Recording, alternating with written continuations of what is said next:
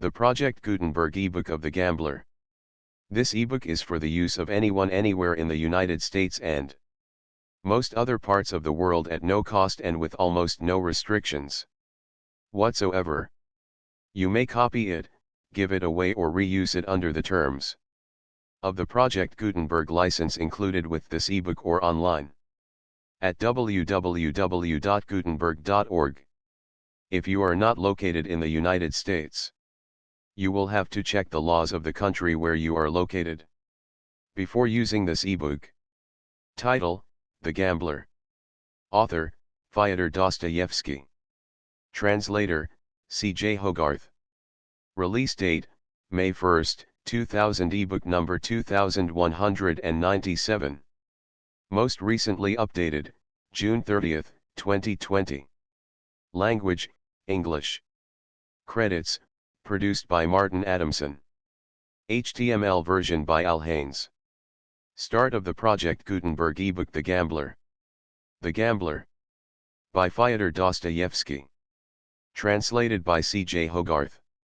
Contents. Chapter I. Chapter 2. Chapter 3. Chapter 4. Chapter V. Chapter 6. Chapter 7. Chapter 8. Chapter 9. Chapter X. Chapter 11. Chapter 12. Chapter 13. Chapter 14. Chapter 15. Chapter 16. Chapter 17. At length I returned from 2 weeks' leave of absence to find that my patrons had arrived 3 days ago in Roulettenberg. I received from them a welcome quite different to that which I had expected. The general eyed me coldly, greeted me in rather haughty fashion, and dismissed me to pay my respects to his sister. It was clear that from somewhere money had been acquired. I thought I could even detect a certain shamefacedness in the general's glance. Maria Philipovna, too, seemed distraught, and conversed with me with an air of detachment. Nevertheless, she took the money which I handed to her, counted it, and listened to what I had to tell. To luncheon there were expected that day a Monsieur Mazentsov, a French lady, and an Englishman, for, whenever money was in hand, a banquet in Muscovite style was always given. Paulina Alexandrovna, on seeing me, inquired why I had been so long away. Then, without waiting for an answer, she departed. Evidently this was not mere accident, and I felt that I must throw some light upon matters. It was high time that I did so. I was assigned a small room on the 4th floor of the hotel, for you must know that I belonged to the general's suite. So far as I could see, the party had already gained some notoriety in the place, which had come to look upon the general as a Russian nobleman of great wealth. Indeed, even before luncheon he charged me, among other things, to get 2,000-franc notes changed for him at the hotel counter, which put us in a position to be thought millionaires at all events for a week. Later, I was about to take Misha and Nadia for a walk, when a summons reached me from the staircase that I must attend the general. He began by deigning to inquire of me where I was going to take the children, and as he did so, I could see that he failed to look me in the eyes. He wanted to do so, but each time was met by me with such a fixed, disrespectful stare that he desisted in confusion.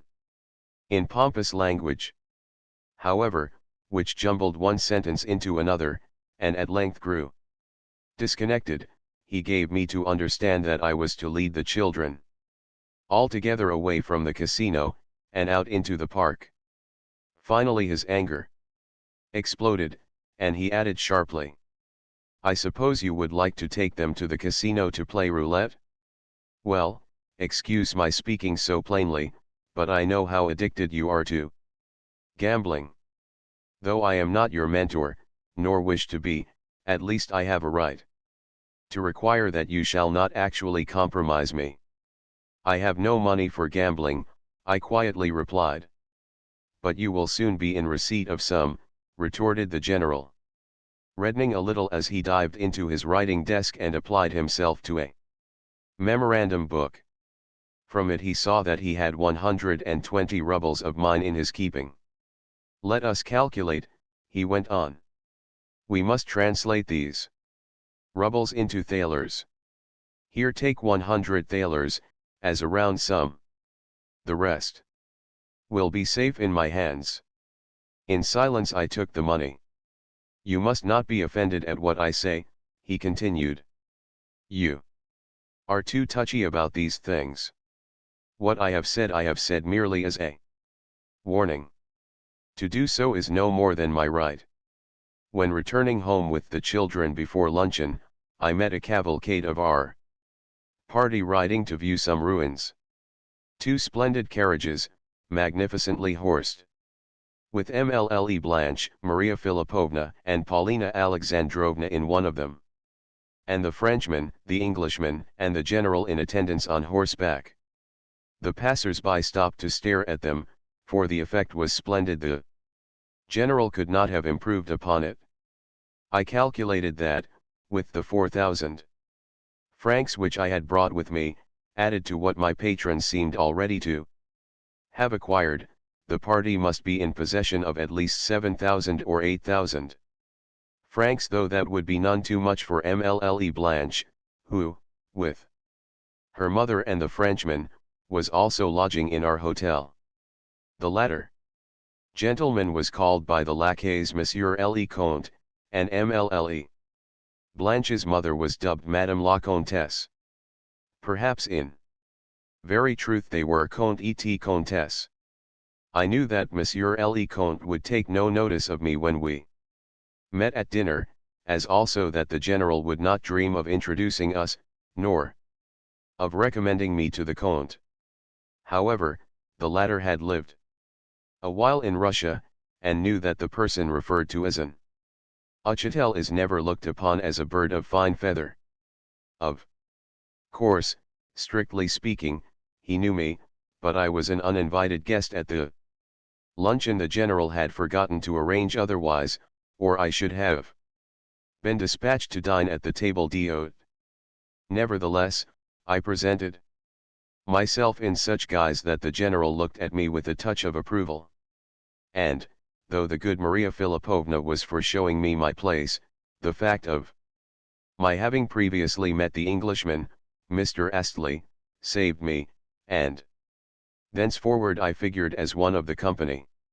This strange Englishman I had met first in Prussia, where we had happened to sit vis-a-vis in a railway train in which I was traveling to overtake our party, while, later, I had run across him in France, and again in Switzerland twice within the space of 2 weeks.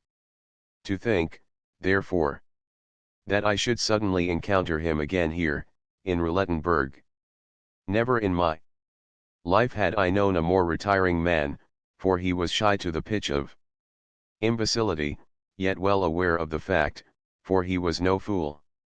At the same time, he was a gentle, amiable sort of an individual, and, even on our first encounter in Prussia, I had contrived to draw him out, and he had told me that he had just been to the North Cape, and was now anxious to visit the fair at Nizhny Novgorod. How he had come to make the general's acquaintance I do not know, but, apparently, he was much struck with Paulina. Also, he was delighted that I should sit next him at table, for he appeared to look upon me as his bosom friend. During the meal the Frenchman was in great feather, he was discursive and pompous to everyone. In Moscow too, I remembered, he had blown a great many bubbles. Interminably he discoursed on finance and Russian politics, and, though, at times, the general made feints to contradict him, he did so humbly, and as though wishing not wholly to lose sight of his own dignity. For myself, I was in a curious frame of mind. Even before luncheon was half finished I had asked myself the old, eternal question, why do I continue to dance attendance upon the general, instead of having left him and his family long ago? Every now and then I would glance at Paulina Alexandrovna, but she paid me no attention, until eventually I became so irritated that I decided to play the bore. First of all I suddenly, and for no reason whatever, plunged loudly and gratuitously into the general conversation. Above everything I wanted to pick a quarrel with the Frenchman, and, with that end in view I turned to the general and exclaimed in an overbearing sort of way, indeed, I think that I actually interrupted him, that summer it had been almost impossible for a Russian to dine anywhere at tables d'hôte. The general bent upon me a glance of astonishment. If one is a man of self-respect, I went on, one risks abuse by so doing, and is forced to put up with insults of every kind.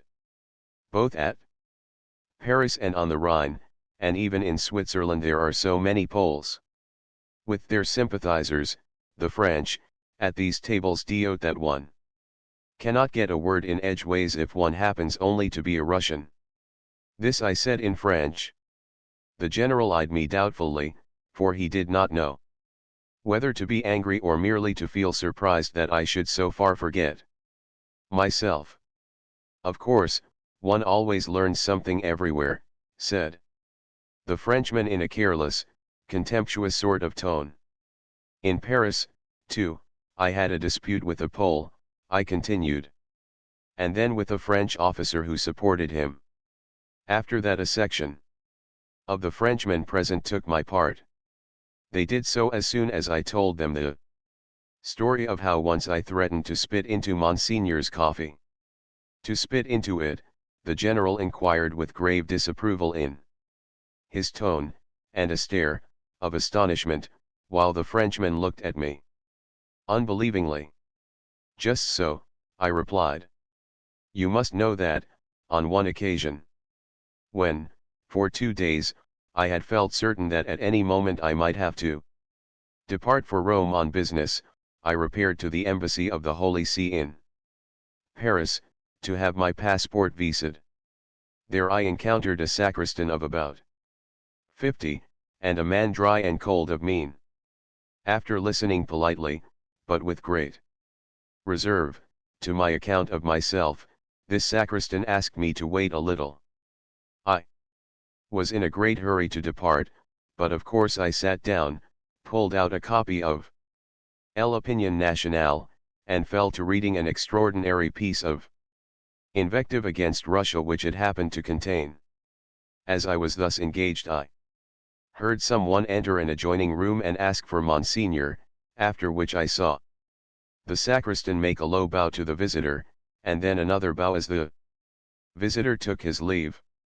I ventured to remind the good man of my own business also, whereupon, with an expression of, if anything, increased dryness, he again asked me to wait.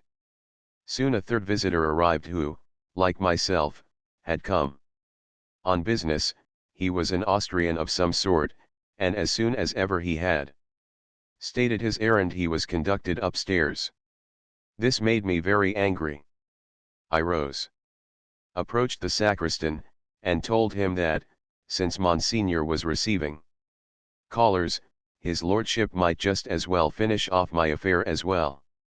Upon this the sacristan shrunk back in astonishment. It simply passed his understanding that any insignificant Russian should dare to compare himself with other visitors of Monseigneur's. In a tone of the utmost effrontery, as though he were delighted to have a chance of insulting me, he looked me up and down, and then said, "Do you suppose that Monseigneur is going to put aside his coffee for you?" But I only cried the louder, "Let me tell you that I am going to spit into that coffee. Yes, and if you do not get me my passport visa this very minute, I shall take it to Monseigneur myself." "What? While he is engaged with the cardinal?" screeched the sacristan, again shrinking back in horror. Then, rushing to the door, he spread out his arms as though he would rather die than let me enter. Thereupon I declared that I was a heretic and a barbarian je suis. Heretique et barbar, I said, and that these archbishops and cardinals and monsignors, and the rest of them, meant nothing at all to me. In a word, I showed him that I was not going to give way. He looked at me with an air of infinite resentment. Then he snatched up my passport, and departed with it upstairs. A minute later the passport had been visaed. Here it is now, if you care to see it, and I pulled out the document, and exhibited the Roman visa. But the general began. What really saved you was the fact that you proclaimed yourself a heretic and a barbarian, remarked the Frenchman with a smile. Cela n'était pas si bête. But is that how Russian subjects ought to be treated? Why, when they settle here they dare not utter even a word, they are ready even to deny the fact that they are Russians. At all events, at my hotel in Paris I received far more attention from the company after I had told them about the fracas with the sacristan. A fat Polish nobleman, who had been the most offensive of all who were present at the table d'hôte, at once went upstairs, while some of the Frenchmen were simply disgusted when I told them that 2 years ago I had encountered a man at whom, in 1812, a French hero fired for the mere fun of discharging his musket. That man was then a boy of 10 and his family are still residing in Moscow. Impossible, the Frenchman spluttered. No French soldier would fire at a child. Nevertheless the incident was as I say, I replied. A very respected ex-captain told me the story, and I myself could see the scar left on his cheek. The Frenchman then began chattering volubly, and the general supported him, but I recommended the former to read, for example, extracts from the memoirs of General Peravsky, who, in 1812, was a prisoner in the hands of the French. Finally Maria Filipovna said something to interrupt the conversation. The general was furious with me for having started the altercation with the Frenchman. On the other hand, Mr. Astley seemed to take great pleasure in my brush with Monsieur, and, rising from the table, proposed that we should go and have a drink together. The same afternoon, at 4 o'clock, I went to have my customary talk with Paulina Alexandrovna, and the talk soon extended to a stroll. We entered the park, and approached the casino, where Paulina seated herself upon a bench near the fountain, and sent Nadia away to a little distance to play with some other children. Misha also I dispatched to play by the fountain, and in this fashion we, that is to say, Paulina and myself, contrived to find ourselves alone. Of course, we began by talking on business matters. Paulina seemed furious when I handed her only 700 gulden, for she had thought to receive from Paris, as the proceeds of the pledging of her diamonds, at least 2,000 gulden, or even more. Come what may, I must have money, she said. And get it somehow I will, otherwise I shall be ruined. I asked her what had happened during my absence. Nothing, except that 2 pieces of news have reached us from St. Petersburg. In the first place, my grandmother is very ill, and unlikely to last another couple of days. We had this from Timothy Petrovitch himself, and he is a reliable person.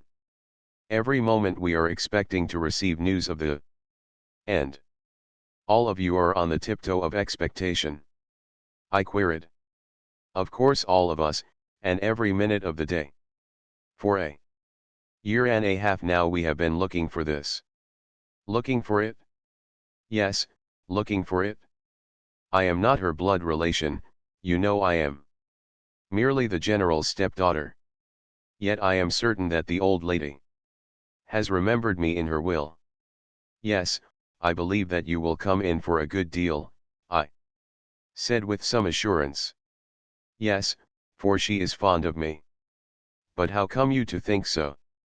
I answered this question with another one. That Marquis of yours, I said, is he also familiar with your family secrets?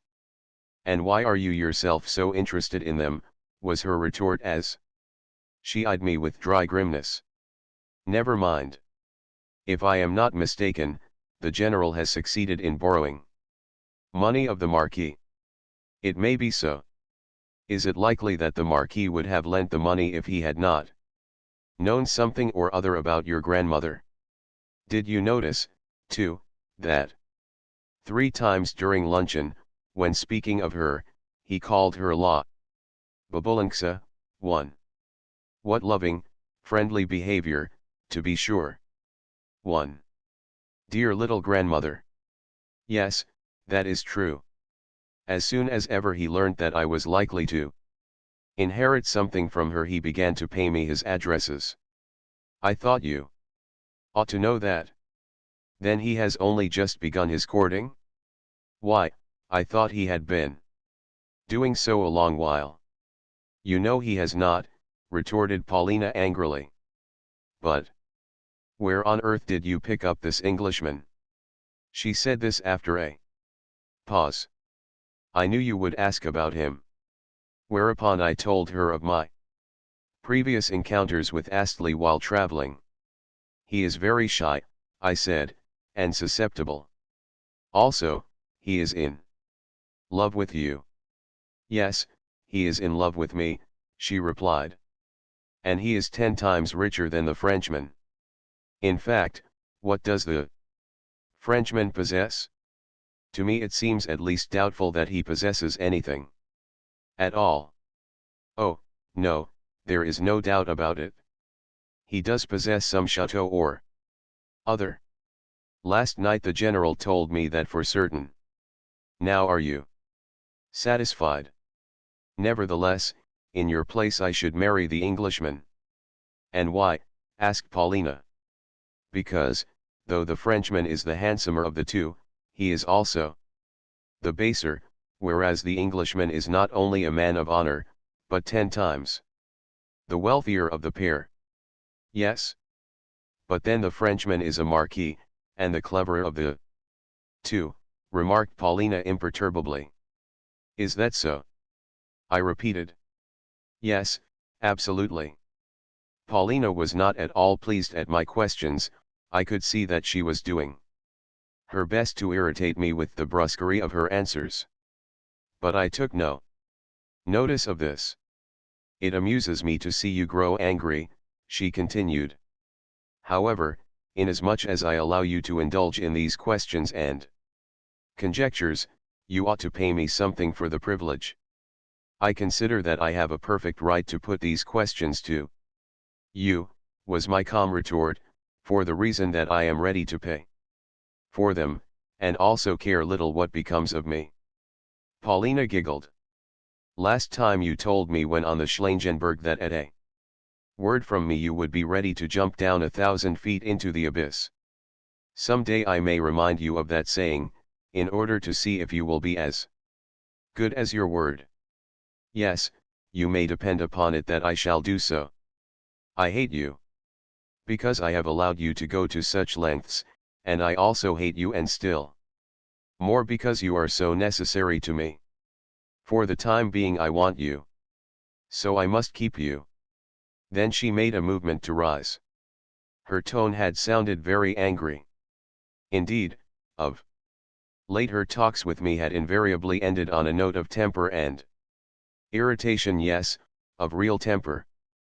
May I ask you who is this Mlle Blanche? I inquired, since I did not wish Paulina to depart without an explanation. You know who she is, just Mlle Blanche. Nothing further has transpired. Probably she will soon be Madame General, that is to say, if the rumors that Grandmama is nearing her end should prove true.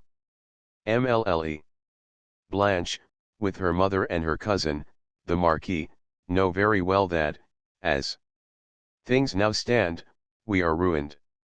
And is the General at last in love? That has nothing to do with it. Listen to me. Take these 700 florins. And go and play roulette with them.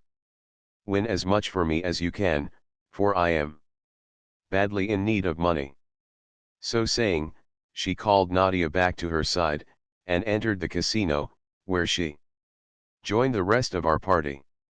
For myself, I took, in musing astonishment, the first path to the left. Something had seemed to strike my brain when she told me to go and play roulette. Strangely enough, that something had also seemed to make me hesitate, and to set me analyzing my feelings with regard to her. In fact, during the 2 weeks of my absence I had felt far more at my ease than I did now, on the day of my return, although, while traveling, I had moped like an imbecile, rushed about like a man in a fever, and actually beheld her in my dreams. Indeed, on one occasion, this happened in Switzerland, when I was asleep in the train, I had spoken aloud to her, and set all my fellow travelers laughing. Again, therefore, I put to myself the question: do I, or do I not love her? And again I could return myself no answer, or, rather, for the 100th time I told myself that I detested her. Yes, I detested her. There were moments, more especially at the close of our talks together, when I would gladly have given half my life to have strangled her. I swear that, had there, at such moments, been a sharp knife ready to my hand, I would have seized that knife with pleasure, and plunged it into her breast. Yet I also swear that if, on the Schlangenberg, she had really said to me, leap into that abyss, I should have leapt into it. And with equal pleasure. Yes, this I knew well. One way or the other, the thing must soon be ended. She, too, knew it in some curious way. The thought that I was fully conscious of her inaccessibility, and of the impossibility of my ever realizing my dreams, afforded her, I am certain, the keenest possible pleasure.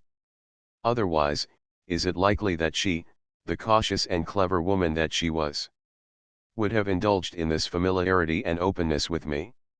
Hitherto, I concluded, she had looked upon me in the same light that the old Empress did upon her servant, the Empress who hesitated not to unrobe herself before her slave, since she did not account a slave a man.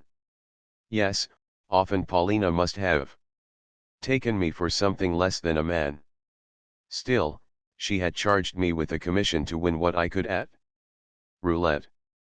Yet all the time I could not help wondering why it was so necessary for her to win something, and what new schemes could have sprung to birth in her ever-fertile brain. A host of new and unknown factors seemed to have arisen during the last 2 weeks. Well, it behoved me to divine them, and to probe them, and that as soon as possible. Yet not now, at the present moment. I must repair to the roulette table. 2.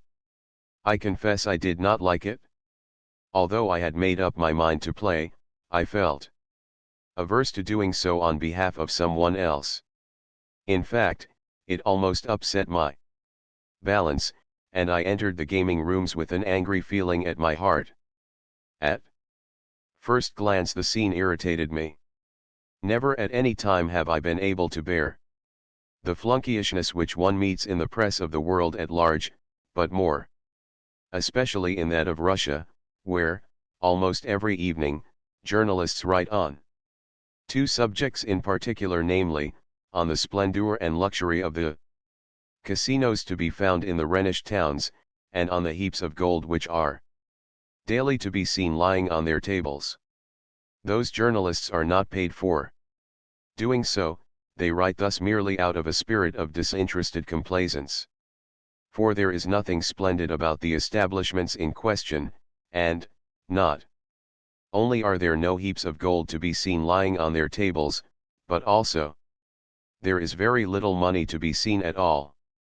Of course, during the season, some madman or another may make his appearance, generally an Englishman, or an Asiatic, or a Turk, and, as had happened during the summer of which I write, win or lose a great deal, but, as regards the rest of the crowd, it plays only for petty gulden, and seldom does much wealth figure on the board. When, on the present occasion, I entered the gaming rooms, for the first time in my life, it was several moments before I could even make up my mind to play. For one thing, the crowd oppressed me. Had I been playing for myself, I think I should have left at once, and never have embarked upon gambling at all. For I could feel my heart beginning to beat, and my heart was anything but cold-blooded. Also, I knew, I had long ago made up my mind, that never should I depart from Roulettenberg until some radical, some final, change had taken place in my fortunes. Thus, it must and would be. However ridiculous it may seem to you that I was expecting to win at roulette, I look upon the generally accepted opinion concerning the folly and the grossness of hoping to win at gambling as a thing even more absurd.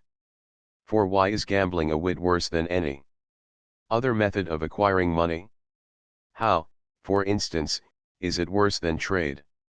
True, out of 100 persons, only one can win, yet what business is that of yours or of mine? At all events, I confined myself at first simply to looking on, and decided to attempt nothing serious. Indeed, I felt that, if I began to do anything at all, I should do it in an absent-minded, haphazard sort of way. Of that I felt certain.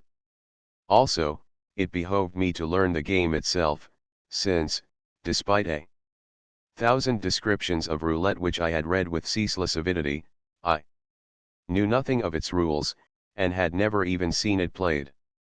In the first place, everything about it seemed to me so foul, so morally mean and foul.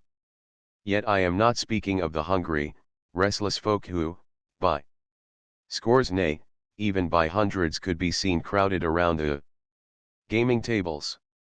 For in a desire to win quickly and to win much I can see nothing sordid. I have always applauded the opinion of a certain dead and gone, but cocksure, moralist, who replied to the excuse that one may always gamble moderately, by saying that to do so makes things worse, since, in that case, the profits too will always be moderate. Insignificant profits and sumptuous profits do not stand on the same footing. No, it is all a matter of proportion. What may seem a small sum to a Rothschild may seem a large sum to me, and it is not the fault of stakes or of winnings. That everywhere men can be found winning, can be found depriving their fellows of something, just as they do at roulette. As to the question whether stakes and winnings are, in themselves, immoral is another question altogether, and I wish to express no opinion upon it. Yet the very fact that I was full of a strong desire to win caused this gambling for gain, in spite of its attendant squalor, to contain, if you will, something intimate, something sympathetic, to my eyes, for it is always pleasant to see men dispensing with ceremony, and acting naturally, and in an unbuttoned mood. Yet why should I so deceive myself? I could see that the whole thing was a vain and unreasoning pursuit, and what, at the first glance, seemed to me the ugliest feature in this mob of roulette players was their respect for their occupation, the seriousness, and even the humility, with which they stood around the gaming tables. Moreover, I had always drawn sharp distinctions between a game which is de mauvais genre and a game which is permissible to a decent man. In fact, there are two sorts of gaming, namely, the game of the gentleman and the game of the plebs, the game for gain, and the game of the herd. Herein, as said, I draw sharp distinctions. Yet how essentially base are the distinctions? For instance, a gentleman may stake, say, 5 or 10 louis d'or, seldom more, unless he is a very rich man, when he may stake, say, 1,000 francs, but he must do this simply for the love of the game itself, simply for sport, simply in order to observe the process of winning or of losing, and, above all things, as a man who remains quite uninterested in the possibility of his issuing a winner. If he wins, he will be at liberty, perhaps, to give vent to a laugh, or to pass a remark on the circumstance to a bystander, or to stake again, or to double his stake, but, even this he must do solely out of curiosity, and for the pleasure of watching the play of chances and of calculations, and not because of any vulgar desire to win.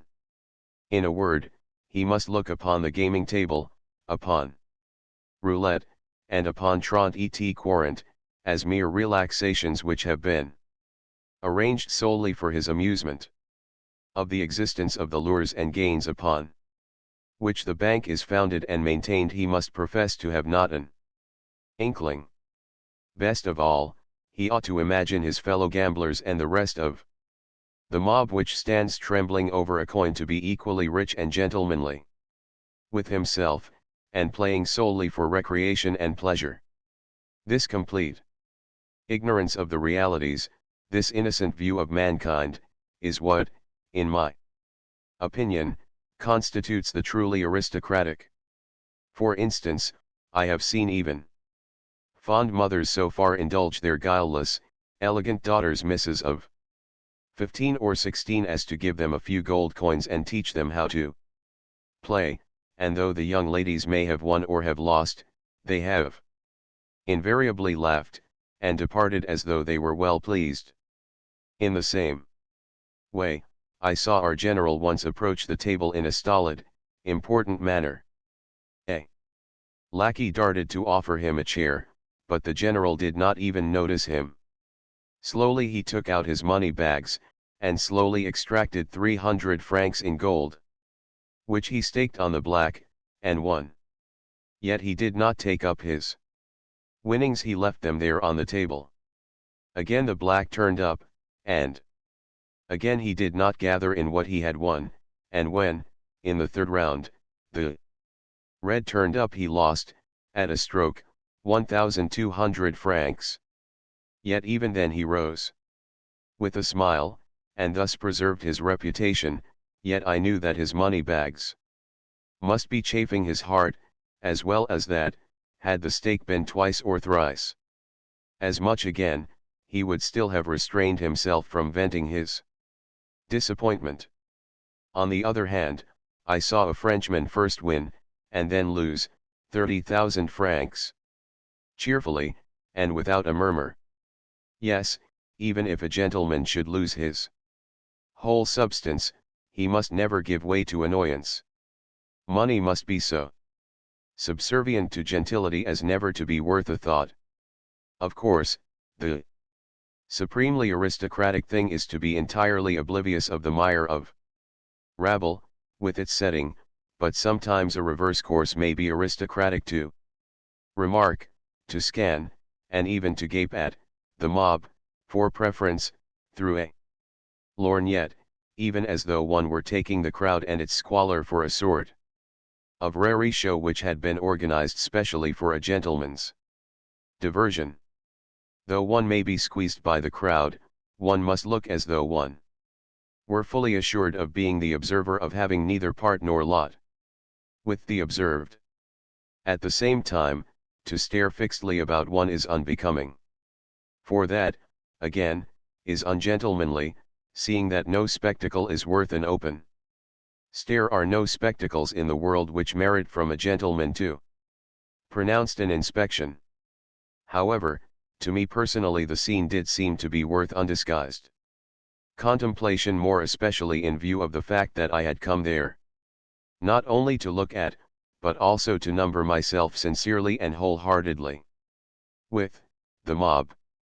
As for my secret moral views, I had no room for them amongst my actual, practical opinions. Let that stand as written. I am writing only to relieve my conscience. Yet let me say also this, that from the first I have been consistent in having an intense aversion to any trial of my acts and thoughts by a moral standard. Another standard altogether has directed my life. As a matter of fact, the mob was playing in exceedingly foul fashion. Indeed, I have an idea that sheer robbery was going on around that gaming table.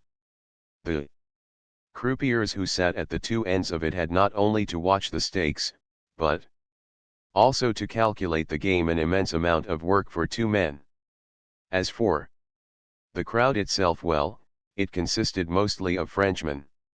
Yet I was not then taking notes merely in order to be able to give you a description of roulette, but in order to get my bearings as to my behavior when I myself should begin to play.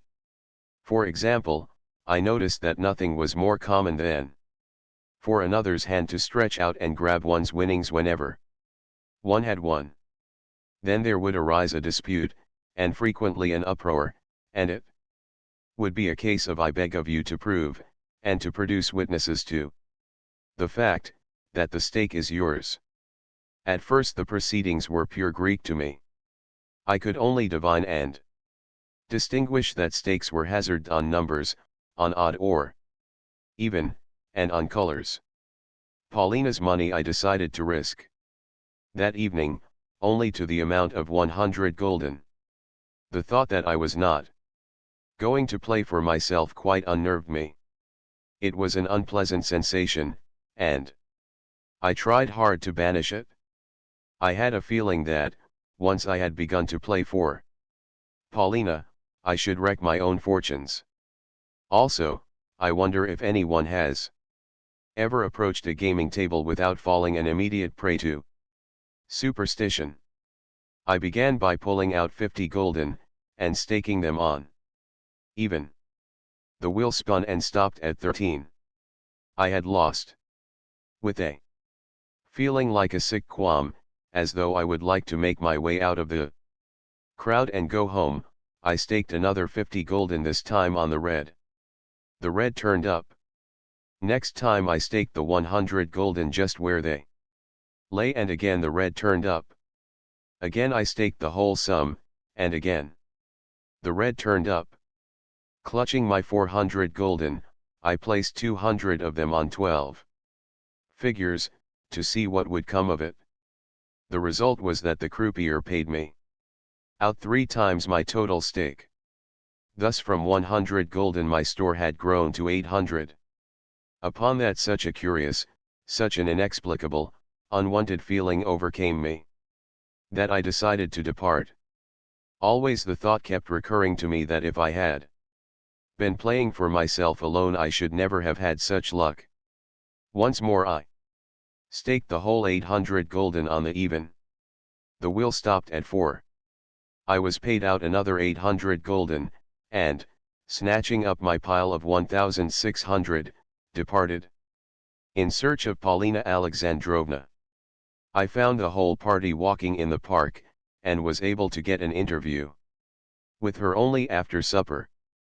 This time the Frenchman was absent from the meal, and the general seemed to be in a more expansive vein. Among other things, he thought it necessary to remind me that he would be sorry to see me playing at the gaming tables. In his opinion, such conduct would greatly compromise him, especially if I were to lose much. And even if you were to win much I should be compromised, he added in a meaning sort of way. Of course I have no right to order your actions, but you yourself will agree that, as usual, he did not finish his sentence. I answered drily that I had very little money in my possession, and that, consequently, I was hardly in a position to indulge in any conspicuous play, even if I did gamble. At last, when ascending to my own room, I succeeded in handing Paulina her winnings, and told her that, next time, I should not play for her. Why not? She asked excitedly. Because I wish to play for myself, I replied with a feigned glance of astonishment. That is my sole reason. Then are you so certain that your roulette playing will get us out of our difficulties? She inquired with a quizzical smile. I said very seriously, yes, and then added, possibly my certainty about winning may seem to you ridiculous, yet, pray leave me in peace. Nonetheless, she insisted that I ought to go halves with her in the day's winnings, and offered me 800 gulden on condition that henceforth, I gambled only on those terms, but I refused to do so once and for all, stating, as my reason, that I found myself unable to play on behalf of anyone else. I am not unwilling so to do, I added, but in all probability I should lose. Well, absurd though it be, I place great hopes on your playing of roulette, she remarked musingly, wherefore, you ought to play as my partner and on equal shares, wherefore, of course, you will do as I wish. Then she left me without listening to any further protests on my part. 3. On the morrow she said not a word to me about gambling. In fact, she purposely avoided me, although her old manner to me had not changed. The same serene coolness was hers on meeting me, a coolness that was mingled even with a spice of contempt and dislike. In short, she was at no pains to conceal her aversion to me. That I could see plainly. Also, she did not trouble to conceal from me the fact that I was necessary to her, and that she was keeping me for some end which she had in view. Consequently there became established between us relations which, to a large extent, were incomprehensible to me, considering her general pride and aloofness. For example, although she knew that I was madly in love with her, she allowed me to speak to her of my passion, though she could not well have showed her contempt for me more than by permitting me, unhindered and unrebuked, to mention to her my love. You see, her attitude expressed, how little I regard your feelings, as well as how little I care for what you say to me, or for what you feel for me. Likewise, though she spoke as before concerning her affairs, it was never with complete frankness. In her contempt for me there were refinements. Although she knew well that I was aware of a certain circumstance in her life of something which might one day cause her trouble, she would speak to me about her affairs, whenever she had need of me for a given end, as though I were a slave or a passing acquaintance, yet tell them me only in so far as one would need to know them if one were going to be made temporary use of. Had I not known the whole chain of events, or had she not seen how much I was pained and disturbed by her teasing insistency, she would never have thought it worth while to soothe me with this frankness, even though, since she not infrequently used me to execute commissions that were not only troublesome, but risky, she ought, in my opinion, to have been frank in any case. But, forsooth, it was not worth her while to trouble about my feelings about the fact that I was uneasy, and, perhaps, thrice as put about by her cares and misfortunes as she was herself. For 3 weeks I had known of her intention to take to roulette. She had even warned me that she would like me to play on her behalf, since it was unbecoming for her to play in person, and, from the tone of her words I had gathered that there was something on her mind besides a mere desire to win money. As if money could matter to her. No, she had some end in view, and there were circumstances at which I could guess, but which I did not know for certain. True, the slavery and abasement in which she held me might have given me, such things often do so, the power to question her with abrupt directness, seeing that, inasmuch as I figured in her eyes as a mere slave and nonentity. She could not very well have taken offense at any rude curiosity, but the fact was that, though she let me question her, she never returned me a single answer, and at times did not so much as notice me. That is how matters stood. Next day there was a good deal of talk about a telegram which, 4 days ago, had been sent to St. Petersburg, but to which there had come no answer. The general was visibly disturbed and moody, for the matter concerned his mother. The Frenchman, too, was excited, and after dinner the whole party talked long and seriously together, the Frenchman's tone being extraordinarily presumptuous and offhand to everybody. It almost reminded one of the proverb, "Invite a man to your table, and soon he will place his feet upon it." Even to Paulina he was brusque almost to the point of rudeness. Yet still he seemed glad to join us in our walks in the casino, or in our rides and drives about the town. I had long been aware of certain circumstances which bound the general to him.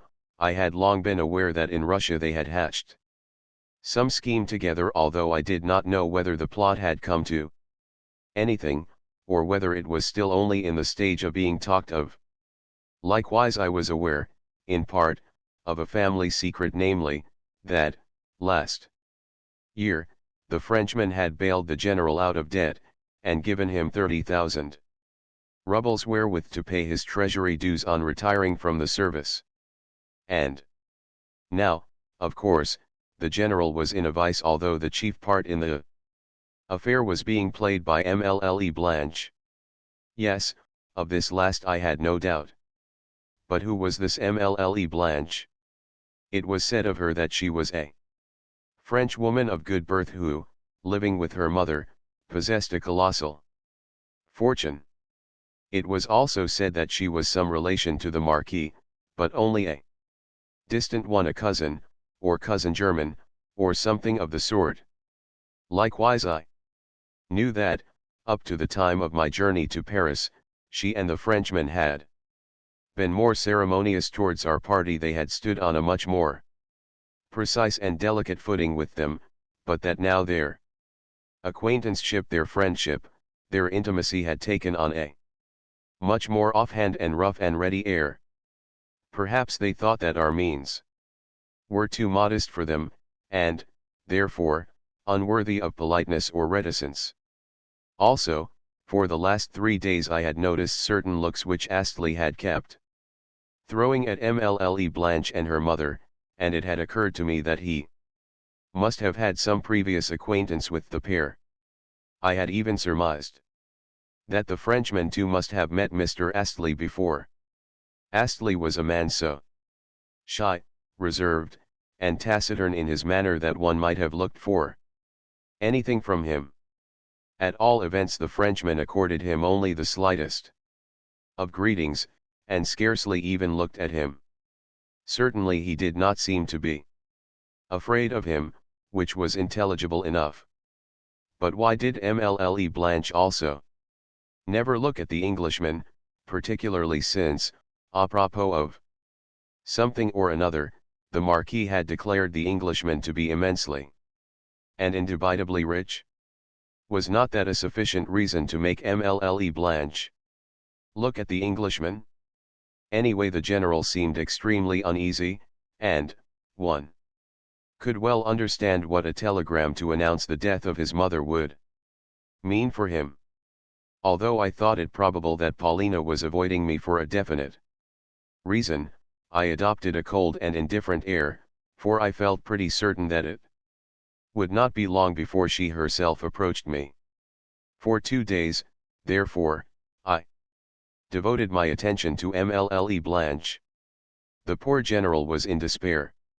To fall in love at 55, and with such vehemence, is indeed a misfortune.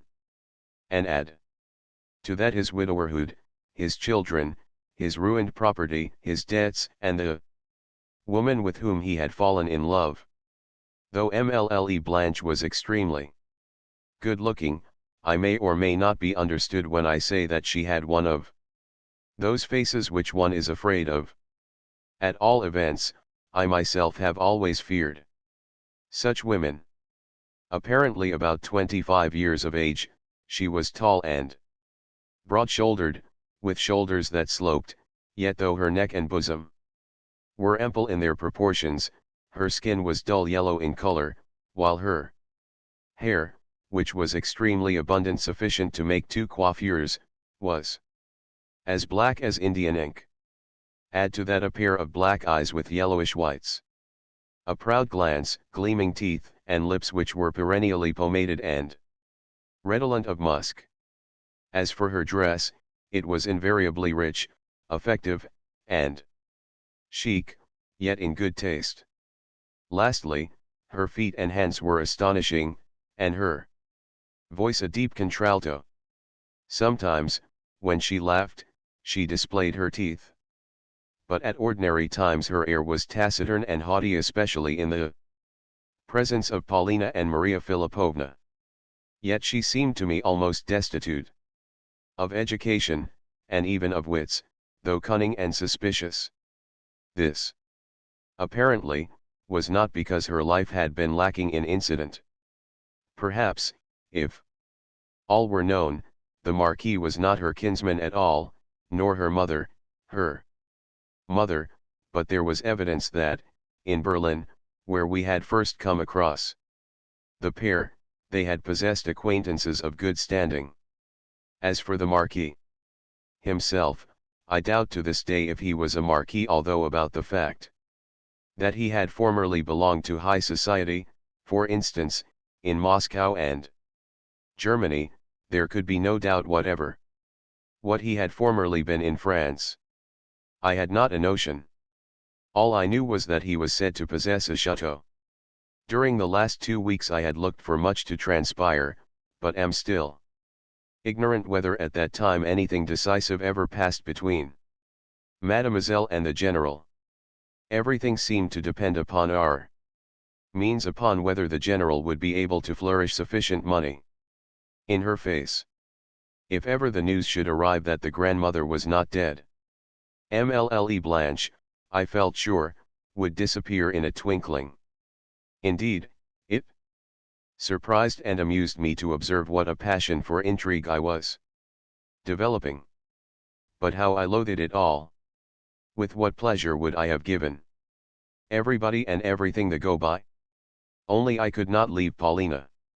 How, then, could I show contempt for those who surrounded her? Espionage is a base thing, but what have I to do with that? Mr. Astley, too, I found a curious person. I was only sure that he had fallen in love with Paulina. A remarkable and diverting circumstance is the amount which may lie in the mien of a shy and painfully modest man who has been touched with the divine passion, especially when he would rather sink into the earth than betray himself by a single word or look. Though Mr. Astley frequently met us when we were out walking, he would merely take off his hat and pass us by, though I knew he was dying to join us. Even when invited to do so, he would refuse. Again, in places of amusement, in the casino, at concerts, or near the fountain, he was never far from the spot where we were sitting. In fact, wherever we were, in the park, in the forest, or on the Schlangenberg, one needed but to raise one's eyes and glance around to catch sight of at least a portion of Mr. Astley's frame, sticking out whether on an adjacent path or behind a bush. Yet never did he lose any chance of speaking to myself, and, one morning when we had met, and exchanged a couple of words, he burst out in his usual abrupt way, without saying good morning.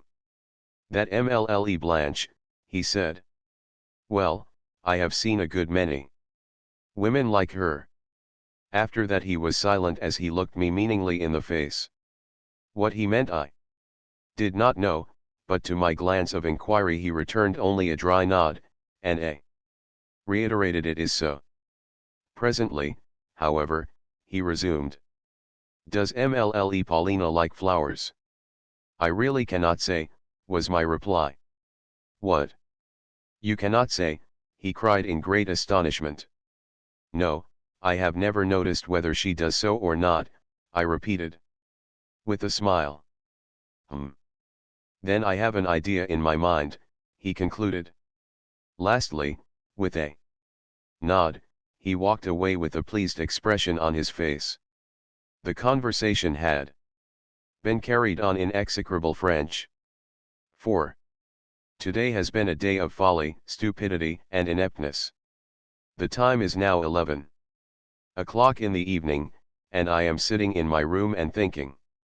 It all began, this morning, with my being forced to go and play roulette for Paulina Alexandrovna. When she handed me over her store of 600 gulden, I exacted two conditions, namely, that I should not go halves with her in her winnings, if any, that is to say, I should not take anything for myself, and that she should explain to me, that same evening, why it was so necessary for her to win, and how much was the sum which she needed. For, I could not suppose that she was doing all this merely for the sake of money. Yet clearly she did need some money, and that as soon as possible, and for a special purpose. Well, she promised to explain matters, and I departed. There was a tremendous crowd in the gaming rooms. What an arrogant, greedy crowd it was. I pressed forward towards the middle of the room until I had secured a seat at a croupier's elbow. Then I began to play in timid fashion, venturing only 20 or 30 gulden at a time. Meanwhile, I observed and took notes.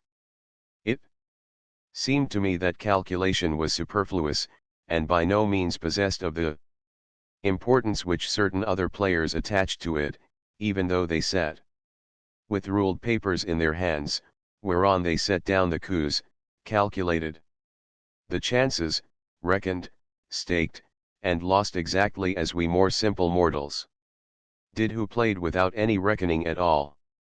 However, I deduced from the scene one conclusion which seemed to me reliable, namely, that in the flow of fortuitous chances there is, if not a system, at all events a sort of order. This, of course, is a very strange thing. For instance, after a dozen middle figures there would always occur a dozen or so outer ones. Suppose the ball stopped twice at a dozen outer figures, it would then pass to a dozen of the first ones, and then, again, to a dozen of the middle ciphers, and fall upon them 3 or 4 times, and then revert to a dozen outers, whence, after another couple of rounds, the ball would again pass to the first figures, strike upon them once, and then return thrice to the middle series, continuing thus for an hour and a half, or 2 hours. 1, 3, 2, 1, 3, 2. It was all very curious. Again, for the whole of a day or a morning the red would alternate with the black, but almost without any order, and from moment to moment, so that scarcely 2 consecutive rounds would end upon either the one or the other.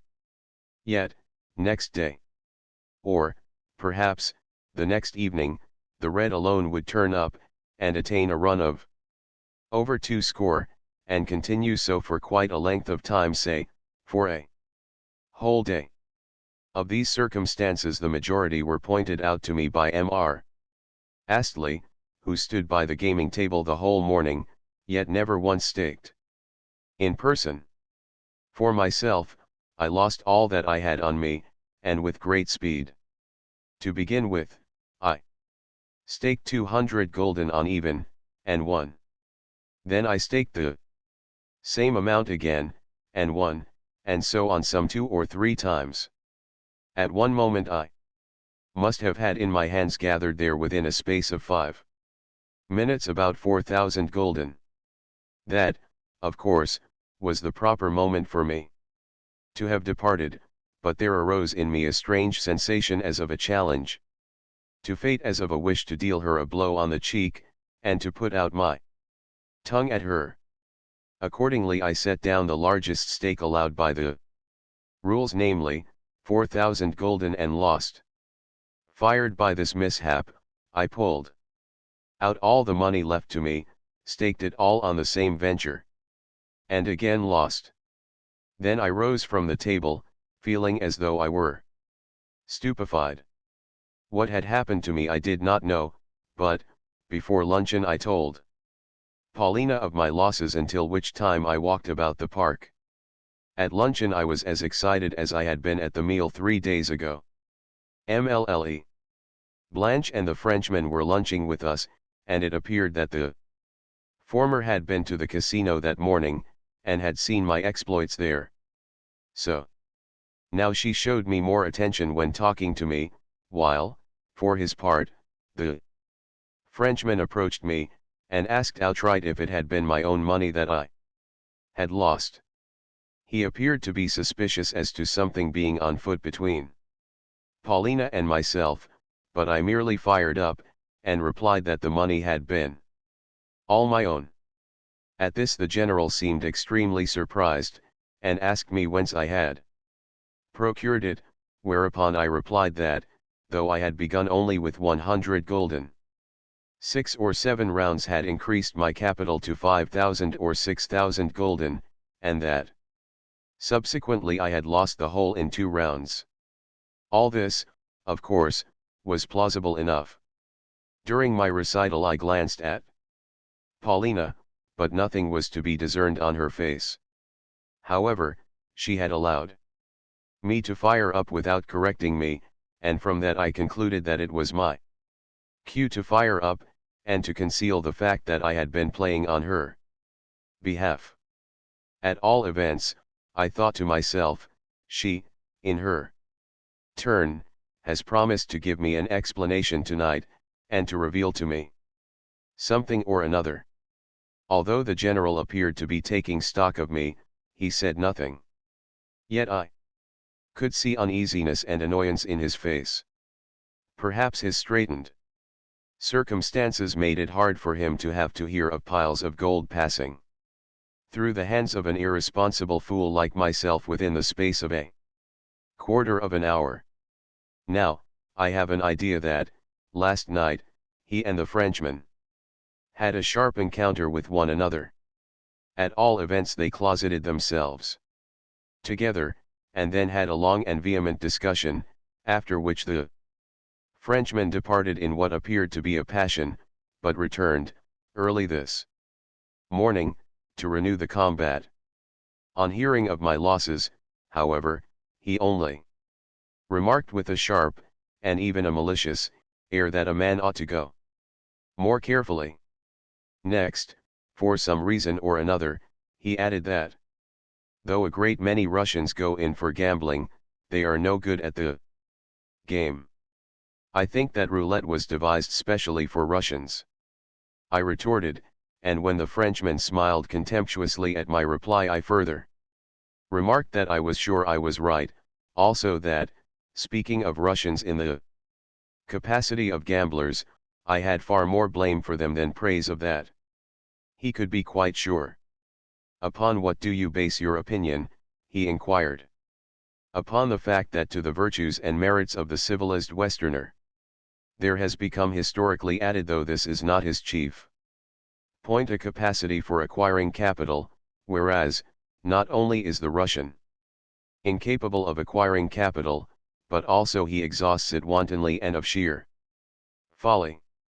None the less we Russians often need money, wherefore, we are glad of, and greatly devoted to, a method of acquisition like roulette, whereby, in a couple of hours, one may grow rich without doing any work. This method, I repeat, has a great attraction for us, but since we play in wanton fashion, and without taking any trouble, we almost invariably lose. To a certain extent that is true, assented the Frenchman with a self-satisfied air. Oh no, it is not true, put in the general sternly. And you, he added to me, you ought to be ashamed of yourself for traducing your own country. I beg pardon, I said. Yet it would be difficult to say. Which is the worst of the two, Russian ineptitude or the German method of growing rich through honest toil? What an extraordinary idea, cried the general. And what a Russian idea, added the Frenchman. I smiled, for I was rather glad to have a quarrel with them. I would rather live a wandering life in tents, I cried, than bow the knee to a German idol. To what idol? Exclaimed the general, now seriously angry. To the German method of heaping up riches. I have not been here very long, but I can tell you that what I have seen and verified makes my Tartar blood boil. Good Lord! I wish for no virtues of that kind. Yesterday I went for a walk of about 10 versts, and, everywhere I found that things were even as we read of them in good German picture books, that every house has its Vater, who is horribly beneficent and extraordinarily honorable. So honorable is he that it is dreadful to have anything to do with him, and I cannot bear people of that sort. Each such Vater has his family. And in the evenings they read improving books aloud. Over their roof trees there murmur elms and chestnuts, the sun has sunk to his rest, a stork is roosting on the gable, and all is beautifully poetic and touching. Do not be angry, General. Let me tell you something that is even more touching than that.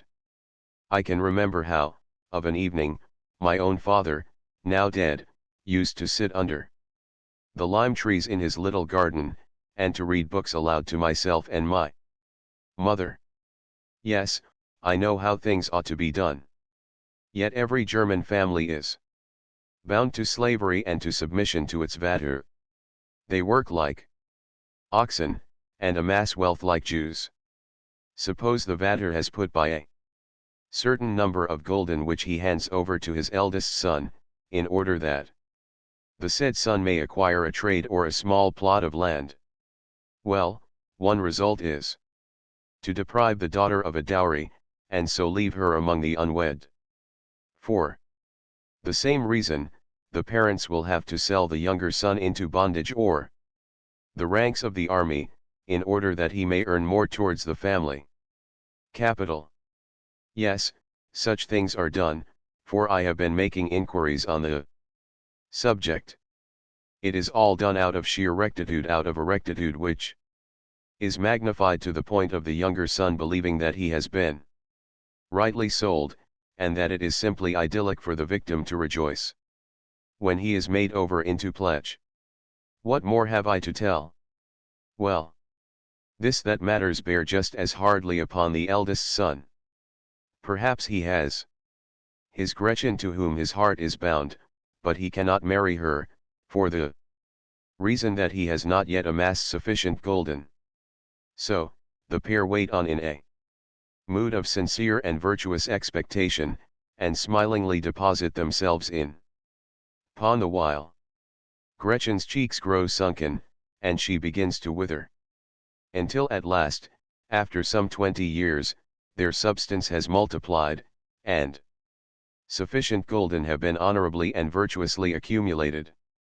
Then the Vater blesses his 40-year-old heir and the 35-year-old Gretchen with the sunken bosom and the scarlet nose, after which he bursts into tears, reads the pair a lesson on morality, and does. In turn the eldest son becomes a virtuous Vater, and the old story begins again. In 50 or 60 years' time the grandson of the original Vater will have amassed a considerable sum, and that sum he will hand over to his son, and the latter to his son, and so on for several generations, until at length there will issue a Baron Rothschild, or a Hoppe and Company, or the devil knows what. Is it not a beautiful spectacle, the spectacle of a century or two of inherited labor, patience, intellect, rectitude, character, perseverance, and calculation, with a stork sitting on the roof above it all?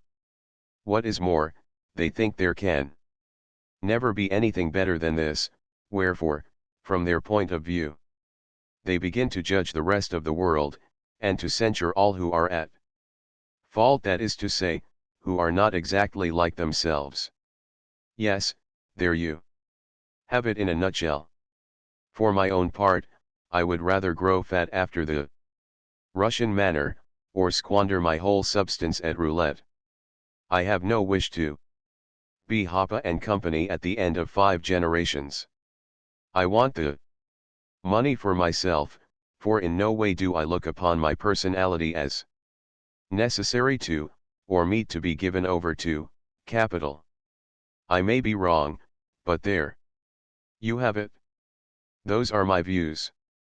How far you may be right in what you have said I do not know, remarked the general moodily, but I do know that you are becoming an insufferable farsower whenever you are given the least chance. As usual, he left his sentence unfinished. Indeed, whenever he embarked upon anything that in the least exceeded the limits of daily small talk, he left unfinished what he was saying. The Frenchman had listened to me contemptuously, with a slight protruding of his eyes, but he could not have understood very much of my harangue. As for Paulina, she had looked on with serene indifference. She seemed to have heard neither my voice nor any other during the progress of the meal. Yes, she had been extraordinarily meditative. Yet, on leaving the table, she immediately ordered me to accompany her for a walk. We took the children with us, and set out for the fountain in the park. I was in such an irritated frame of mind that in rude and abrupt fashion I blurted out a question as to why our Marquis de Griers had ceased to accompany her for strolls, or to speak to her for days together.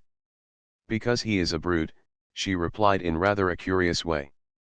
It was the first time that I had heard her speak so of de Griers, consequently, I was momentarily awed into silence by this expression of resentment.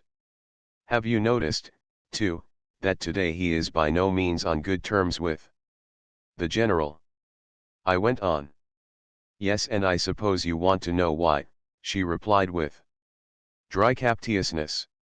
You are aware, are you not, that the general is mortgaged to the Marquis, with all his property? Consequently, if the general's mother does not die, the Frenchman will become the absolute possessor of everything which he now holds only in pledge. Then it is really the case that everything is mortgaged. I have heard rumors to that effect, but was unaware how far they might be true. Yes, they are true. What then? Why, it will be a case of farewell, Mlle Blanche, I remarked, for in such an event she would never become Madame General.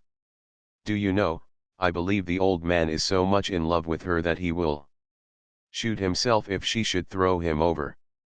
At his age it is a dangerous thing to fall in love. Yes, something, I believe, will happen to him, assented Paulina thoughtfully. And what a fine thing it all is, I continued. Could anything be more abominable than the way in which she has agreed to marry for money alone? Not one of the decencies has been observed, the whole affair has taken place without the least ceremony. And as for the grandmother, what could be more comical, yet more dastardly, than the sending of telegram after telegram to know if she is dead? What do you think of it, Paulina Alexandrovna? Yes, it is very horrible, she interrupted with a shudder. Consequently, I am the more surprised that you should be so cheerful. What are you so pleased about? About the fact that you have gone and lost my money. What? The money that you gave me to lose? I told you I should never win. For other people, least of all for you. I obeyed you simply because you ordered me to, but you must not blame me for the result. I warned you that no good would ever come of it. You seem much depressed at having lost your money. Why do you need it so greatly? Why do you ask me these questions? Because you promised to explain matters to me. Listen. I am certain that, as soon as ever I begin to play for myself, and I still have 120 gulden left, I shall win. You can then take of me what you require. She made a contemptuous grimace. You must not be angry with me, I continued, for making such a proposal. I am so conscious of being only a nonentity in your eyes that you need not mind accepting money from me. A gift from me could not possibly offend you. Moreover, it was I who lost your gulden. She glanced at me, but, seeing that I was in an irritable, sarcastic mood, changed the subject. My affairs cannot possibly interest you, she said. Still, if you do wish to know, I am in debt. I borrowed some money, and must pay it back again. I have a curious, senseless idea that I am bound to win at the gaming tables. Why I think so I cannot tell, but I do think so, and with some assurance. Perhaps it is because of that assurance that I now find myself without any other resource. Or perhaps it is because it is so necessary for you to win. It is like a drowning man catching at a straw. You yourself will agree that, unless he were drowning, he would not mistake a straw for the trunk of a tree.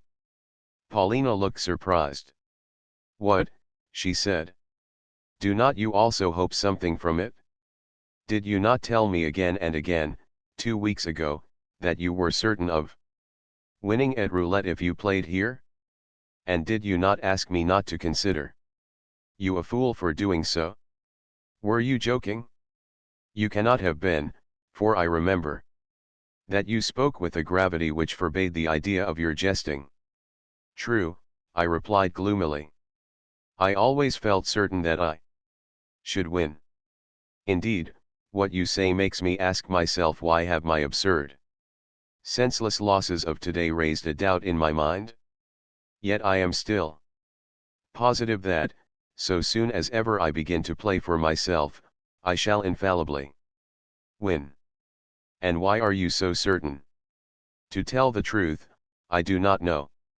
I only know that I must win, that it is the one resource I have left. Yes, why do I feel so assured on the point? Perhaps because one cannot help winning if one is fanatically certain of doing so. Yet I dare wager that you do not think me capable of serious feeling in the matter.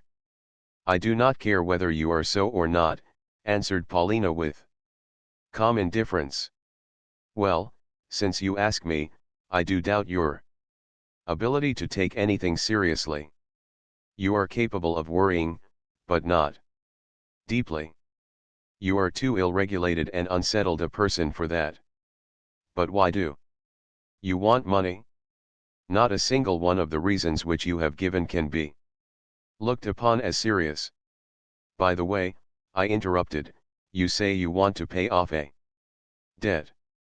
It must be a large one. Is it to the Frenchman? What do you mean by asking all these questions? You are very clever today. Surely you are not drunk. You know that you and I stand on no ceremony, and that sometimes I put to you very plain questions. I repeat that I am your slave, and slaves cannot be shamed or offended. You talk like a child. It is always possible to comport oneself with dignity. If one has a quarrel, it ought to elevate rather than to degrade 1. A maxim straight from the copybook. Suppose I cannot comport myself with dignity. By that I mean that, though I am a man of self-respect, I am unable to carry off a situation properly. Do you know the reason? It is because we Russians are too richly and multifariously gifted to be able at once to find the proper mode of expression. It is all a question of mode. Most of us are so bounteously endowed with intellect as to require also a spice of genius to choose the right form of behavior. and genius is lacking in us for the reason that so little genius at all exists. It belongs only to the French, though a few other Europeans have elaborated their forms so well as to be able to figure with extreme dignity, and yet be wholly undignified persons. That is why, with us, the mode is so all-important. The Frenchman may receive an insult, a real, a venomous insult, yet, he will not so much as frown. But a tweaking of the nose he cannot bear, for the reason that such an act is an infringement of the accepted, of the time-hallowed order of decorum. That is why our good ladies are so fond of Frenchmen. The Frenchman's manners, they say, are perfect. But in my opinion there is no such thing as a Frenchman's manners. The Frenchman is only a bird, the coq gaulois. At the same time, as I am not a woman, I do not properly understand the question. Cocks may be excellent birds. If I am wrong, you must stop me. You ought to stop and correct me more often when I am speaking to you, for I am too apt to say everything that is in my head. You see, I have lost my manners. I agree that I have none, nor yet any dignity. I will tell you why. I set no store upon such things. Everything in me has undergone a cheek. You know the reason. I have not a single human thought in my head. For a long while I have been ignorant of what is going on in the world here or in Russia. I have been to Dresden, yet am completely in the dark as to what Dresden is like. You know the cause of my obsession. I have no hope now, and am a mere cipher in your eyes, wherefore, I tell you outright that wherever I go I see only you, all the rest is a matter of indifference. Why or how I have come to love you I do not know. It may be that you are not altogether fair to look upon. Do you know, I am ignorant even as to what your face is like. In all probability, too, your heart is not comely, and it is possible that your mind is wholly ignoble. And because you do not believe in my nobility of soul you think to purchase me with money, she said. When have I thought to do so, was my reply. You are losing the thread of the argument. If you do not wish to purchase me, at all events you wish to purchase my respect. Not at all. I have told you that I find it difficult to explain myself. You are hard upon me. Do not be angry at my chattering. You know why you ought not to be angry with me, that I am simply an imbecile. However, I do not mind if you are angry. Sitting in my room, I need but to think of you, to imagine to myself the rustle of your dress, and at once I fall almost to biting my hands. Why should you be angry with me? Because I call myself your slave. Revel, I pray you, in my slavery, revel in it.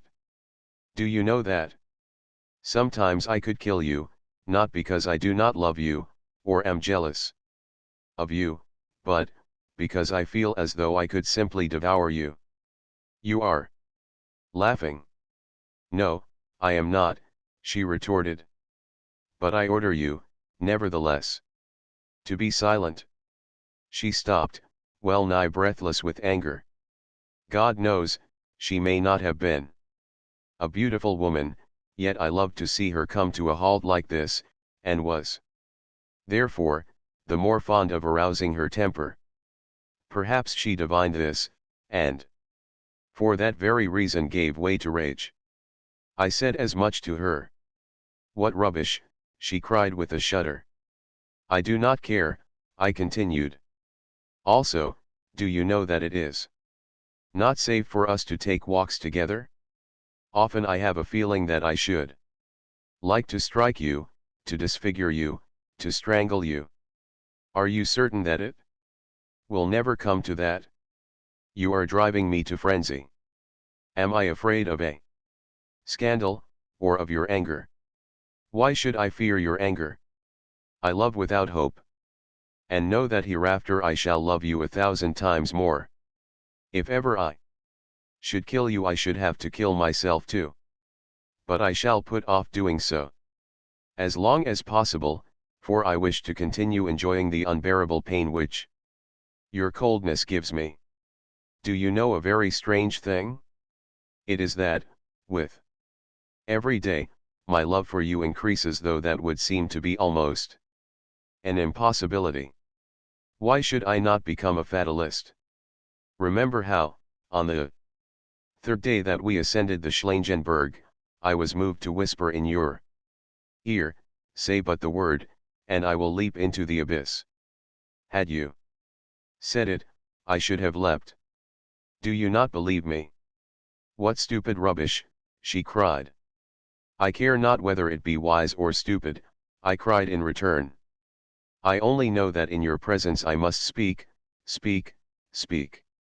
Therefore, I am speaking. I lose all conceit when I am with you, and everything ceases to matter. Why should I have wanted you to leap from the Schlangenberg, she said drily, and, I think, with wilful offensiveness. That would have been of no use to me. Splendid! I shouted. I know well that you must have used the words of no use in order to crush me. I can see through you. Of no use, did you say? Why, to give pleasure is always of use, and, as for barbarous, unlimited power, even if it be only over a fly, why, it is a kind of luxury. Man is a despot by nature, and loves to torture. You, in particular, love to do so. I remember that at this moment she looked at me in a peculiar way. The fact is that my face must have been expressing all the maze of senseless, gross sensations which were seething within me. To this day I can remember, word for word, the conversation as I have written it down. My eyes were suffused with blood, and the foam had caked itself on my lips. Also, on my honor I swear that, had she bidden me cast myself from the summit of the Schlangenberg, I should have done it. Yes, had she bidden me in jest, or only in contempt, and with a spit in my face, I should have cast myself down. Oh no. Why so? I believe you, she said, but in such a manner, in the manner of which, at times, she was a mistress, and with such a note of disdain and viperish arrogance in her tone, that God knows I could have killed her. Yes, at that moment she stood in peril. I had not lied to her about that. Surely you are not a coward, suddenly she asked me. I do not know, I replied. Perhaps I am, but I do not know. I have long given up thinking about such things. If I said to you, kill that man, would you kill him? Whom? Whomsoever I wish. The Frenchman. Do not ask me questions, return me answers. I repeat, whomsoever I wish. I desire to see if you were speaking seriously just now. She awaited my reply with such gravity and impatience that I found the situation unpleasant. Do you, rather, tell me, I said, what is going on here? Why do you seem half afraid of me? I can see for myself what is wrong. You are the stepdaughter of a ruined and insensate man who is smitten with love for this devil of a Blanche. And there is this Frenchman, too, with his mysterious influence over you. Yet, you actually ask me such a question. If you do not tell me how things stand, I shall have to put in my oar and do something. Are you ashamed to be frank with me? Are you shy of me? I am not going to talk to you on that subject. I have asked you a question, and am waiting for an answer. Well, then I will kill whomsoever you wish, I said. But are you really going to bid me do such deeds? Why should you think that I am going to let you off? I shall bid you do it, or else renounce me. Could you ever do the latter? No, you know that you couldn't. You would first kill whom I had bidden you, and then kill me for having dared to send you away. Something seemed to strike upon my brain as I heard these words. Of course, at the time I took them half in jest and half as a challenge, yet, she had spoken them with great seriousness. I felt thunderstruck that she should so express herself, that she should assert such a right over me, that she should assume such authority and say outright, either you kill whom I bid you, or I will have nothing more to do with you. Indeed, in what she had said, there was something so cynical and unveiled as to pass all bounds. For how could she ever regard me as the same after the killing was done? This was more than slavery and abasement, it was sufficient to bring a man back to his right senses. Yet, despite the outrageous improbability of our conversation, my heart shook within me. Suddenly, she burst out laughing. We were seated on a bench near the spot where the children were playing, just opposite the point in the alleyway before the casino where the carriages drew up in order to set down their occupants. "Do you see that fat Baroness?" she cried. "It is the Baroness Bermergelm. She arrived 3 days ago. Just look at her husband, that tall, wizened Prussian there, with the stick in his hand. Do you remember how he stared at us the other day? Well, go to the Baroness, take off your hat to her, and say something in French. Why? Because you have sworn that you would leap from the Schlangenberg for my sake, and that you would kill anyone whom I might bid you kill. Well, instead of such murders and tragedies, I wish only for a good laugh. Go without answering me, and let me see the Baron give you a sound thrashing with his stick. Then you throw me out a challenge. You think that I will not do it? Yes, I do challenge you. Go, for such is my will. Then I will go, however mad be your fancy. Only, look here, shall you not be doing the general a great disservice, as well as, through him, a great disservice to yourself?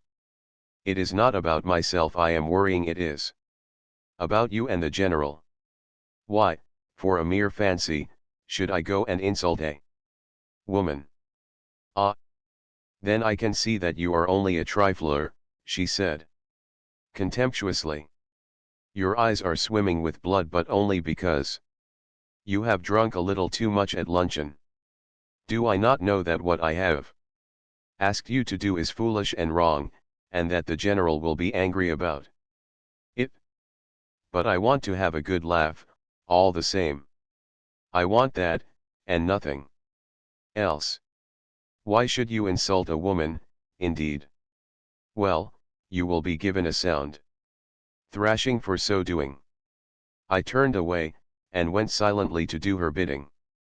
Of course the thing was folly, but I could not get out of it. I remember that, as I approached the Baroness, I felt as excited as a schoolboy. I was in a frenzy, as though I were drunk. 6. 2 days have passed since that day of lunacy. What a noise and a fuss and a chattering and an uproar there was! And what a welter of unseemliness and disorder and stupidity and bad manners! And I the cause of it all. Yet part of the scene was also ridiculous, at all events to myself it was so. I am not quite sure what was the matter with me, whether I was merely stupefied or whether I purposely broke loose and ran amok. At times my mind seems all confused, while at other times I seem almost to be back in my childhood, at the school desk, and to have done the deed simply out of mischief. It all came of Paulina, yes, of Paulina. But for her, there might never have been a fracas. Or perhaps I did the deed in a fit of despair, though it may be foolish of me to think so. What there is so attractive about her I cannot think. Yet there is something attractive about her, something passing fair, it would seem. Others besides myself she has driven to distraction. She is tall and straight, and very slim. Her body looks as though it could be tied into a knot, or bent double, like a cord. The imprint of her foot is long and narrow. It is a maddening imprint, yes, simply a maddening one. And her hair has a reddish tint about it, and her eyes are like cat's eyes, though able also to glance with proud, disdainful mien. On the evening of my first arrival, 4 months ago, I remember that she was sitting and holding an animated conversation with de Griers in the salon. And the way in which she looked at him was such that later, when I retired to my own room upstairs, I kept fancying that she had smitten him in the face, that she had smitten him right on the cheek, so peculiar had been her look as she stood confronting him. Ever since that evening I have loved her. But to my tale. I stepped from the path into the carriageway, and took my stand in the middle of it. There I awaited the Baron and the Baroness. When they were but a few paces distant from me, I took off my hat, and bowed. I remember that the Baroness was clad in a voluminous silk dress, pale grey in color, and adorned with flounces and a crinoline and train. Also, she was short and inordinately stout, while her gross, flabby chin completely concealed her neck. Her face was purple, and the little eyes in it had an impudent, malicious expression. Yet she walked as though she were conferring a favor upon everybody by so doing. As for the Baron, he was tall, wizened, bony-faced, after the German fashion, spectacled, and, apparently, about 45 years of age. Also, he had legs which seemed to begin almost at his chest, or rather, at his chin. Yet, for all his air of peacock-like conceit, his clothes sagged a little, and his face wore a sheepish air which might have passed for profundity. These details I noted within a space of a few seconds. At first my bow and the fact that I had my hat in my hand barely caught their attention.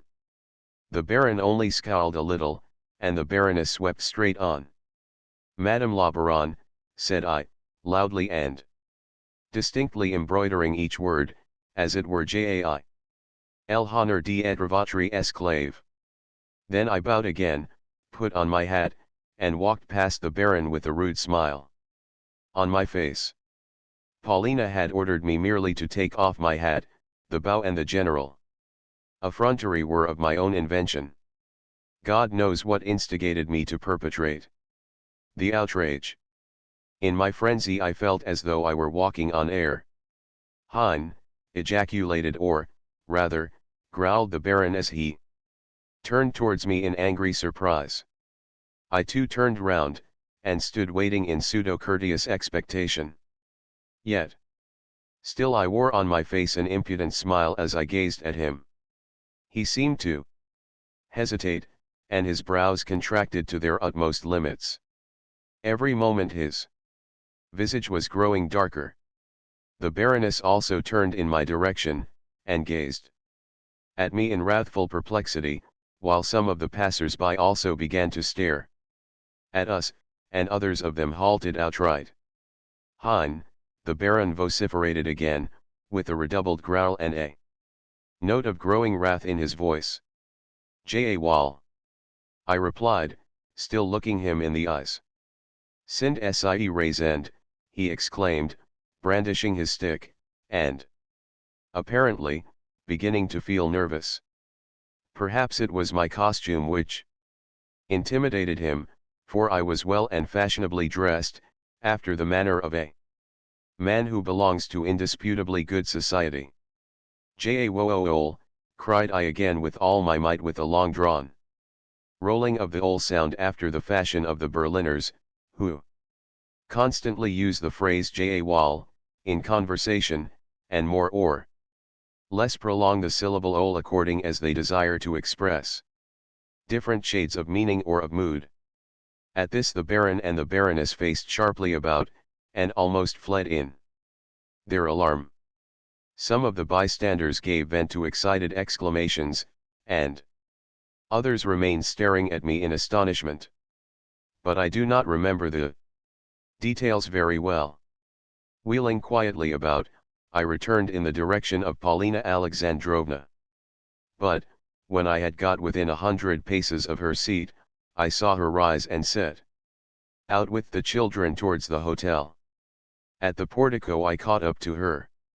"I have perpetrated the piece of idiocy," I said as I came level with her. "Have you? Then you can take the consequences," she replied without so much as looking at me. Then she moved towards the staircase. I spent the rest of the evening walking in the park, thence I passed into the forest, and walked on until I found myself in a neighboring principality. At a wayside restaurant I partook of an omelette and some wine, and was charged for the idyllic repast a thaler and a half. Not until 11 o'clock did I return home to find a summons awaiting me from the general. Our party occupied 2 suites in the hotel, each of which contained 2 rooms. The first, the larger suite, comprised a salon and a smoking room, with, adjoining the latter, the general's study. It was here that he was awaiting me as he stood posed in a majestic attitude beside his writing table. Lolling on a divan close by was de Gruyers. "My good sir," the general began, "may I ask you what this is that you have gone and done?" "I should be glad," I replied, "if we could come straight to the point. Probably you are referring to my encounter of today with a German."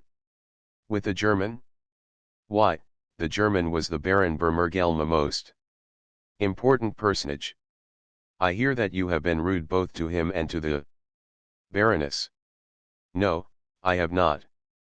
But I understand that you simply terrified them, my good sir," shouted the general. "Not in the least," I replied. "You must know that when I was in Berlin I frequently used to hear the Berliners repeat, and repellently prolong, a certain phrase, namely, Jawohl, and, happening to meet this couple in the carriage drive, I found, for some reason or another, that this phrase suddenly recurred to my memory, and exercised a rousing effect upon my spirits. Moreover, on the 3 previous occasions that I have met the Baroness, she has walked towards me as though I were a worm which could easily be crushed with the foot. Not unnaturally, I too possess a measure of self-respect, wherefore, on this occasion I took off my hat, and said politely, "Yes, I assure you it was said politely, madam, Jai. El honor d'être votre esclave." Then the Baron turned round and said Hein, whereupon I felt moved to ejaculate in answer, "Jawohl." Twice I shouted it at him, the first time in an ordinary tone, and the second time with the greatest prolonging of the words of which I was capable. That is all. I must confess that this puerile explanation gave me great pleasure. I felt a strong desire to overlay the incident with an even added measure of grossness. So, the further I proceeded, the more did the gusto of my proceeding increase. "You are only making fun of me," vociferated the general as, turning to the Frenchman, he declared that my bringing about of the incident had been gratuitous. De Gruyers smiled contemptuously, and shrugged his shoulders. "Do not think that," I put in. "It was not so at all. I grant you that my behavior was bad, I fully confess that it was so, and make no secret of the fact. I would even go so far as to grant you that my behavior might well be called stupid and indecent tomfoolery, but, more than that, it was not. Also, let me tell you that I am very sorry for my conduct. Yet there is one circumstance which, in my eyes, almost absolves me. from regret in the matter. Of late, that is to say, for the last 2 or 3 weeks, I have been feeling not at all well. That is to say, I have been in a sick, nervous, irritable, fanciful condition, so that I have periodically lost control over myself. For instance, on more than one occasion, I have tried to pick a quarrel even with Monsieur Le Marquis here, and, under the circumstances, he had no choice but to answer me. In short, I have recently been showing signs of ill health. Whether the Baroness Bermergelm will take this circumstance into consideration when I come to beg her pardon, for I do intend to make her amends, I do not know, but I doubt if she will. And the less so since, so far as I know, the circumstance is one which, of late, has begun to be abused in the legal world, in that advocates in criminal cases have taken to justifying their clients on the ground that, at the moment of the crime, they, the clients, were unconscious of what they were doing, that, in short, they were out of health.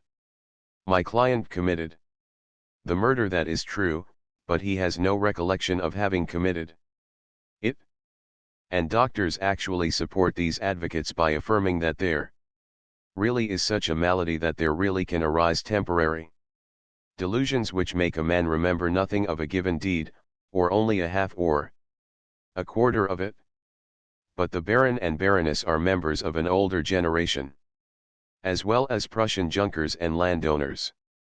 To them such a process in the medico-judicial world will be unknown, and therefore, they are the more unlikely to accept any such explanation. What is your opinion about it, General?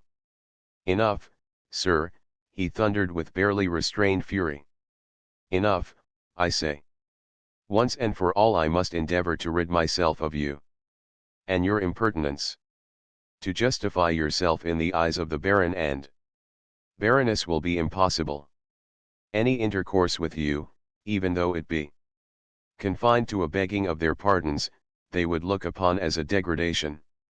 I may tell you that, on learning that you formed part of my household, the Baron approached me in the casino, and demanded of me additional satisfaction. Do you understand, then, what it is that you have entailed upon me, my good sir? You have entailed upon me the fact of my being forced to sue humbly to the Baron, and to give him my word of honor that this very day you shall cease to belong to my establishment. Excuse me, General, I interrupted, but did he make an express point of it that I should cease to belong to your establishment, as you call it? No, I, of my own initiative, thought that I ought to afford him that satisfaction, and, with it he was satisfied. So we must part, good sir. It is my duty to hand over to you 40 gulden, 3 florins, as per the accompanying statement. Here is the money, and here the account, which you are at liberty to verify. Farewell. From henceforth we are strangers. From you I have never had anything but trouble and unpleasantness. I am about to call the landlord, and explain to him that from tomorrow onwards I shall no longer be responsible for your hotel expenses. Also, I have the honor to remain your obedient servant. I took the money and the account, which was indited in pencil, and, bowing low to the general, said to him very gravely, "The matter cannot end here. I regret very much that you should have been put to unpleasantness at the Baron's hands, but, the fault, pardon me, is your own. How came you to answer for me to the Baron? And what did you mean by saying that I formed part of your household? I am merely your family tutor, not a son of yours, nor yet your ward, nor a person of any kind for whose acts you need be responsible. I am a judicially competent person, a man of 25 years of age, a university graduate, a gentleman, and, until I met yourself, a complete stranger to you. Only my boundless respect for your merits restrains me from demanding satisfaction at your hands, as well as a further explanation as to the reasons which have led you to take it upon yourself to answer for my conduct. So struck was he with my words that, spreading out his hands, he turned to the Frenchman, and interpreted to him that I had challenged himself, the general, to a duel. The Frenchman laughed aloud. Nor do I intend to let the Baron off, I continued calmly, but with not a little discomfiture at de Grier's merriment. And since you, General, have today been so good as to listen to the Baron's complaints, and to enter into his concerns, since you have made yourself a participator in the affair, I have the honor to inform you that, tomorrow morning at the latest, I shall, in my own name, demand of the said Baron a formal explanation as to the reasons which have led him to disregard the fact that the matter lies between him and myself alone, and to put a slight upon me by referring it to another person, as though I were unworthy to answer for my own conduct. Then there happened what I had foreseen. The general, on hearing of this further intended outrage, showed the white feather. "What," he cried, "do you intend to go on with this damned nonsense? Do you not realize the harm that it is doing me? I beg of you not to laugh at me, sir, not to laugh at me, for we have police authorities here, who, out of respect for my rank, and for that of the Baron. In short, sir, I swear to you that I will have you arrested, and marched out of the place, to prevent any further brawling on your part. Do you understand what I say?" He was almost breathless with anger, as well as in a terrible fright. "General," I replied with that calmness which he never could abide, "one cannot arrest a man for brawling until he has brawled. I have not so much as begun my explanations to the Baron, and you are altogether ignorant as to the form and time which my intended procedure is likely to assume. I wish but to disabuse the Baron of what is, to me, a shameful supposition, namely, that I am under the guardianship of a person who is qualified to exercise control over my free will. It is vain for you to disturb and alarm yourself. For God's sake, Alexis Ivanovitch, do put an end to this senseless scheme of yours," he muttered, but with a sudden change from a truculent tone to one of entreaty as he caught me by the hand. "Do you know what is likely to come of it? Merely further unpleasantness. You will agree with me, I am sure, that at present I ought to move with especial care, yes, with very especial care.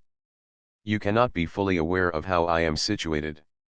When we leave this place I shall be ready to receive you back into my household, but for the time being I cannot tell you all my reasons." With that he wound up in a despairing voice, "Oh, Alexis Ivanovitch, Alexis Ivanovitch."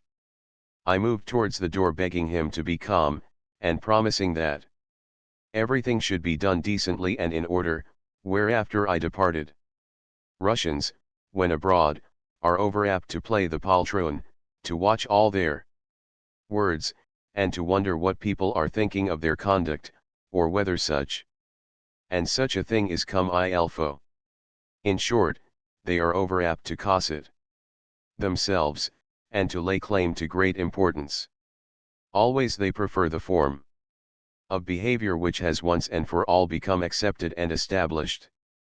This they will follow slavishly, whether in hotels, on promenades, at meetings, or when on a journey.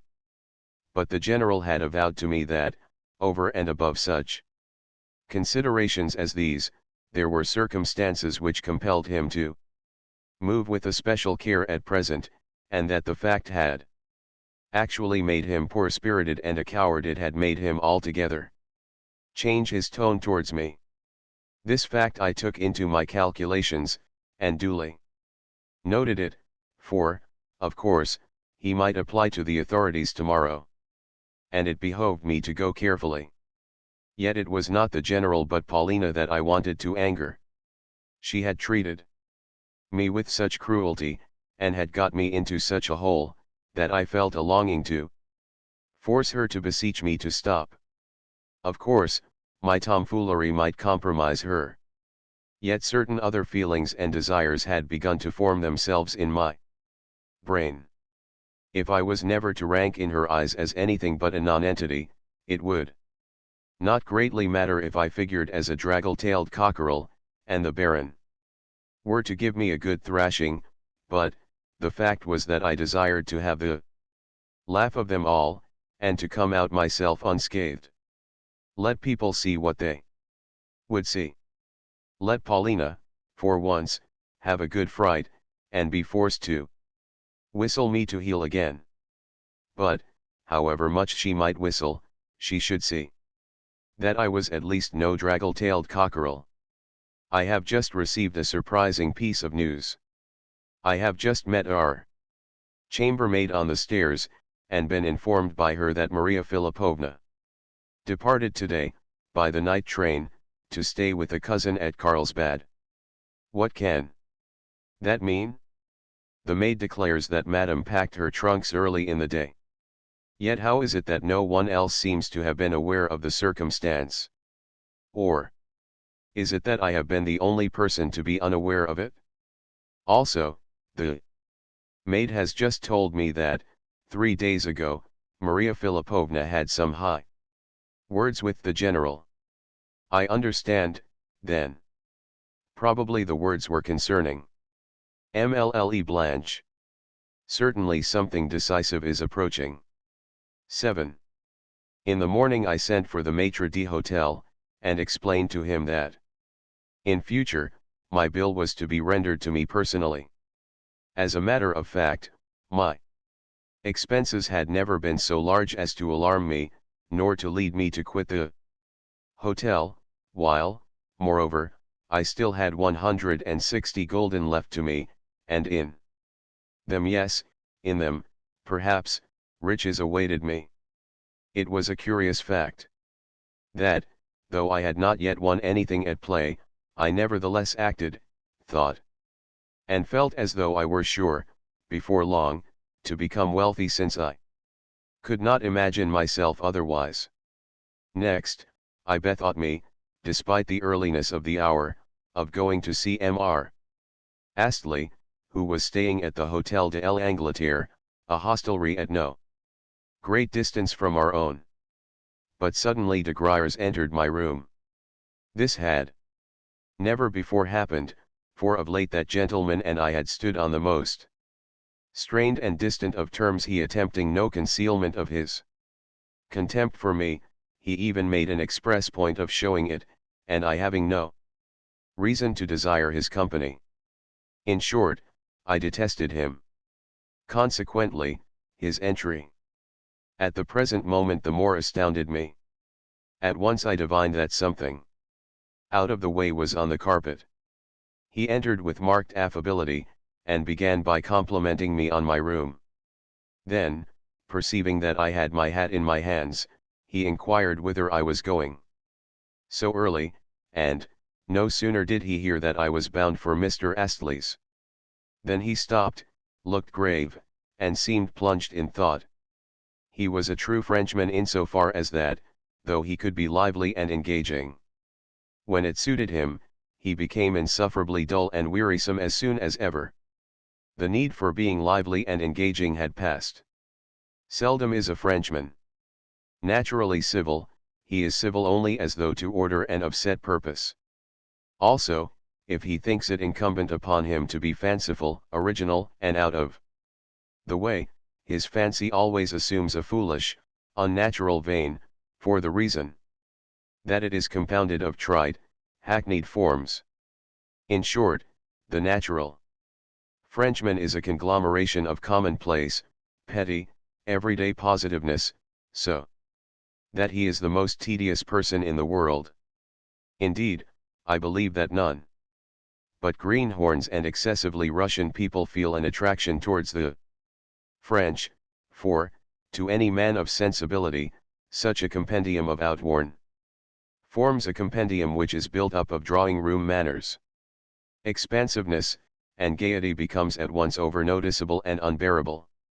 I have come to see you on business, de Griers began in a very offhand, yet polite, tone, nor will I seek to conceal from you the fact that I have come in the capacity of an emissary, of an intermediary, from the general. Having small knowledge of the Russian tongue, I lost most of what was said last night, but, the general has now explained matters, and I must confess that. See here, Monsieur de Griers, I interrupted. I understand that you have undertaken to act in this affair as an intermediary.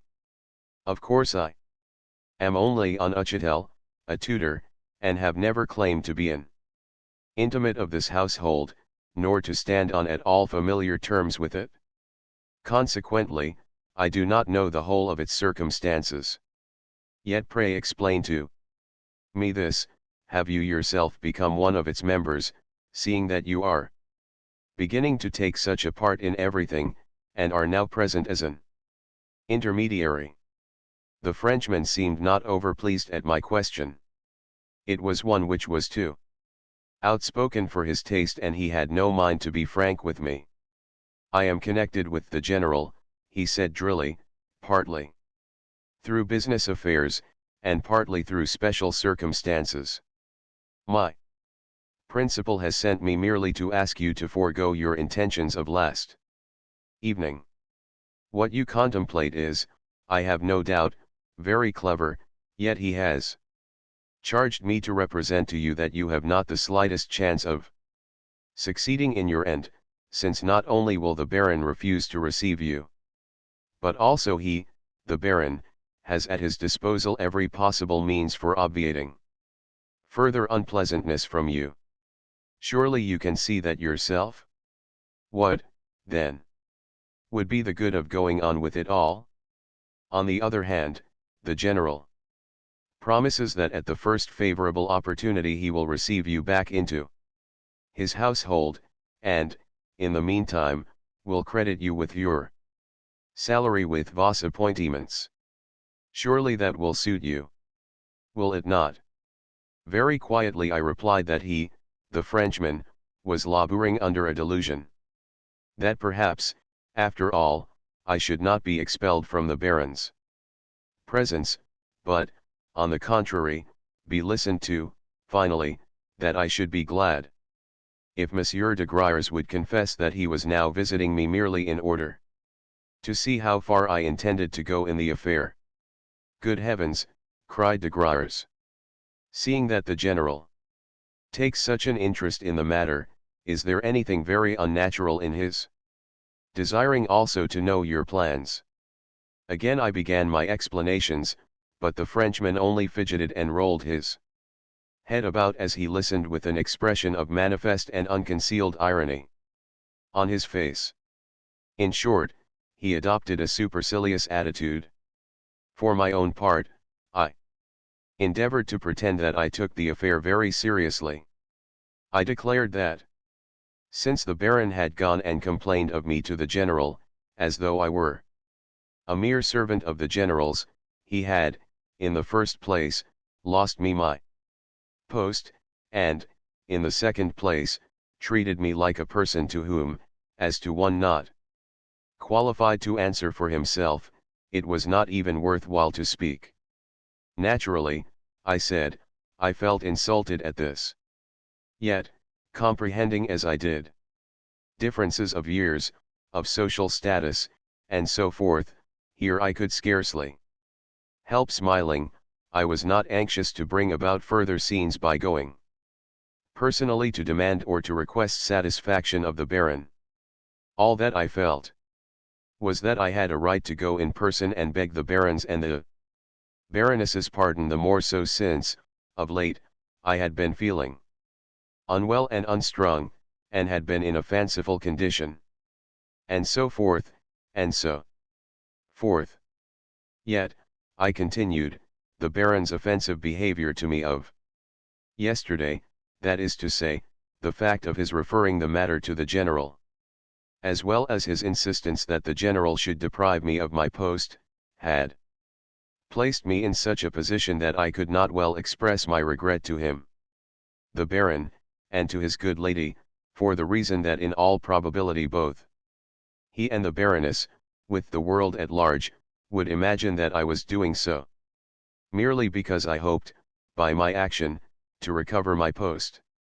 Hence, I found myself forced to request the Baron to express to me his own regrets, as well as to express them in the most unqualified manner, to say, in fact, that he had never had any wish to insult me. After the Baron had done that, I should, for my part, at once feel free to express to him, wholeheartedly and without reserve, my own regrets. In short, I declared in conclusion, my one desire is that the Baron may make it possible for me to adopt the latter course. Oh fie! What refinements and subtleties, exclaimed de Griers. Besides, what have you to express regret for? Confess, monsieur. Monsieur, pardon me, but I have forgotten your name. Confess, I say, that all this is merely a plan to annoy the general? Or perhaps, you have some other and special end in view? Et in return you must pardon me, mon cher Marquis, and tell me what you have to do with it? The general.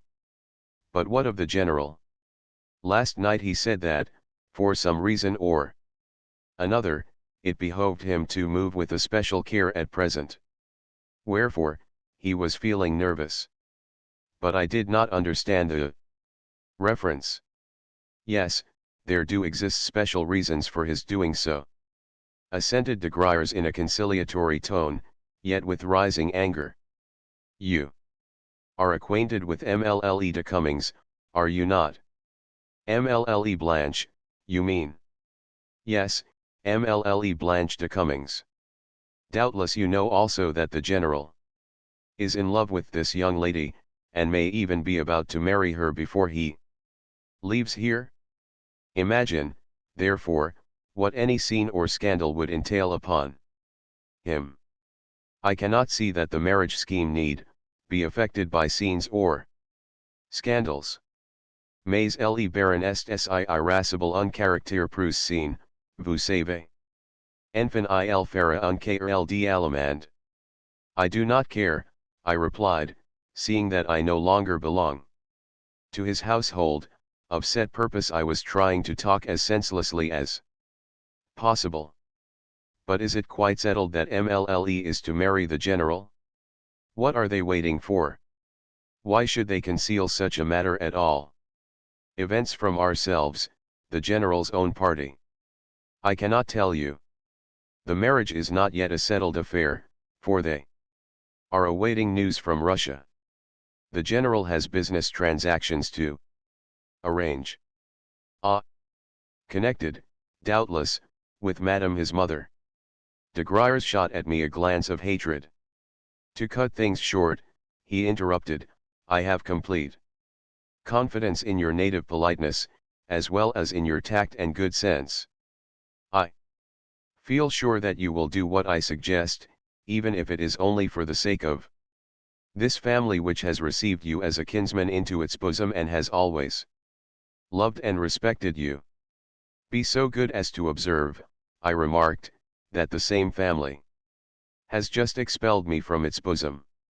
All that you are saying but for show, but, when people have just said to you, of course, we do not wish to turn you out, yet, for the sake of appearances, you must permit yourself to be turned out, nothing can matter very much. Very well, then, he said, in a sterner and more arrogant tone. Seeing that my solicitations have had no effect upon you, it is my duty to mention that other measures will be taken. There exist here police, you must remember, and this very day they shall send you packing. Que diable! To think of a Blancbec like yourself challenging a person like the Baron to a duel. Do you suppose that you will be allowed to do such things? Just try doing them, and see if anyone will be afraid of you. The reason why I have asked you to desist is that I can see that your conduct is causing the general annoyance. Do you believe that the Baron could not tell his lackey simply to put you out of doors? Nevertheless, I should not go out of doors, I retorted with absolute calm. You are laboring under a delusion, Monsieur de Graers. The thing will be done in far better trim than you imagine. I was just about to start for Mr. Astley's, to ask him to be my intermediary, in other words, my second. He has a strong liking for me, and I do not think that he will refuse. He will go and see the Baron on my behalf, and the Baron will certainly not decline to receive him. Although I am only a tutor, a kind of subaltern, Mr. Astley is known to all men as the nephew of a real English lord, the Lord Pibroch, as well as a lord in his own right. Yes, you may be pretty sure that the Baron will be civil to Mr. Astley, and listen to him. Or, should he decline to do so, Mr. Astley will take the refusal as a personal affront to himself, for you know how persistent the English are, and thereupon introduce to the Baron a friend of his own, and he has many friends in a good position. That being so, picture to yourself the issue of the affair, an affair which will not quite end as you think it will.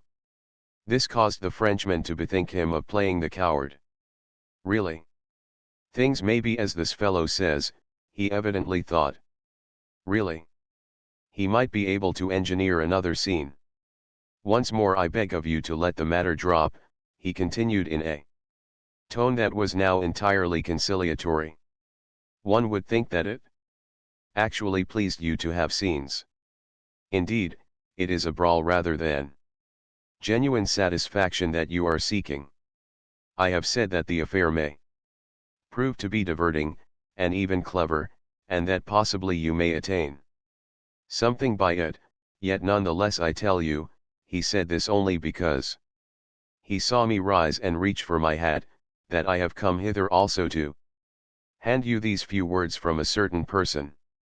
Read them, please, for I must take her back an answer. So saying, he took from his pocket a small, compact, wafer-sealed note, and handed it to me. In Paulina's handwriting I read: I hear that you are thinking of going on with this affair.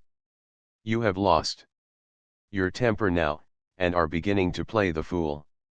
Certain circumstances, however, I may explain to you later.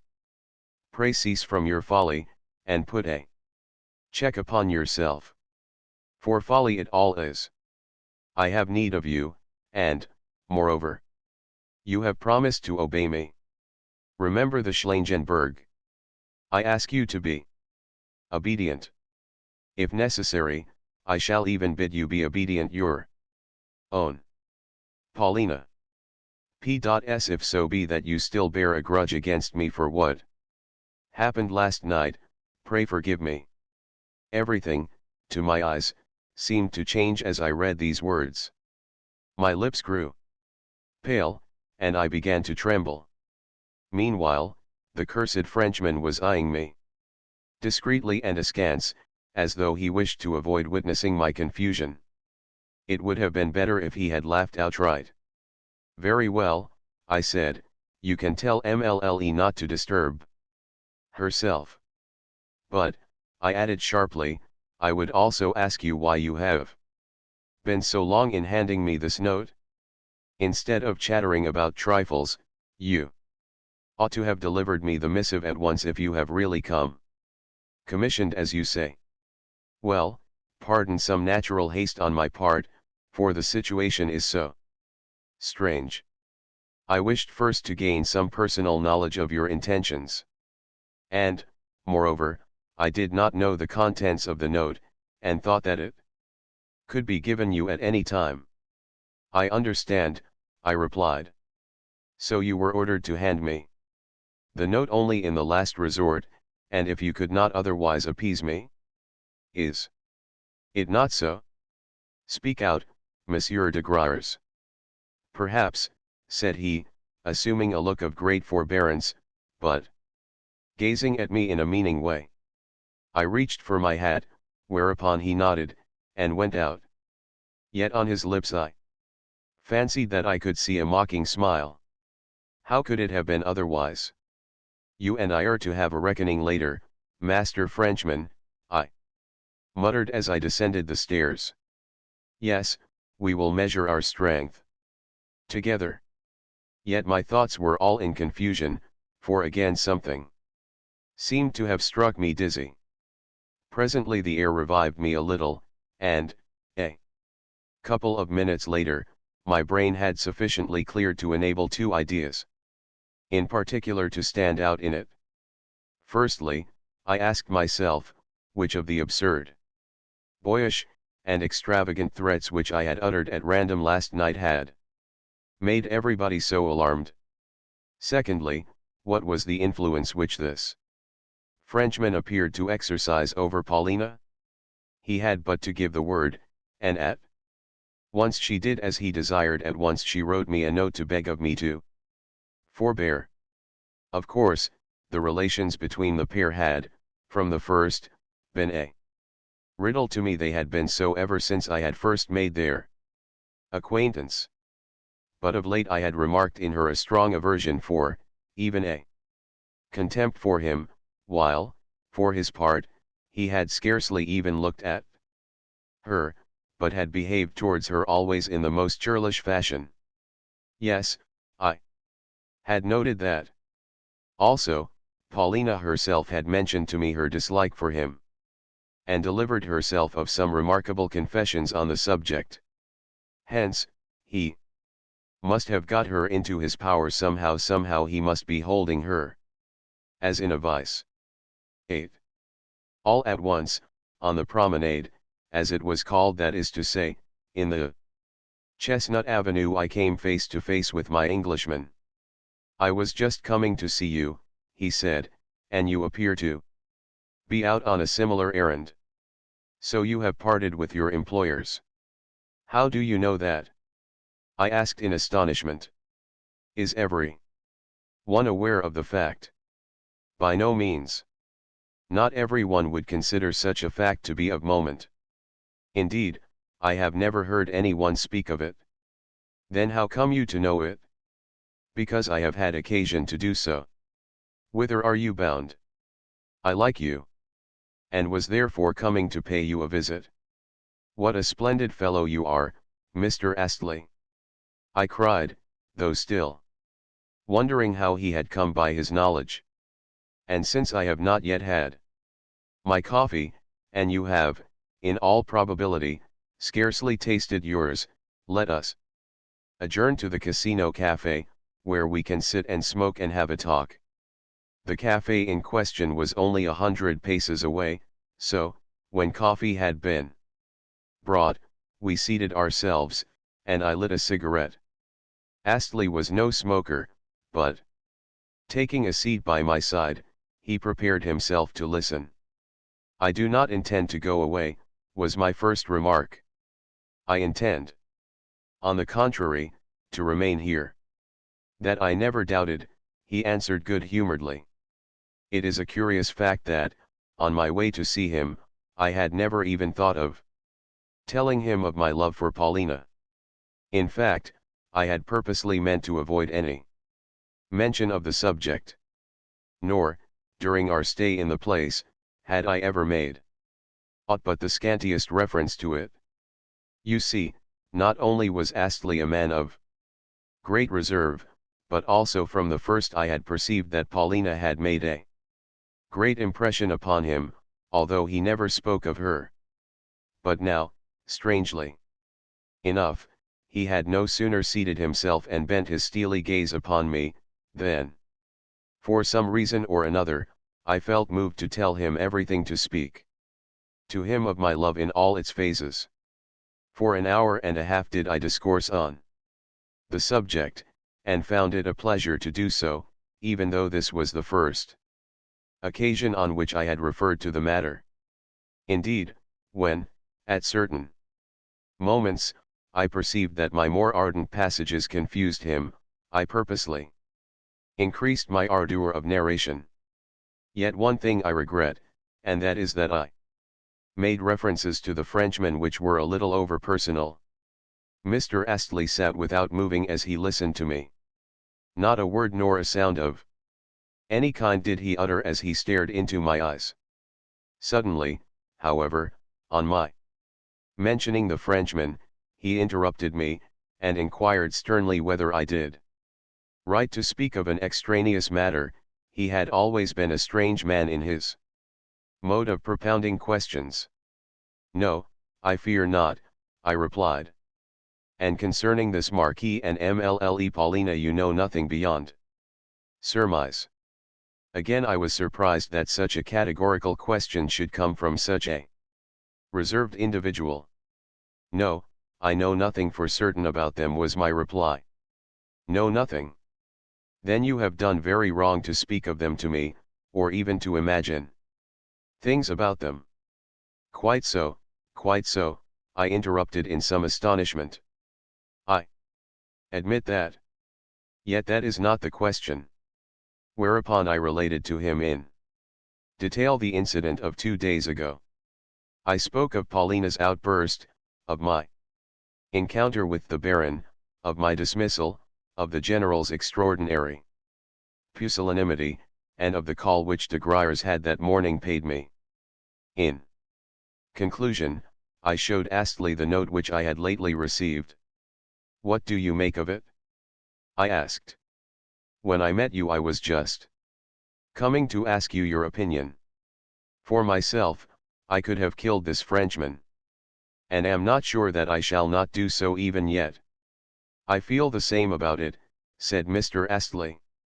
As for Mlle Paulina, well, you yourself know that, if necessity drives, one enters into relation with people whom one simply detests. Even between this couple there may be something which, though unknown to you, depends upon extraneous circumstances. For my own part, I think that you may reassure yourself, or at all events partially. And as for Mlle Paulina's proceedings of 2 days ago, they were, of course, strange, not because she can have meant to get rid of you, or to earn for you a thrashing from the Baron's cudgel, which for some curious reason, he did not use, although he had it ready in his hands, but because such proceedings on the part of such a refined lady as Mlle Paulina are, to say the least of it, unbecoming. But she cannot have guessed that you would carry out her absurd wish to the letter. Do you know what, suddenly I cried as I fixed Mr. Astley with my gaze. I believe that you have already heard the story from some one, very possibly from Mlle Paulina herself. In return he gave me an astonished stare. Your eyes look very fiery, he said with a return of his former calm, and in them I can read suspicion. Now, you have no right whatever to be suspicious.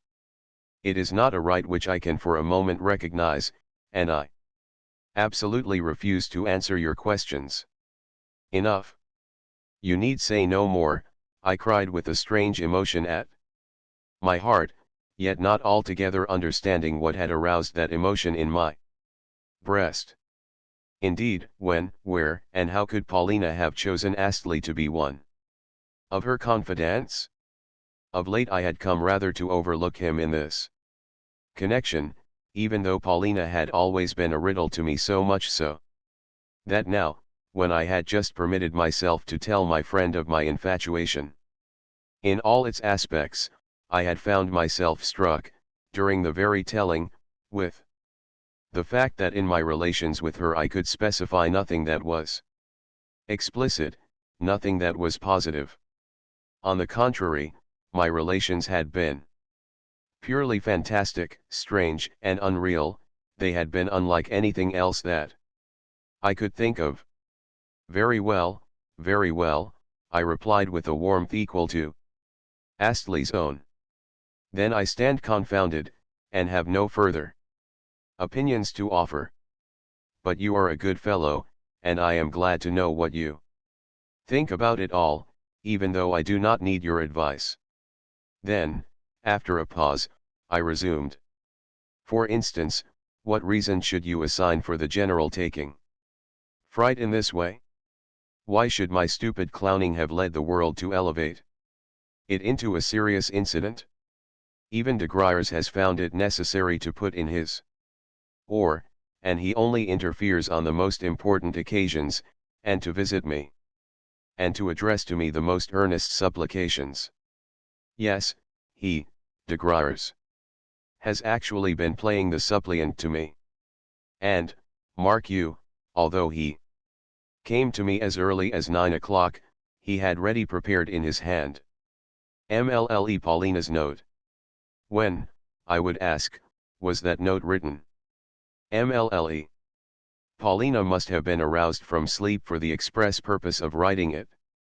At all events the circumstance shows that she is an absolute slave to the Frenchman, since she actually begs my pardon in the note, actually begs my pardon. Yet what is her personal concern in the matter? Why is she interested in it at all? Why, too, is the whole party so afraid of this precious baron? And what sort of a business do you call it for the general to be going to marry MLLE Blanche de Cummings? He told me last night that, because of the circumstance, he must move with especial care at present. What is your opinion of it all? Your look convinces me that you know more about it than I do. Mr. Astley smiled and nodded. Yes, I think I do know more about it than you do, he assented. The affair centers around this MLLE Blanche. Of that I feel certain. And what of MLLE Blanche? I cried impatiently, for in me there had dawned a sudden hope that this would enable me to discover something about Paulina. Well, my belief is that at the present moment MLLE Blanche has, in very truth, a special reason for wishing to avoid any trouble with the Baron and the Baroness. It might lead not only to some unpleasantness, but even to a scandal. Oh, oh. Also I may tell you that MLLE Blanche has been in Roulettenberg before. For she was staying here 3 seasons ago. I myself was in the place at the time, and in those days MLLE Blanche was not known as MLLE de Cummings, nor was her mother, the widow de Cummings, even in existence. In any case no one ever mentioned the latter. De Griers, too, had not materialized, and I am convinced that not only do the parties stand in no relation to one another, but also they have not long enjoyed one another's acquaintance. Likewise, the Marquisate de Griers is of recent creation. Of that I have reason to be sure, owing to a certain circumstance. Even the name de Griers itself may be taken to be a new invention, seeing that I have a friend who once met the said Marquis under a different name altogether. Yet he possesses a good circle of friends. Possibly MLLE Blanche also may possess that. Yet it is not 3 years since she received from the local police, at the instance of the Baroness, an invitation to leave the town. And she left it? But why? Well, I must tell you that she first appeared here in company with an Italian, a prince of some sort, a man who bore an historic name, Barbrini, or something of the kind. The fellow was simply a mass of rings and diamonds, real diamonds, too, and the couple used to drive out in a marvelous carriage. At first MLLE Blanche played Trente et Quarante with fair success, but, later, her luck took a marked change for the worse. I distinctly remember that in a single evening she lost an enormous sum. But worse was to ensue, for one fine morning her prince disappeared, horses, carriage, and all. Also, the hotel bill which he left unpaid was enormous. Upon this Mlle Zelma, the name which she assumed after figuring as Madame Barbrini, was in despair. She shrieked and howled all over the hotel, and even tore her clothes in her frenzy. In the hotel there was staying also a Polish count. You must know that all traveling Poles are counts, and the spectacle of Mlle Zelma tearing her clothes and, cat-like, scratching her face with her beautiful, scented nails produced upon him a strong impression. So the pair had a talk together, and, by luncheon time, she was consoled. Indeed, that evening the couple entered the casino. Arm in arm, Mlle Zelma laughing loudly, according to her custom, and showing even more expansiveness in her manners than she had before shown. For instance, she thrust her way into the file of women roulette players in the exact fashion of those ladies who, to clear a space for themselves at the tables, push their fellow players roughly aside. Doubtless you have noticed them. Yes, certainly. Well, they are not worth noticing. To the annoyance of the decent public, they are allowed to remain here, at all events such of them as daily change 4,000-franc notes at the tables, though, as soon as ever these women cease to do so, they receive an invitation to depart. However, Mlle Zelma continued to change notes of this kind, but her play grew more and more unsuccessful, despite the fact that such ladies' luck is frequently good, for they have a surprising amount of cash at their disposal. Suddenly, the Count too disappeared, even as the prince had done, and that same evening Mlle Zelma was forced to appear in the casino alone. On this occasion no one offered her a greeting. 2 days later she had come to the end of her resources. Whereupon, after staking and losing her last louis d'or, she chanced to look around her, and saw standing by her side the Baron Bermergelm, who had been eyeing her with fixed disapproval. To his distaste, however, Mlle paid no attention, but, turning to him with her well-known smile, requested him to stake, on her behalf, 10 louis on the red. Later that evening a complaint from the Baroness led the authorities to request Mlle not to re-enter the casino. If you feel in any way surprised that I should know these petty and undefying details, the reason is that I had them from a relative of mine who, later that evening, drove Mlle Zelma in his carriage from Roulettenberg to Spa.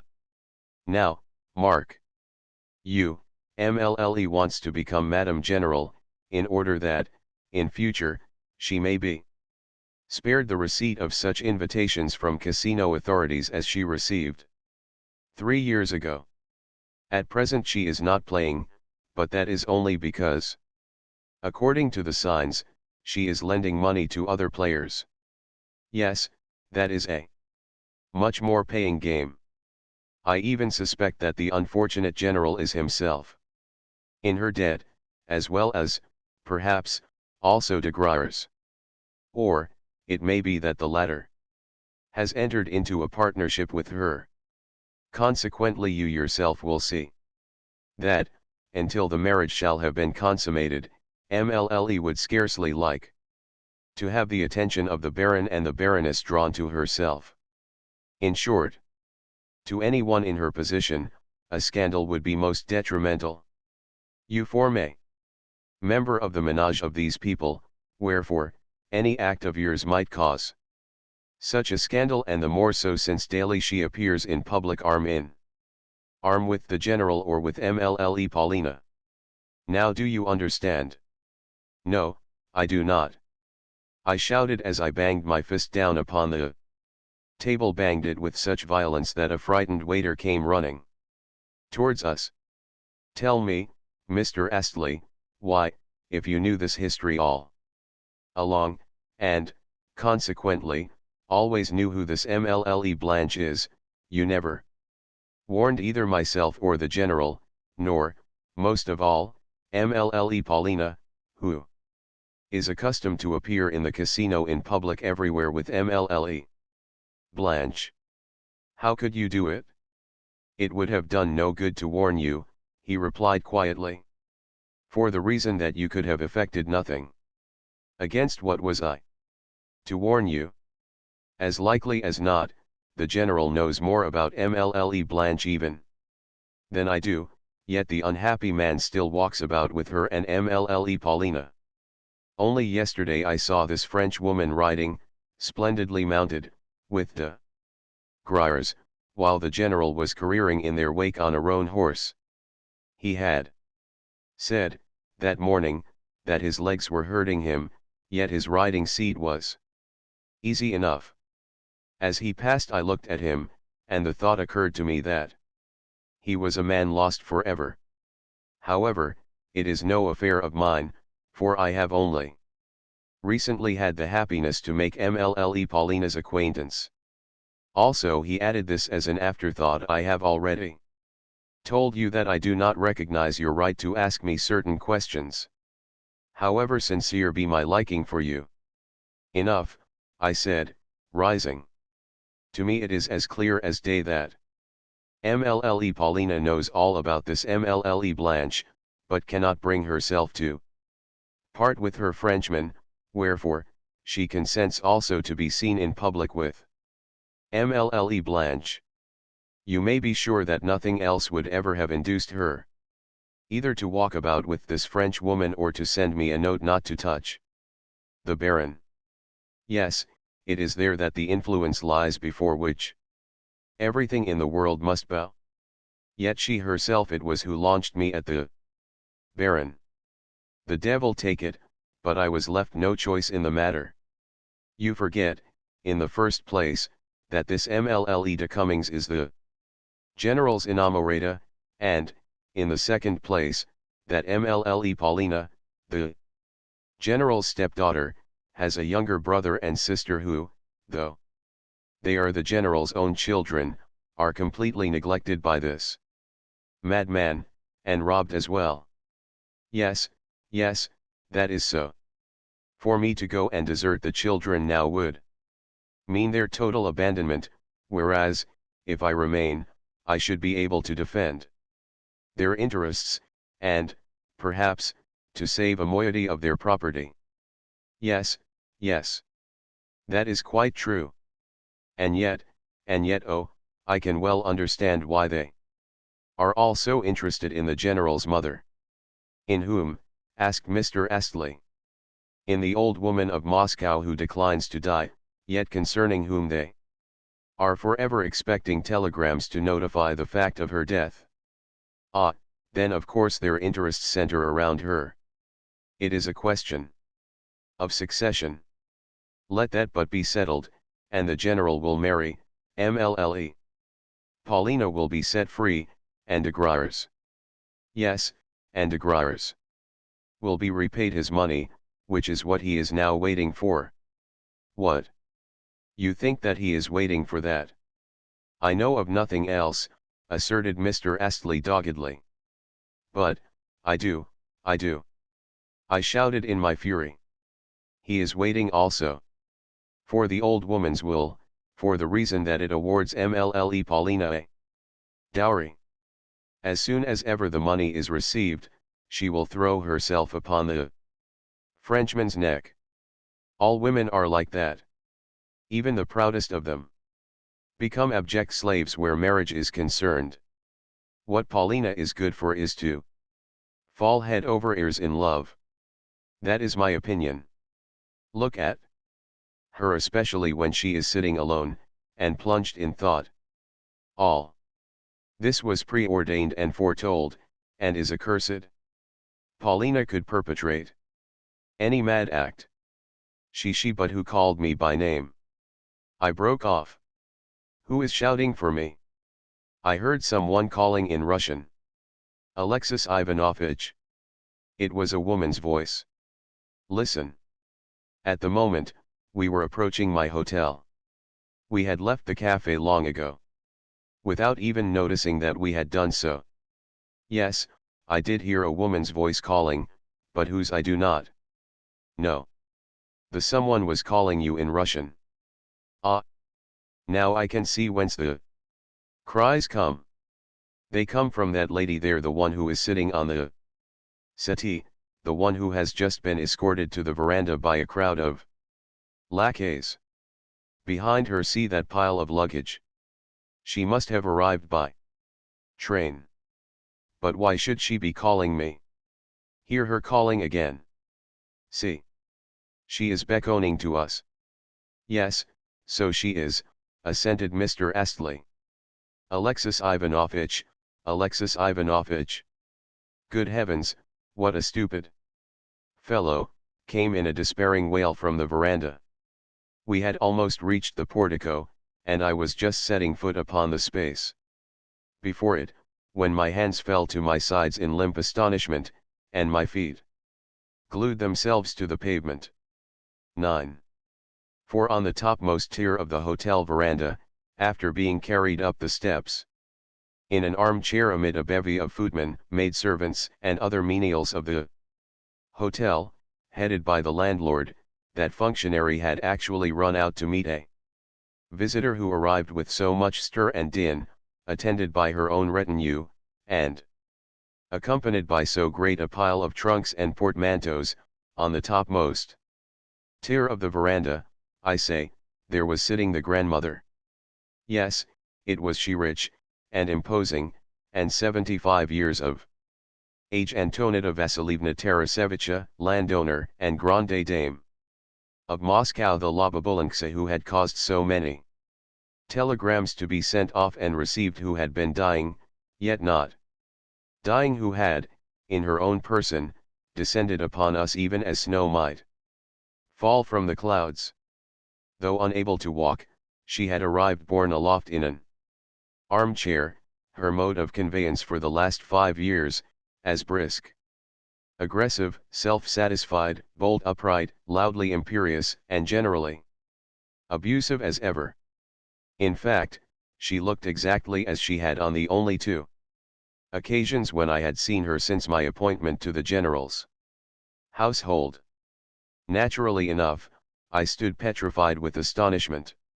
She had sighted me 100 paces off. Even while she was being carried along in her chair, she had recognized me, and called me by name and surname, which, as usual, after hearing once, she had remembered ever afterwards. And this is the woman whom they had thought to see in her grave after making her will. I thought to myself, yet she will outlive us, and every one else in the hotel. Good Lord! What is going to become of us now? What on earth is to happen to the general? She will turn the place upside down. My good sir, the old woman continued in a stentorian voice. What are you standing there for, with your eyes almost falling out of your head? Cannot you come and say how do you do? Are you too proud to shake hands? Or do you not recognize me? Here, Potapych, she cried to an old servant who, dressed in a frock coat and white waistcoat, had a bald, red head. He was the chamberlain who always accompanied her on her journeys. Just think. Alexis Ivanovitch does not recognize me. They have buried me. For good and all. Yes, and after sending hosts of telegrams to know if I were dead or not. Yes, yes, I have heard the whole story. I am very much alive. Though, as you may see. Pardon me, Antonida Vasilievna, I replied good-humoredly as I recovered my presence of mind. I have no reason to wish you ill. I am merely rather astonished to see you. Why should I not be so, seeing how unexpected? Why should you be astonished? I just got into my chair, and came. Things are quiet enough in the train, for there is no one there to chatter. Have you been out for a walk? Yes. I have just been to the casino. Oh. Well, it is quite nice here, she went on as she looked about her. The place seems comfortable, and all the trees are out. I like it. Very well. Are your people at home? Is the general, for instance, indoors? Yes, and probably all of them. Do they observe the convenances, and keep up appearances? Such things. Always give one tone. I have heard that they are keeping a carriage, even as Russian gentlefolks ought to do. When abroad, our Russian people always cut a dash. Is Praskovia here too? Yes. Paulina Alexandrovna is here. And the French woman? However, I will go and look for them myself. Tell me the nearest way to their rooms. Do you like being here? Yes, I thank you, Antonida Vasilievna.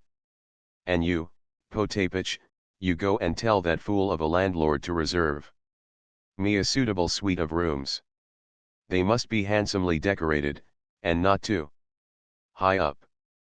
Have my luggage taken up to them.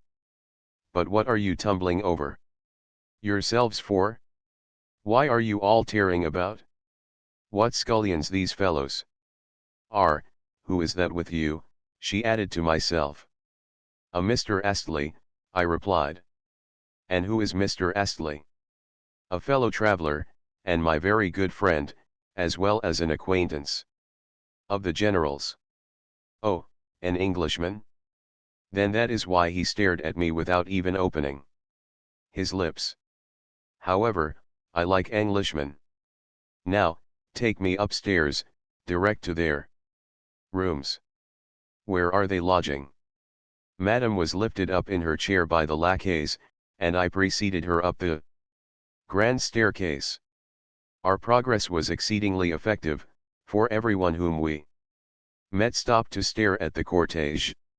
It happened that the hotel had the reputation of being the best, the most expensive, and the most aristocratic in all the spa, and at every turn on the staircase or in the corridors we encountered fine ladies and important-looking Englishmen, more than one of whom hastened downstairs to inquire of the awestruck landlord who the newcomer was.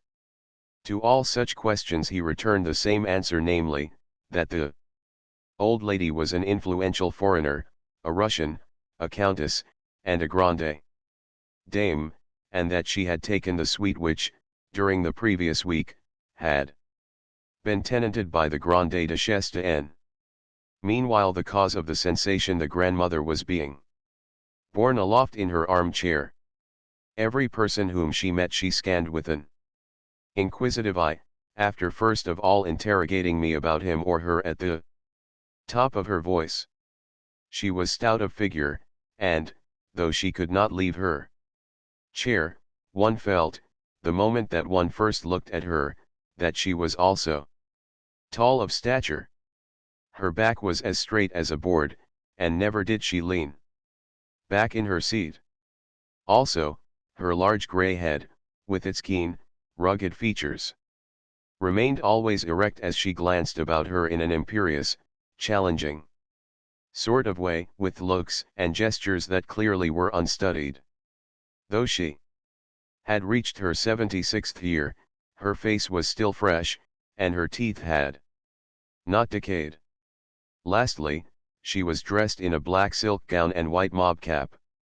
She interests me tremendously, whispered Mr. Astley as, still smoking, he walked by my side. Meanwhile I was reflecting that probably the old lady knew all about the telegrams, and even about de Gruyers, though little or nothing about Mlle Blanche. I said as much to Mr. Astley. But what a frail creature is man! No sooner was my first surprise abated than I found myself rejoicing in the shock which we were about to administer to the general. So much did the thought inspire me that I marched ahead in the gayest of fashions. Our party was lodging on the third floor. Without knocking at the door, or in Anyway, announcing our presence, I threw open the portals, and the grandmother was borne through them in triumph. As though of set purpose, the whole party chanced at that moment to be assembled in the general's study.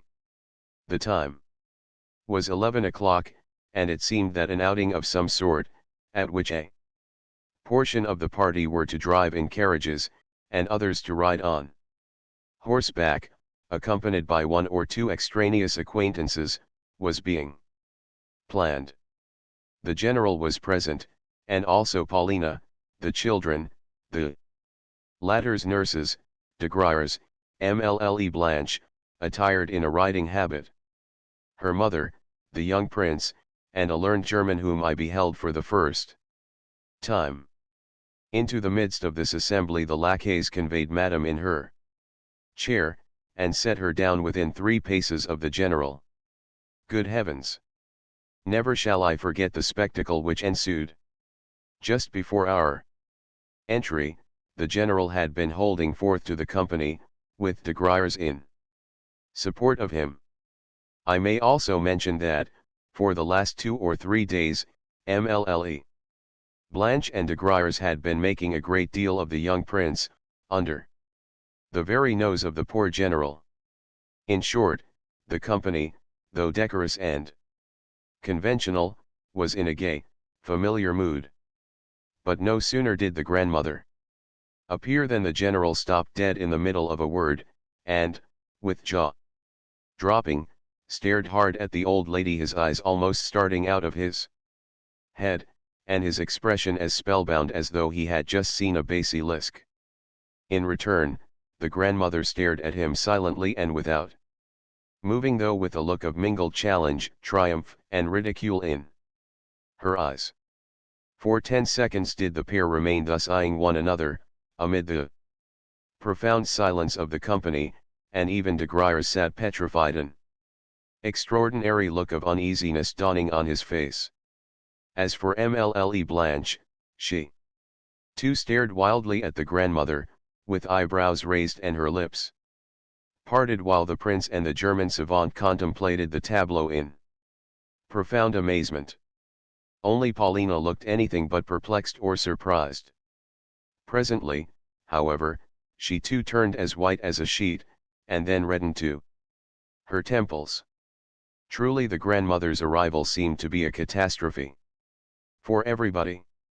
For my own part, I stood looking from the grandmother to the company, and back again, while Mr. Astley, as usual, remained in the background, and gazed calmly and decorously at the scene.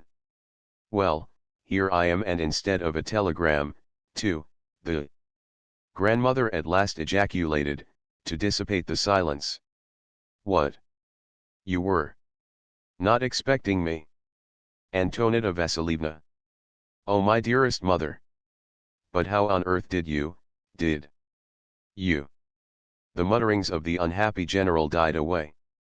I verily believe that if the grandmother had held her tongue a few seconds longer she would have had a stroke. How on earth did I what? She exclaimed. Why, I just got into the train and came here. What else is the railway meant for? But you thought that I had turned up my toes and left my property to the lot of you. Oh, I know all about the telegrams which you have been dispatching. They must have cost you a pretty sum, I should think, for telegrams are not sent from abroad for nothing. Well, I picked up my heels, and came here. Who is this Frenchman? Monsieur de Griers, I suppose. Oui, madame, assented de Griers. Et, croyez, je suis si enchanté. Votre santé c'est un miracle vous voir ici. Un surprise. Charmant. Just so. Charmant. I happen to know you as a mountebank, and therefore trust you no more than this. She indicated her little finger. And who is that? She went on, turning towards Mlle Blanche. Evidently the French woman looked so becoming in her riding habit, with her whip in her hand, that she had made an impression upon the old lady. "Who is that woman there?" "Mlle de Cummings," I said. "And this is her mother, Madame de Cummings. They also are staying in the hotel." "Is the daughter married?" asked the old lady, without the least semblance of ceremony. "No," I replied as respectfully as possible, but under my breath. "Is she good company?" I failed to understand the question. "I mean, is she or is she not a bore? Can she speak Russian?" When this de Griers was in Moscow, he soon learned to make himself understood. I explained to the old lady that Mlle Blanche had never visited Russia. "Bonjour, then," said Madame, with sudden brusquerie. "Bonjour, Madame," replied Mlle Blanche with an elegant, ceremonious bow as, under cover of an unwonted modesty, she endeavored to express, both in face and figure, her extreme surprise at such strange behavior on the part of the grandmother. "How the woman sticks out her eyes at me! How she mows and minces!" was the grandmother's comment.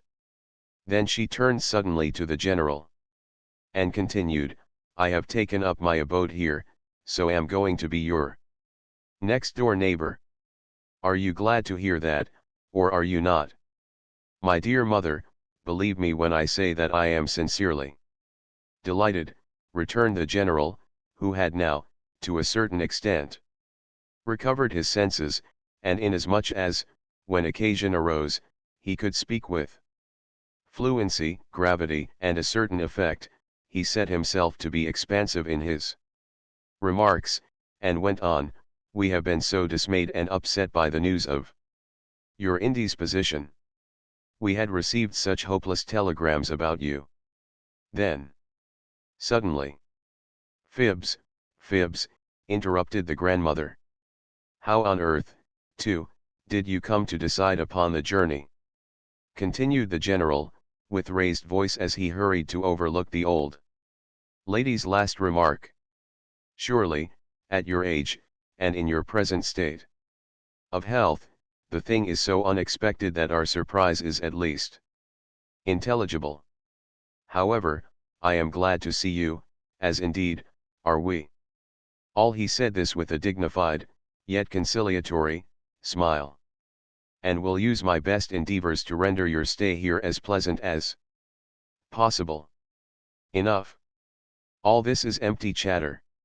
You are talking the usual nonsense. I shall know quite well how to spend my time." "How did I come to undertake the journey, you ask? Well, is there anything so very surprising about it? It was done quite simply. What is everyone going into ecstasies about? How do you do, Praskovia? What are you doing here? And how are you, grandmother?" replied Paulina, as she approached the old lady. "Were you long on the journey?" "The most sensible question that I have yet been asked." "Well, you shall hear for yourself how it all happened. I lay, and was doctored, until at last I drove the physicians from me, and called in an apothecary from Nikolai, who had cured an old woman of a malady similar to my own, cured her merely with a little hayseed. Well, he did me a great deal of good, for on the third day I broke into a sweat, and was able to leave my bed. Then my German doctors held another consultation, put on their spectacles, and told me that if I would go abroad, and take a course of the waters, the indisposition would finally pass away. Why should it not? I thought to myself. So I had got things ready, and on the following day, Friday, set out for here. I occupied a special compartment in the train, and wherever I had to change I found at the station bearers who were ready to carry me for a few coppers. "You have nice quarters here," she went on as she glanced around the room. "But where on earth did you get the money for them, my good sir?" I thought that everything of yours had been mortgaged. This Frenchman alone must be your creditor for a good deal. Oh, I know all about it, all about it. I am surprised at you, my dearest mother, said the general in some confusion. I am greatly surprised. But I do not need any extraneous control of my finances. Moreover, my expenses do not exceed my income, and they do not exceed it. Fie. Why, you are robbing your children of their last kopeck, you, their guardian. After this, said the general, completely taken aback. After what you have just said, I do not know whether. You do not know what? By heavens, are you never going to drop that roulette of yours? Are you going to whistle all your property away?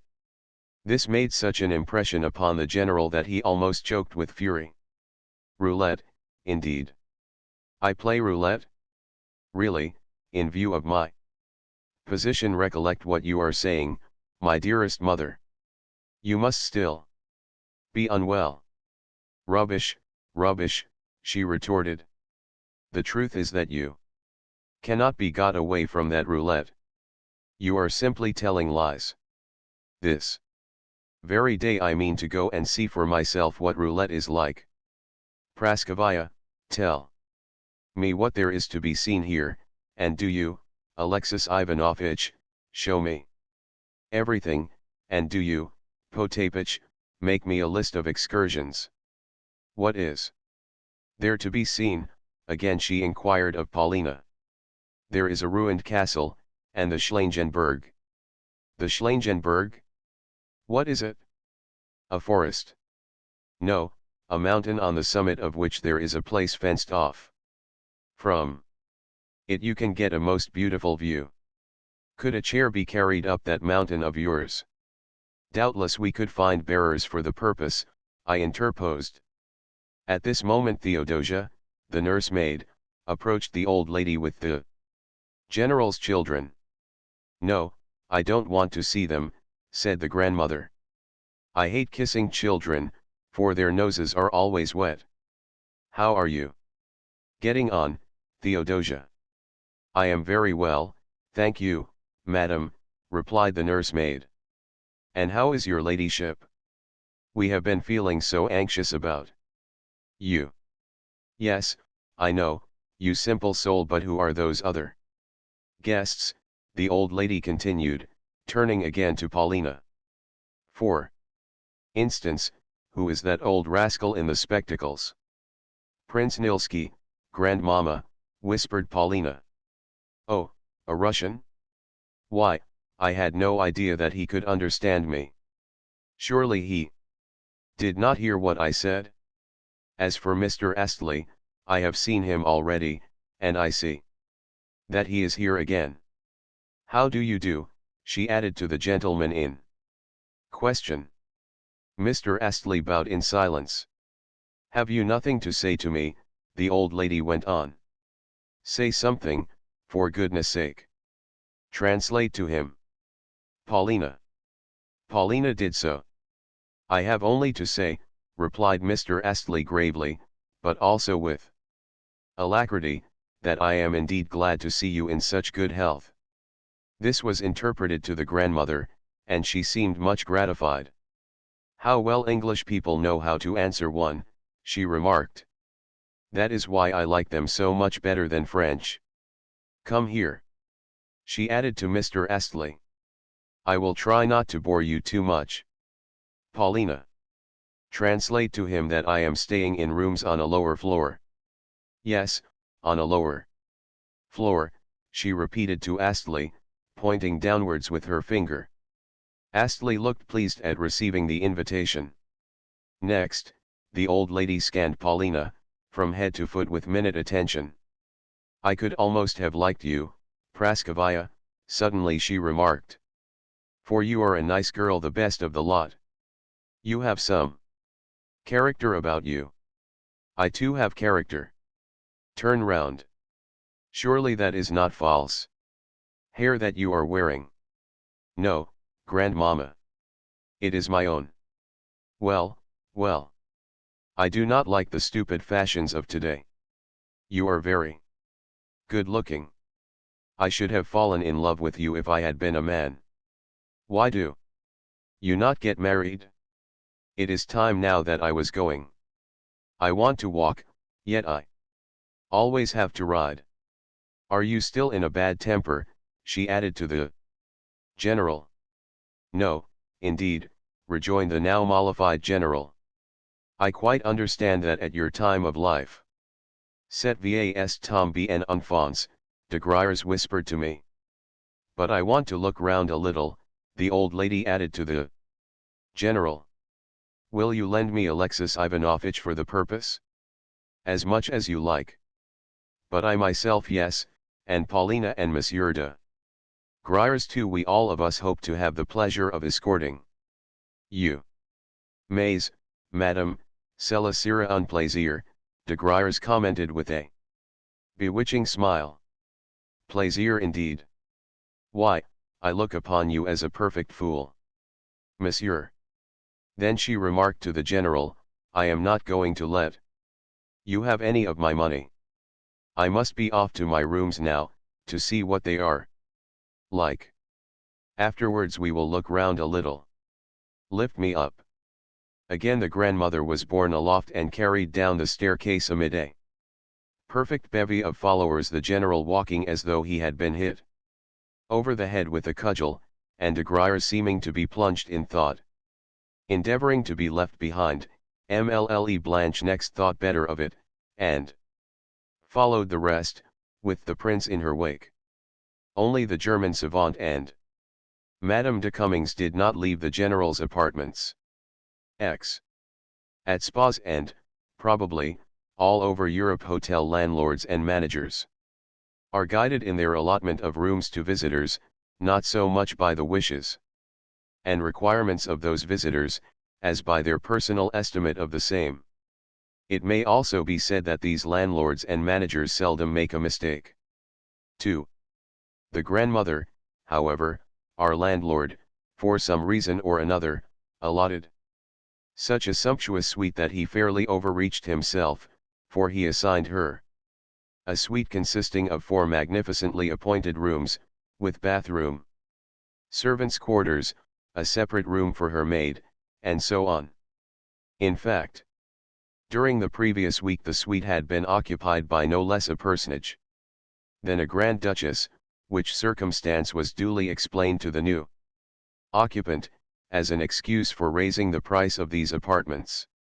The grandmother had herself carried, or, rather, wheeled through each room in turn, in order that she might subject the whole to a close and attentive scrutiny, while the landlord, an elderly, bald-headed man, walked respectfully by her side.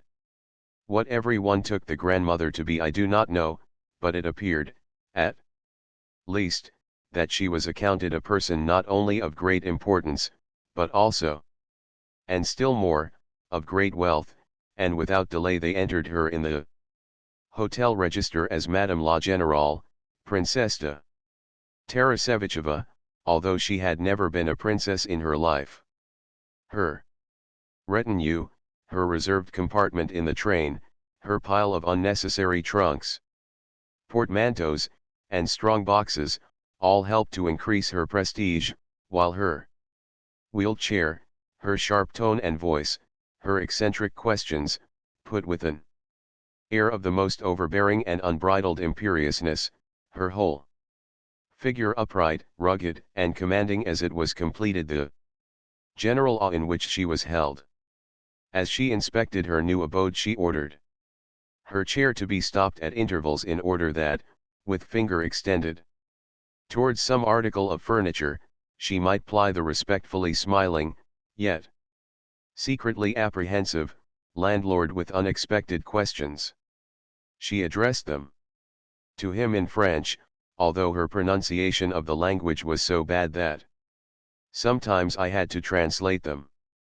For the most part, the landlord's answers were unsatisfactory, and failed to please her, nor were the questions themselves of a practical nature, but related, generally, to God knows what. For instance, on one occasion she halted before a picture which, a poor copy of a well-known original, had a mythological subject. "Of whom is this a portrait?" she inquired. The landlord explained that it was probably that of a countess. "But how know you that?" the old lady retorted. "You live here, yet you cannot say for certain. And why is the picture there at all? And why do its eyes look so crooked?" To all these questions the landlord could return no satisfactory reply, despite his floundering endeavors. "The blockhead!" exclaimed the grandmother in Russian. Then she proceeded on her way only to repeat the same story in front of a Saxon statuette which she had sighted from afar, and had commanded, for some reason or another, to be brought to her. Finally, she inquired of the landlord what was the value of the carpet in her bedroom, as well as where the said carpet had been manufactured, but, the landlord could do no more than promise to make inquiries. "What donkeys these people are," she commented. Next, she turned her attention to the bed. "What a huge counterpane," she exclaimed. "Turn it back, please." The lackeys did so. Further yet," the old lady cried. "Turn it right back. Also, take off those pillows and bolsters, and lift up the feather bed." The bed was opened for her inspection. "Mercifully it contains no bugs," she remarked. "Pull off the whole thing, and then put on my own pillows and sheets. The place is too luxurious for an old woman like myself. It is too large for any one person. Alexis Ivanovitch, come and see me whenever you are not teaching your pupils. After tomorrow I shall no longer be in the general's service," I replied, "but merely living in the hotel on my own account." "Why so?" "Because, the other day, there arrived from Berlin a German and his wife, persons of some importance, and, it chanced that, when taking a walk, I spoke to them in German without having properly compassed the Berlin accent." "Indeed?" "Yes, and this action on my part the Baron held to be an insult, and complained about it to the general, who yesterday dismissed me from his employ. But I suppose you must have threatened that precious Baron, or something of the kind? However, even if you did so, it was a matter of no moment." "No, I did not. The Baron was the aggressor by raising his stick at me." Upon that the grandmother turned sharply to the general. "What? You permitted yourself to treat your tutor thus, you nincompoop? And to dismiss him from his post? You are a blockhead, an utter blockhead. I can see that clearly." "Do not alarm yourself, my dear mother," the general replied with a lofty air, an air in which there was also a tinge of familiarity. "I am quite capable of managing my own affairs. Moreover, Alexis Ivanovitch has not given you a true account of the matter." "What did you do next?" the old lady inquired of me. "I wanted to challenge the Baron to a duel," I replied as modestly as possible, but the general protested against my doing so. "And why did you so protest?" she inquired of the general. Then she turned to the landlord, and questioned him as to whether he would not have fought a duel, if challenged. "For," she added, "I can see no difference between you and the Baron, nor can I bear that German visage of yours." Upon this the landlord bowed and departed, though he could not have understood the grandmother's compliment. "Pardon me, madam," the general continued with a sneer, "but are duels really feasible?" "Why not? All men are crowing cocks, and that is why they quarrel. You, though, I perceive, are a blockhead, a man who does not even know how to carry his breeding. Lift me up, Potapych, see to it that you always have 2 bearers ready. Go and arrange for their hire. But we shall not require more than 2, for I shall need only to be carried upstairs. On the level or in the street I can be wheeled along. Go and tell them that, and pay them in advance, so that they may show me some respect. You too, Potapych, are always to come with me, and you, Alexis Ivanovitch, are to point out to me this baron as we go along, in order that I may get a squint at the precious Von. And where is that roulette played? I explained to her that the game was carried on in the salons of the casino. Whereupon there ensued a string of questions as to whether there were many such salons, whether many people played in them, whether those people played a whole day at a time, and whether the game was managed according to fixed rules. At length, I thought it best to say that the most advisable course would be for her to go and see it for herself, since a mere description of it would be a difficult matter. Then take me straight there, she said, and do you walk on in front of me, Alexis Ivanovitch. What, mother? Before you have so much as rested from your journey, the general inquired with some solicitude. Also, for some reason which I could not divine, he seemed to be growing nervous, and, indeed, the whole party was evincing signs of confusion, and exchanging glances with one another. Probably they were thinking that it would be a ticklish even an embarrassing business to accompany the grandmother to the casino, where, very likely, she would perpetrate further eccentricities, and in public, too. Yet on their own initiative they had offered to escort her. Why should I rest? She retorted. I am not tired, for I have been sitting still these past 5 days. Let us see what your medicinal springs and waters are like, and where they are situated. What, too, about that what did you call it, Praskovia? Oh, about that mountain top. Yes, we are going to see it, grandmamma. Very well. Is there anything else for me to see here? Yes. Quite a number of things, Paulina forced herself to say. Martha, you must come with me as well, went on the old lady to her maid. No, no, mother, ejaculated the general. Really she cannot come. They would not admit even Potapych to the casino. Rubbish. Because she is my servant, is that a reason for turning her out? Why, she is only a human being like the rest of us, and as she has been traveling for a week she might like to look about her. With whom else could she go out but myself? She would never dare to show her nose in the street alone. But, mother, are you ashamed to be seen with me? Stop at home, then, and you will be asked no questions. A pretty general you are, to be sure. I am a general's widow myself. But, after all, why should I drag the whole party with me?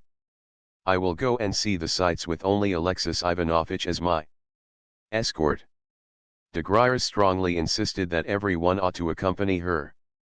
Indeed, he launched out into a perfect shower of charming phrases concerning the pleasure of acting as her cicerone, and so forth. Everyone was touched with his words. Mais elles tombent en enfance, he added aside to the general. Soul, elle fera de bêtises. More than this I could not overhear, but he seemed to have got some plan in his mind, or even to be feeling a slight return of his hopes. The distance to the casino was about half a verst, and our route led us through the Chestnut Avenue until we reached the square directly fronting the building. The general, I could see, was a trifle reassured by the fact that, though our progress was distinctly eccentric in its nature, it was, at least, correct and orderly. As a matter of fact, the spectacle of a person who is unable to walk is not anything to excite surprise at a spa. Yet it was clear that the general had a great fear of the casino itself, for why should a person who had lost the use of her limbs, more especially an old woman, be going to rooms which were set apart only for roulette? On either side of the wheelchair walked Paulina and Mlle Blanche, the latter smiling, modestly jesting, and, in short, making herself so agreeable to the grandmother that in the end the old lady relented towards her. On the other side of the chair Paulina had to answer an endless flow of petty questions, such as who was it passed just now? Who is that coming along? Is the town a large one? Are the public gardens extensive? What sort of trees are those? What is the name of those hills? Do I see eagles flying yonder? What is that absurd-looking building, and so forth. Meanwhile Astley whispered to me, as he walked by my side, that he looked for much to happen that morning. Behind the old lady's chair marched Potapych and Martha Potapych in his frock coat and white waistcoat, with a cloak over all, and the 40-year-old and rosy, but slightly grey-headed, Martha in a mob cap, cotton dress, and squeaking shoes. Frequently the old lady would twist herself round to converse with these servants. As for de Griers, he spoke as though he had made up his mind to do something, though it is also possible that he spoke in this manner merely in order to hearten the general, with whom he appeared to have held a conference. But, alas, the grandmother had uttered the fatal words, "I am not going to give you any of my money," and though de Griers might regard these words lightly, the general knew his mother better. Also, I noticed that de Griers and Mlle Blanche were still exchanging looks, while of the prince and the German savant I lost sight at the end of the avenue, where they had turned back and left us. Into the casino we marched in triumph. At once, both in the person of the commissionaire and in the persons of the footmen, there sprang to life the same reverence as had arisen in the lackeys of the hotel. Yet it was not without some curiosity that they eyed us. Without loss of time, the grandmother gave orders that she should be wheeled through every room in the establishment, of which apartments she praised a few, while to others she remained indifferent. Concerning everything, however, she asked questions. Finally we reached the gaming salons, where a lackey who was acting as guard over the doors, flung them open as though he were a man possessed. The grandmother's entry into the roulette salon produced a profound impression upon the public. Around the tables, and at the further end of the room where the 30 table was set out, there may have been gathered from 150 to 200 gamblers, ranged in several rows.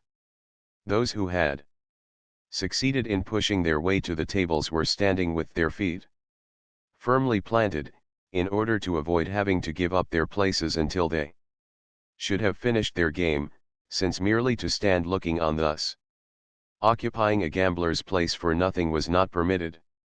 True, chairs were provided around the tables, but few players made use of them, more especially if there was a large attendance of the general public, since to stand allowed of a closer approach, and, therefore, of greater facilities for calculation and staking. Behind the foremost row were herded a second and a third row of people awaiting their turn, but sometimes their impatience led these people to stretch a hand through the first row, in order to deposit their stakes. Even third-row individuals would dart forward to stake, whence seldom did more than 5 or 10 minutes pass without a scene over disputed money arising at one or another end of the table. On the other hand, the police of the casino were an able body of men, and though to escape the crush was an impossibility, however much one might wish it, the 8 Croupiers apportioned to each table kept an eye upon the stakes, performed the necessary reckoning, and decided disputes as they arose. In the last resort they always called in the casino police, and the disputes would immediately come to an end. Policemen were stationed about the casino in ordinary costume, and mingled with the spectators so as to make it impossible to recognize them. In particular they kept a lookout for pickpockets and swindlers, who simply swanned in the roulette salons, and reaped a rich harvest. Indeed, in every direction money was being filched from pockets or purses, though, of course, if the attempt miscarried, a great uproar ensued. One had only to approach a roulette table, begin to play, and then openly grab someone else's winnings, for a din to be raised, and the thief to start vociferating that the stake was his, and, if the coup had been carried out with sufficient skill, and the witnesses wavered at all in their testimony, the thief would as likely as not succeed in getting away with the money, provided that the sum was not a large one, not large enough to have attracted the attention of the croupiers or some fellow player. Moreover, if it were a stake of insignificant size, its true owner would sometimes decline to continue the dispute, rather than become involved in a scandal. Conversely, if the thief was detected, he was ignominiously expelled the building. Upon all this the grandmother gazed with open-eyed curiosity, and, on some thieves happening to be turned out of the place, she was delighted. Trente Quarant interested her but little, she preferred roulette, with its ever-revolving wheel. At length she expressed a wish to view the game closer. Whereupon in some mysterious manner, the lackeys and other officious agents, especially one or two ruined Poles of the kind who keep offering their services to successful gamblers and foreigners in general, at once found and cleared a space for the old lady among the crush, at the very center of one of the tables, and next to the chief croupier, after which they wheeled her chair thither. Upon this a number of visitors who were not playing, but only looking on, particularly some Englishmen with their families, pressed closer forward towards the table, in order to watch the old lady from among the ranks of the gamblers. Many a lorgnette I saw turned in her direction, and the croupier's hopes rose high that such an eccentric player was about to provide them with something out of the common. An old lady of 75 years who, though unable to walk, desired to play was not an everyday phenomenon. I too pressed forward towards the table, and ranged myself by the grandmother's side, while Martha and Potapich remained somewhere in the background among the crowd, and the general, Paulina, and de Griers, with Mlle. Blanche, also remained hidden among the spectators. At first the old lady did no more than watch the gamblers, and ply me, in a half-whisper, with sharp broken questions as to who was so and so. Especially did her favor light upon a very young man who was plunging heavily, and had won, so it was whispered, as much as 40,000 francs, which were lying before him on the table in a heap of gold and bank notes.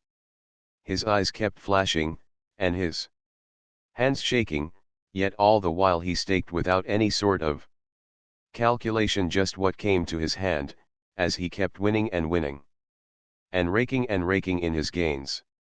Around him lackeys fussed, placing chairs just behind where he was standing and clearing the spectators from his vicinity, so that he should have more room, and not be crowded. The whole done, of course, in expectation of a generous largesse. From time to time, other gamblers would hand him part of their winnings, being glad to let him stake for them as much as his hand could grasp, while beside him stood a Pole in a state of violent, but respectful, agitation, who, also in expectation of a generous largesse, kept whispering to him at intervals, probably telling him what to stake, and advising and directing his play. Yet never once did the player throw him a glance as he staked, and raked in his winnings. Evidently, the player in question was dead to all besides. For a few minutes the grandmother watched him. "Go and tell him," suddenly she exclaimed with a nudge at my elbow. "Go and tell him to stop, and to take his money with him, and go home. Presently he will be losing, yes, losing everything that he has now." 1. She seemed almost breathless with excitement. "Where is Potapych?" she continued. "Send Potapych to speak to him." "No, you must tell him, you must tell him." Here she nudged me again, for I have not the least notion where Potapych is. Sortes, she shouted to the young man, until I leaned over in her direction and whispered in her ear that no shouting was allowed, nor even loud speaking, since to do so disturbed the calculations of the players, and might lead to our being ejected. "How provoking," she retorted. "Then the young man is done. 4. I suppose he wishes to be ruined.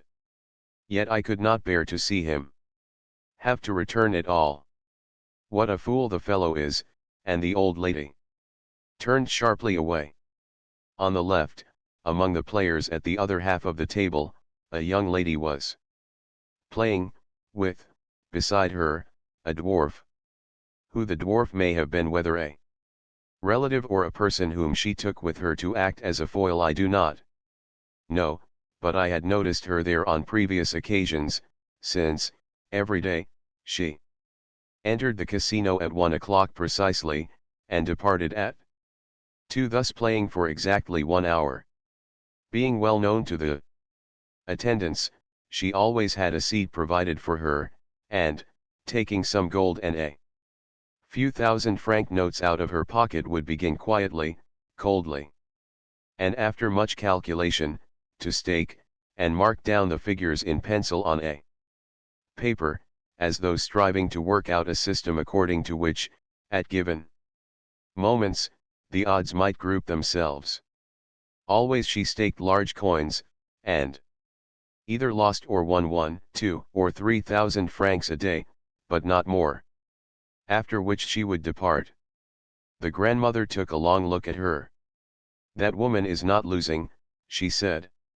"To whom does she belong? Do you know her? Who is she?" "She is, I believe, a French woman," I replied. "Ah! A bird of passage, evidently. Besides, I can see that she has her shoes polished.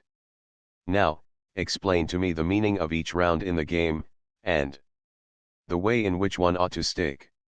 Upon this I set myself to explain the meaning of all the combinations of rouge et noir, of pair et impair, of manque et passé, with, lastly, the different values in the system of numbers. The grandmother listened attentively, took notes, put questions in various forms, and laid the whole thing to heart. Indeed, since an example of each system of stakes kept constantly occurring, a great deal of information could be assimilated with ease and celerity. The grandmother was vastly pleased. "But what is 0, she inquired. "Just now I heard the flaxen-haired croupier call out 0. "And why does he keep raking in all the money that is on the table? To think that he should grab the whole pile for himself. What does 0 mean? 0 is what the bank takes for itself. If the will stops at that figure, everything lying on the table becomes the absolute property of the bank. Also, whenever the will has begun to turn, the bank ceases to pay out anything. Then I should receive nothing if I were staking.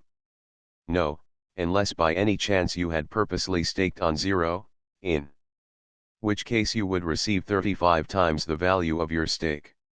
Why 35 times, when 0 so often turns up? And if so, why do not more of these fools stake upon it? because the number of chances against its occurrence is 36. Rubbish. Potapych, Potapych. Come here, and I will give you some money. The old lady took out of her pocket a tightly clasped purse, and extracted from its depths a 10 golden piece. Go at once, and stake that upon zero. But, madam, zero has only this moment turned up, I remonstrated. Wherefore, it may not do so again for ever so long. Wait a little, and you may then have a better chance. Rubbish. Stake, please. Pardon me, but zero might not turn up again until, say, tonight, even. Though you had staked thousands upon it. It often happens so. Rubbish, rubbish. Who fears the wolf should never enter the forest. What? We have lost? Then stake again. A second 10 golden piece did we lose, and then I put down a third. The grandmother could scarcely remain seated in her chair, so intent was she upon the little ball as it leapt through the notches of the ever-revolving wheel. However, the third 10 golden piece followed the first two. Upon this the grandmother went perfectly crazy. She could no longer sit still, and actually struck the table with her fist when the croupier cried out, "36," instead of the desiderated 0. To listen to him, fumed the old lady. When will that accursed 0 ever turn up? I cannot breathe until I see it. I believe that infernal croupier is purposely keeping it from turning up. Alexis Ivanovitch, stake 2 golden pieces this time. The moment we cease to stake, that cursed 0 will come turning up, and we shall get nothing. My good madam. Stake, stake. It is not your money. Accordingly I staked 2 10 golden pieces. The ball went hopping round the wheel until it began to settle through the notches. Meanwhile the grandmother sat as though petrified, with my hand convulsively clutched in hers. 0, called the croupier. There. You see, cried the old lady, as she turned and faced me, wreathed in smiles. I told you so.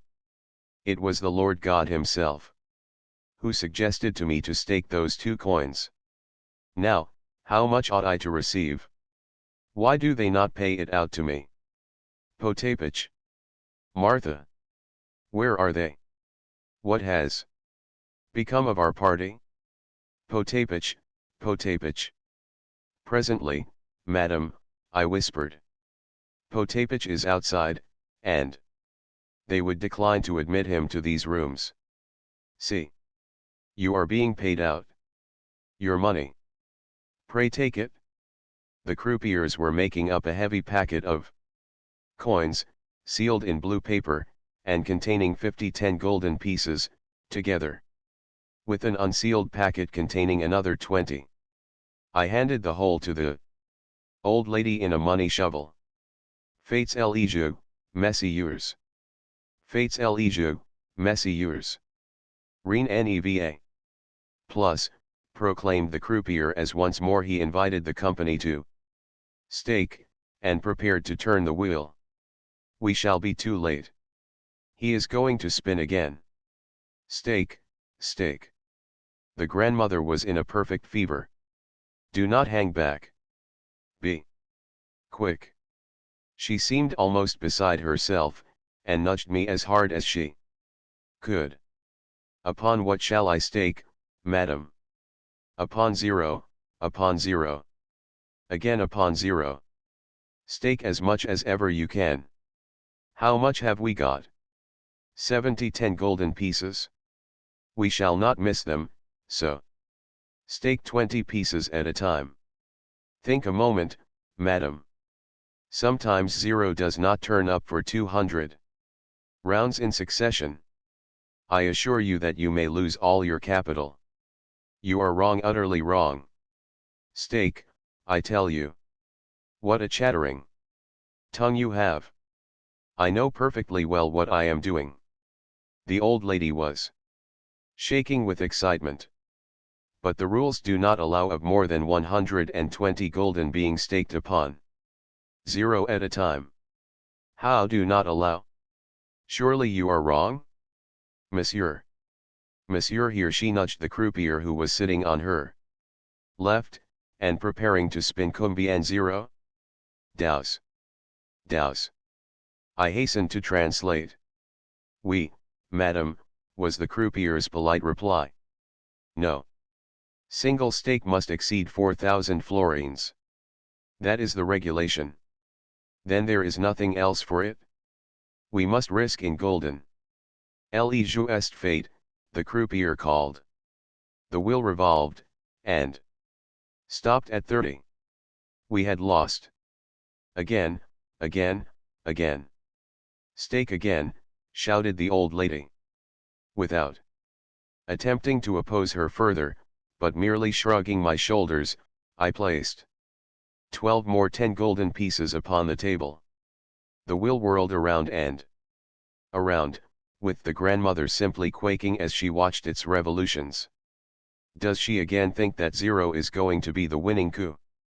Thought I, as I stared at her in astonishment. Yet an absolute assurance of winning was shining on her face. She looked perfectly convinced that 0 was about to be called again. At length the ball dropped off into one of the notches. 0, cried the croupier. Ah, screamed the old lady as she turned to me in a whirl of triumph. I myself was at heart a gambler. At that moment I became acutely conscious both of that fact and of the fact that my hands and knees were shaking, and that the blood was beating in my brain. Of course this was a rare occasion, an occasion on which 0 had turned up no less than 3 times within a dozen rounds, yet in such an event there was nothing so very surprising, seeing that only 3 days ago, I myself had been a witness to 0 turning up 3 times in succession, so that one of the players who was recording the coups on paper was moved to remark that for several days past 0 had never turned up at all. With the grandmother, as with anyone who has won a very large sum, the management settled up with great attention and respect, since she was fortunate to have to receive no less than 4,200 gulden. Of these gulden the odd 200 were paid her in gold, and the remainder in bank notes. This time the old lady did not call for potapach, for that she was too preoccupied. Though not outwardly shaken by the event, indeed, she seemed perfectly calm, she was trembling inwardly from head to foot. At length, completely absorbed in the game, she burst out. Alexis Ivanovitch, did not the croupier just say that 4,000 florins were the most that could be staked at any one time? Well, take these 4,000, and stake them upon the red. To oppose her was useless. Once more the wheel revolved. Rouge, proclaimed the croupier. Again 4,000 florins in all 8,000. Give me them, commanded the grandmother, and stake the other 4,000 upon the red again. I did so. Rouge, proclaimed the croupier. 12,000, cried the old lady.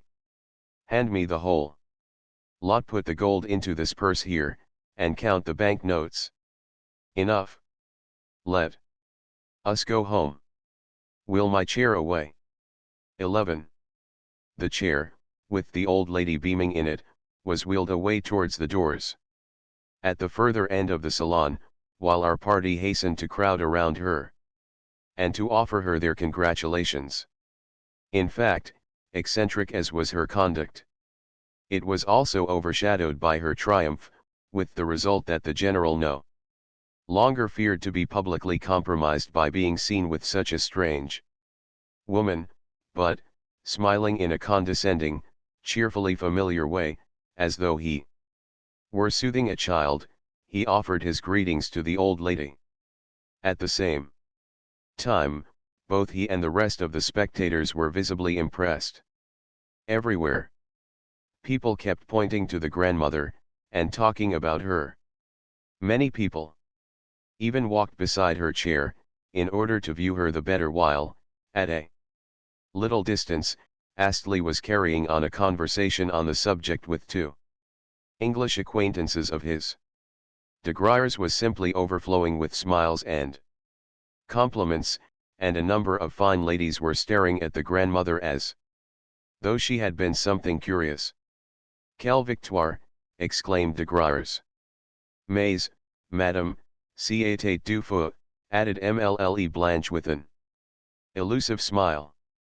"Yes, I have won 12,000 florins," replied the old lady. "And then there is all this gold. With it the total ought to come to nearly 13,000. How much is that in Russian money? 6,000 rubles, I think. However, I calculated that the sum would exceed 7,000 rubles or, at the present rate of exchange, even 8,000. 8,000 rubles. What a splendid thing! And to think of you, simpleton, sitting there and doing nothing. Potapych. Martha. See what I have. 1. How did you do it, madam?" Martha exclaimed ecstatically. 8,000 rubles. And I am going to give you 50 gulden apiece. There they are. Potapych and Martha rushed towards her to kiss her hand. "And to each bearer also I will give a 10 gulden piece. Let them have it." "Out of the gold, Alexis Ivanovitch. But why is this footman bowing to me, and that other man as well? Are they congratulating me? Well, let them have 10 gulden apiece. Madame la princesse un pauvre expatrie malha.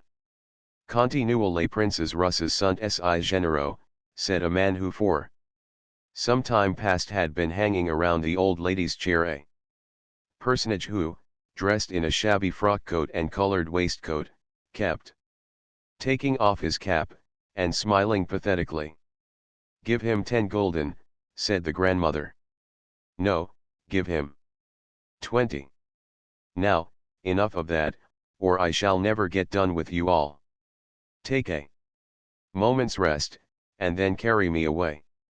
Praskovia, I mean to buy a new dress for you tomorrow. Yes, and for you too, Mlle Blanche. Please translate." Praskovia.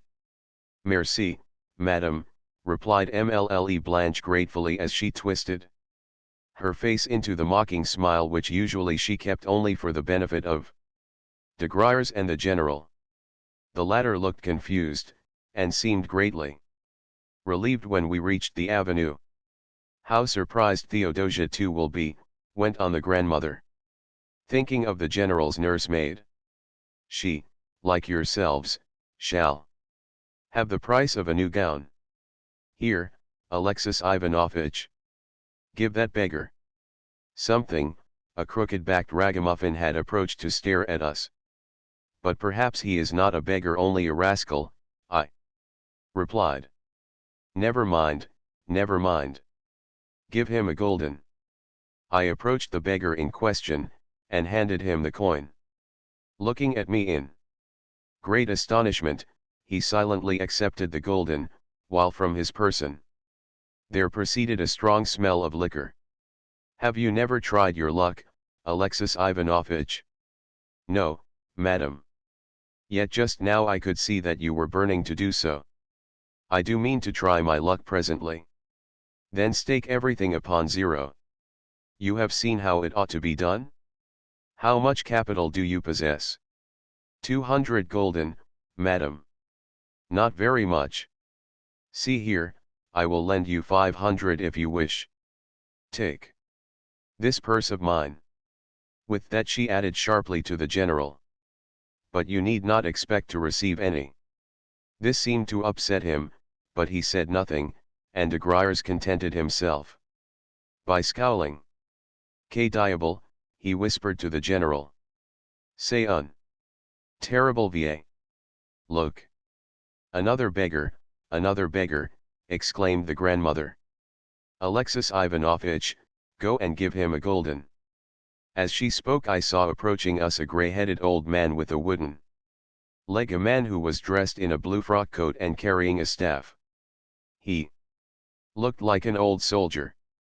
As soon as I tendered him the coin he fell back a step or two, and eyed me threateningly. Was ist der Teufel, he cried, and appended thereto a round dozen of oaths. The man is a perfect fool, exclaimed the grandmother, waving her hand. Move on now, for I am simply famished. When we have lunched we will return to that place. What, cried I, you are going to play again? What else do you suppose, she retorted. Are you going only to sit here, and grow sour, and let me look at you? Madam, said de Griers confidentially, les chances peuvent tourner. Un seul mauvaise chance, et vous perdrez tout surtout avec votre jeu. C'est terrible. Oui, vous perdrez absolument, put in Mlle Blanche. What has that got to do with you, retorted the old lady. It is not your money that I am going to lose, it is my own. And where is that Mr. Astley of yours, she added to myself. He stayed behind in the casino. What a pity. He is such a nice sort of man. Arriving home, and meeting the landlord on the staircase, the grandmother called him to her side, and boasted to him of her winnings thereafter. Doing the same to Theodosia, and conferring upon her 30 gulden, after which she bid her serve luncheon. The meal over, Theodosia and Martha broke into a joint flood of ecstasy. I was watching you all the time, madam, quavered Martha. And I asked Potapych what mistress was trying to do. And, my word, the heaps and heaps of money that were lying upon the table. Never in my life have I seen so much money. And there were gentlefolk around it, and other gentlefolk sitting down. So, I asked Potapych where all these gentry had come from, for, thought I, maybe the Holy Mother of God will help our mistress among them. Yes, I prayed for you, madam, and my heart died within me, so that I kept trembling and trembling. The Lord be with her, I thought to myself, and in answer to my prayer he has now sent you what he has done. Even yet I tremble to think of it all. Alexis Ivanovitch, said the old lady, after luncheon, that is to say, about 4 o'clock, get ready to go out with me again. But in the meanwhile, goodbye. Do not forget to call a doctor, for I must take the waters. Now go and get rested a little. I left the grandmother's presence in a state of bewilderment. Vainly I endeavored to imagine what would become of our party, or what turn the affair would next take. I could perceive that none of the party had yet recovered their presence of mind, least of all the general. The factor of the grandmother's appearance in place of the hourly expected telegram to announce her death, with, of course, resultant legacies, had so upset the whole scheme of intentions and projects that it was with a decided feeling of apprehension and growing paralysis that the conspirators viewed any future performances of the old lady at roulette. Yet this second factor was not quite so important as the first, since, though the grandmother had twice declared that she did not intend to give the general any money, that declaration was not a complete ground for the abandonment of hope. Certainly de Griers, who, with the general, was up to the neck in the affair, had not wholly lost courage, and I felt sure that Mlle Blanche also, Mlle Blanche, who was not only as deeply involved as the other two, but also expectant of becoming Madame General, and an important legatee, would not lightly surrender the position, but would use her every resource of coquetry upon the old lady, in order to afford a contrast to the impetuous Paulina, who was difficult to understand, and lacked The art of pleasing. Yet now, when the grandmother had just performed an astonishing feat at roulette, now, when the old lady's personality had been so clearly and typically revealed as that of a rugged, arrogant woman who was tombée en enfance, now, when everything appeared to be lost, why, now the grandmother was as merry as a child which plays with thistledown. Good Lord! I thought with, may God forgive me, a most malicious smile. Every 10 golden piece which the grandmother staked must have raised a blister on the general's heart, and maddened de Griers, and driven Mlle. de Cummings almost to frenzy with the sight of the spoon dangling before her lips. Another factor is the circumstance that even when, overjoyed at winning, the grandmother was distributing alms right and left, and taking every one to be a beggar, she again snapped out to the general that he was not going to be allowed any of her money, which meant that the old lady had quite made up her mind on the point, and was sure of it. Yes, danger loomed ahead. All these thoughts passed through my mind during the few moments that, having left the old lady's rooms, I was ascending to my own room on the top story. What most struck me was the fact that, though I had divined the stoutest, threads which united the various actors in the drama, I had, until now, been ignorant of the methods and secrets of the game. For Paulina had never been completely open with me. Although, on occasions, it had happened that involuntarily, as it were, she had revealed to me something of her heart. I had noticed that in most cases, in fact, nearly always, she had either laughed away these revelations, or grown confused, or purposely imparted to them a false guise. Yes, she must have concealed a great deal from me. But I had a presentiment that now the end of this strained and mysterious situation was approaching. Another stroke, and all would be finished and exposed. Of my own fortunes, interested though I was in the affair, I took no account. I was in the strange position of possessing but 200 gulden, of being at a loose end, of lacking both a post, the means of subsistence, a shred of hope, and any plans for the future, yet of caring nothing for these things. Had not my mind been so full of Paulina, I should have given myself up to the comical piquancy of the impending denouement, and laughed my fill at it. But the thought of Paulina was torture to me. That her fate was settled I already had an inkling, yet that was not the thought which was giving me so much uneasiness. What I really wished for was to penetrate her secrets. I wanted her to come to me and say, I love you, and, if she would not so come, or if to hope that she would ever do so was an unthinkable absurdity, why, then there was nothing else for me to want. Even now I do not know what I am wanting. I feel like a man who has lost his way. I yearn but to be in her presence, and within the circle of her light and splendor, to be there, now and forever and for the whole of my life. More I do not know. How can I ever bring myself to leave her? On reaching the third story of the hotel I experienced a shock. I was just passing the general's suite when something caused me to look round. Out of a door about 20 paces away there was coming Paulina. She hesitated for a moment on seeing me, and then beckoned me to her. Paulina Alexandrovna. Hush! Not so loud. Something startled me just now, I whispered, and I looked round, and saw you. Some electrical influence seems to emanate from your form. Take this letter, she went on with a frown. Probably she had not even heard my words, she was so preoccupied, and handed personally to Mr. Astley. Go as quickly as ever you can, please. No answer will be required. He himself. She did not finish her sentence. To Mr. Astley. I asked, in some astonishment.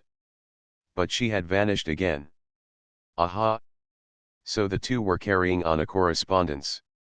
However, I set off to search for Astley first at his hotel, and then at the casino, where I went the round of the salons in vain. At length, vexed, and almost in despair, I was on my way home when I ran across him among a troop of English ladies and gentlemen who had been out for a ride. Beckoning to him to stop, I handed him the letter. We had barely time even to look at one another, but I suspected that it was of set purpose that he restarted his horse so quickly. Was jealousy, then, gnawing at me? At all events, I felt exceedingly depressed. Despite the fact that I had no desire to ascertain what the correspondence was about. To think that he should be her confidant. My friend, mine own familiar friend, passed through my mind. Yet was there any love in the matter? Of course not, reason whispered to me. But reason goes for little on such occasions.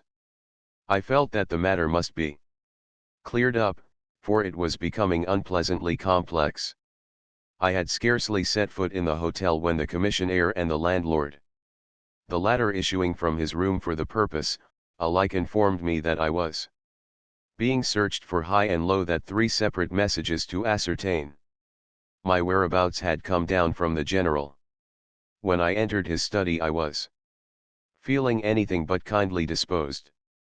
I found there the general himself, de Griers, and Mlle Blanche, but not Mlle's mother, who was a person whom her reputed daughter used only for show purposes, since in all matters of business the daughter fended for herself, and it is unlikely that the mother knew anything about them. Some very heated discussion was in progress, and meanwhile the door of the study was open, an unprecedented circumstance. As I approached the portals, I could hear loud voices raised, for mingled with the pert, venomous accents of de Griers were Mlle Blanche's excited, impudently abusive tongue and the general's plaintive wail as, apparently, he sought to justify himself in something. But on my appearance every one stopped speaking, and tried to put a better face upon matters. De Griers smoothed his hair, and twisted his angry face into a smile, into the mean, studiedly polite French smile which I so detested, while the downcast, perplexed general assumed an air of dignity, though only in a mechanical way. On the other hand, Mlle Blanche did not trouble to conceal the wrath that was sparkling in her countenance, but bent her gaze upon me with an air of impatient expectancy. I may remark that hitherto she had treated me with absolute superciliousness, and, so far from answering my salutations, had always ignored them. Alexis Ivanovitch, began the general in a tone of affectionate upbraiding, may I say to you that I find it strange, exceedingly strange, that in short, your conduct towards myself and my family, in a word, your are extremely et cens passe, interrupted de Griers in a tone of impatience and contempt. Evidently he was the ruling spirit of the conclave. Mon cher monsieur, notre general se trompe. What he means to say is that he warns you, he begs of you most earnestly not to ruin him. I use the expression because... Why? Why? I interjected. Because you have taken upon yourself to act as guide to this, how shall I express it, to this old lady, cette pauvre, terrible vieille. But she will only gamble away all that she has gamble it away like thistledown. You yourself have seen her play. Once she has acquired the taste for gambling, she will never leave the roulette table, but, of sheer perversity and temper, will stake her all, and lose it. In cases such as hers a gambler can never be torn away from the game, and then And then, asseverated the general, you will have ruined my whole family. I and my family are her heirs, for she has no nearer relatives than ourselves. I tell you frankly that my affairs are in very great disorder, how much they are so you yourself are partially aware. If she should lose a large sum, or, maybe, her whole fortune, what will become of us, of my children? Here the general exchanged a glance with de Griers, or of me. Here he looked at Mlle Blanche, who turned her head contemptuously away. Alexis Ivanovitch, I beg of you to save us. Tell me, General, how am I to do so? On what footing do I stand here? Refuse to take her about. Simply leave her alone. But she would soon find someone else to take my place. Cen est possible, again interrupted de Griers. Que diable. Do not leave her alone so much as advise her. Persuade her, draw her away. In any case do not let her gamble, find her some counter-attraction. And how am I to do that? If only you would undertake the task, Monsieur de Griers. I said this last as innocently as possible, but at once saw a rapid glance of excited interrogation pass from Mlle Blanche to de Griers, while in the face of the latter also there gleamed something which he could not repress. Well, at the present moment she would refuse to accept my services, said he with a gesture. But if, later. Here he gave Mlle Blanche another glance which was full of meaning, whereupon she advanced towards me with a bewitching smile, and seized and pressed my hands. Devil take it, but how that devilish visage of hers could change. At the present moment it was a visage full of supplication, and as gentle in its expression as that of a smiling, roguish infant. Stealthily, she drew me apart from the rest as though the more completely to separate me from them, and though no harm came of her doing so, for it was merely a stupid manoeuvre, and no more, I found the situation very unpleasant. The general hastened to lend her his support. Alexis Ivanovitch, he began, pray pardon me for having said what I did just now, for having said more than I meant to do. I beg and beseech you, I kiss the hem of your garment, as our Russian saying has it. For you, and only you, can save us. I and Mlle de Cummings, we all of us beg of you, but you understand, do you not? Surely you understand, and with his eyes he indicated Mlle Blanche. Truly he was cutting a pitiful figure. At this moment 3 low, respectful knocks sounded at the door, which, on being opened, revealed a chambermaid, with Potapych behind her, come from the grandmother to request that I should attend her in her rooms. She is in a bad humor, added Potapych. The time was 3:30. My mistress was unable to sleep, explained Potapych, so after tossing about for a while, she suddenly rose, called for her chair, and sent me to look for you. She is now in the veranda.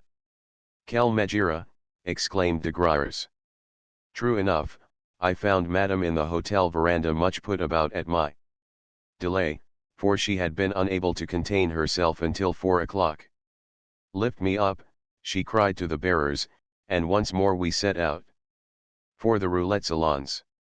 12. The grandmother was in an impatient, irritable frame of mind. Without doubt the roulette had turned her head, for she appeared to be indifferent to everything else, and, in general, seemed much distraught. For instance, she asked me no questions about objects en route, except that, when a sumptuous barouche passed us and raised a cloud of dust, she lifted her hand for a moment, and inquired, what was that? Yet even then she did not appear to hear my reply, although at times her abstraction was interrupted by sallies and fits of sharp, impatient fidgeting. Again, when I pointed out to her the Baron and Baroness Bermergelm walking to the casino, she merely looked at them in an absent-minded sort of way, and said with complete indifference, "Ah." Then, turning sharply to Potapych and Martha, who were walking behind us, she rapped out, "Why have you attached yourselves to the party?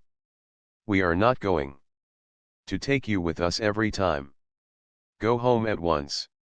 Then, when the servants had pulled hasty bows and departed, she added to me, "You are all the escort I need." At the casino the grandmother seemed to be expected, for no time was lost in procuring her former place beside the croupier. It is my opinion that though croupiers seem such ordinary, humdrum officials, men who care nothing whether the bank wins or loses, they are, in reality, anything but indifferent to the bank's losing, and are given instructions to attract players, and to keep a watch over the bank's interests, as also, that for such services, these officials are awarded prizes and premiums. At all events, the croupiers of Roulettenberg seemed to look upon the grandmother as their lawful prey, whereafter there befell what our party had foretold. It happened thus. As soon as ever we arrived, the grandmother ordered me to stake 10 golden pieces in succession upon 0. Once, twice, and thrice I did so. Yet 0 never turned up. "Stake again," said the old lady with an impatient nudge of my elbow, and I obeyed. "How many times have we lost?" she inquired, actually grinding her teeth in her excitement. "We have lost 144 10 golden pieces, I replied. "I tell you, madam, that 0 may not turn up until nightfall." "Never mind," she interrupted. "Keep on staking upon 0. And also stake 1,000 gulden upon rouge. Here is a banknote with which to do so." The red turned up, but 0 missed again, and we only got our 1,000 gulden back. "But you see," whispered the old lady. "We have now recovered almost all that we staked. Try 0 again. Let us do so another 10 times, and then leave off." By the 5th round, however, the grandmother was weary of the scheme. "To the devil with that 0, she exclaimed. "Stake 4,000 gulden upon the red." "But, madam, that will be so much to venture," I remonstrated. "Suppose the red should not turn up?" The grandmother almost struck me in her excitement. Her agitation was rapidly making her quarrelsome. Consequently, there was nothing for it but to stake the whole 4,000 gulden as she had directed. The wheel revolved while the grandmother sat as bolt upright, and with as proud and quiet a mien, as though she had not the least doubt of winning. 0, cried the croupier. At first the old lady failed to understand the situation, but, as soon as she saw the croupier raking in her 4,000 gulden, together with everything else that happened to be lying on the table, and recognized that the 0 which had been so long turning up, and on which we had lost nearly 210 golden pieces, had at length, as though of set purpose, made a sudden reappearance, why, the poor old lady fell to cursing it, and to throwing herself about, and wailing and gesticulating at the company at large. Indeed, some people in our vicinity actually burst out laughing. To think that that accursed 0 should have turned up. Now, she sobbed. The accursed thing. And, it is all your fault, she added, rounding upon me in a frenzy. It was you who persuaded me to cease staking upon it. But, madam, I only explain the game to you. How am I to answer for every mischance which may occur in it? You and your mischances, she whispered threateningly. Go away at once. Farewell, then, madam. And I turned to depart. No, stay, she put in hastily. Where are you going to? Why should you leave me? You fool. No, no. Stay here. It is I who was the fool. Tell me what I ought to do. I cannot take it upon myself to advise you, for you will only blame me. If I do so, play at your own discretion. Say exactly what you wish staked, and I will stake it. Very well. Stake another 4,000 gulden upon the red. Take this banknote to do it with. I have still got 20,000 rubles in actual cash. But, I whispered, such a quantity of money. Never mind. I cannot rest until I have won back my losses. Stake. I staked, and we lost. Stake again 8,000 at a stroke. I cannot, madam. The largest stake allowed is 4,000 gulden. Well, then, stake 4,000. This time we won, and the grandmother recovered herself a little. You see, she exclaimed as she nudged me. Stake. Another 4,000. I did so, and lost. Again, and yet again, we lost. Madam, your 12,000 gulden are now gone, at length I reported. I see they are, she replied with, as it were, the calmness of despair. I see they are, she muttered again as she gazed straight in front of her, like a person lost in thought. Ah well, I do not mean to rest until I have staked another 4,000. But you have no money with which to do it, madam. In this satchel I can see only a few 5% bonds and some transfers, no actual cash. And in the purse, a mere trifle. But there is a money changer's office here, is there not? They told me I should be able to get any sort of paper security changed. Quite so, to any amount you please. But you will lose on the transaction. What would frighten even a Jew? Rubbish. I am determined to retrieve my losses. Take me away, and call those fools of bearers. I wheeled the chair out of the throng, and, the bearers making their appearance, we left the casino. Hurry, hurry, commanded the grandmother. Show me the nearest way to the money changers. Is it far? A couple of steps, madam. At the turning from the square into the avenue we came face to face with the whole of our party, the General, de Griers, Mlle Blanche, and her mother. Only Paulina and Mr. Astley were absent.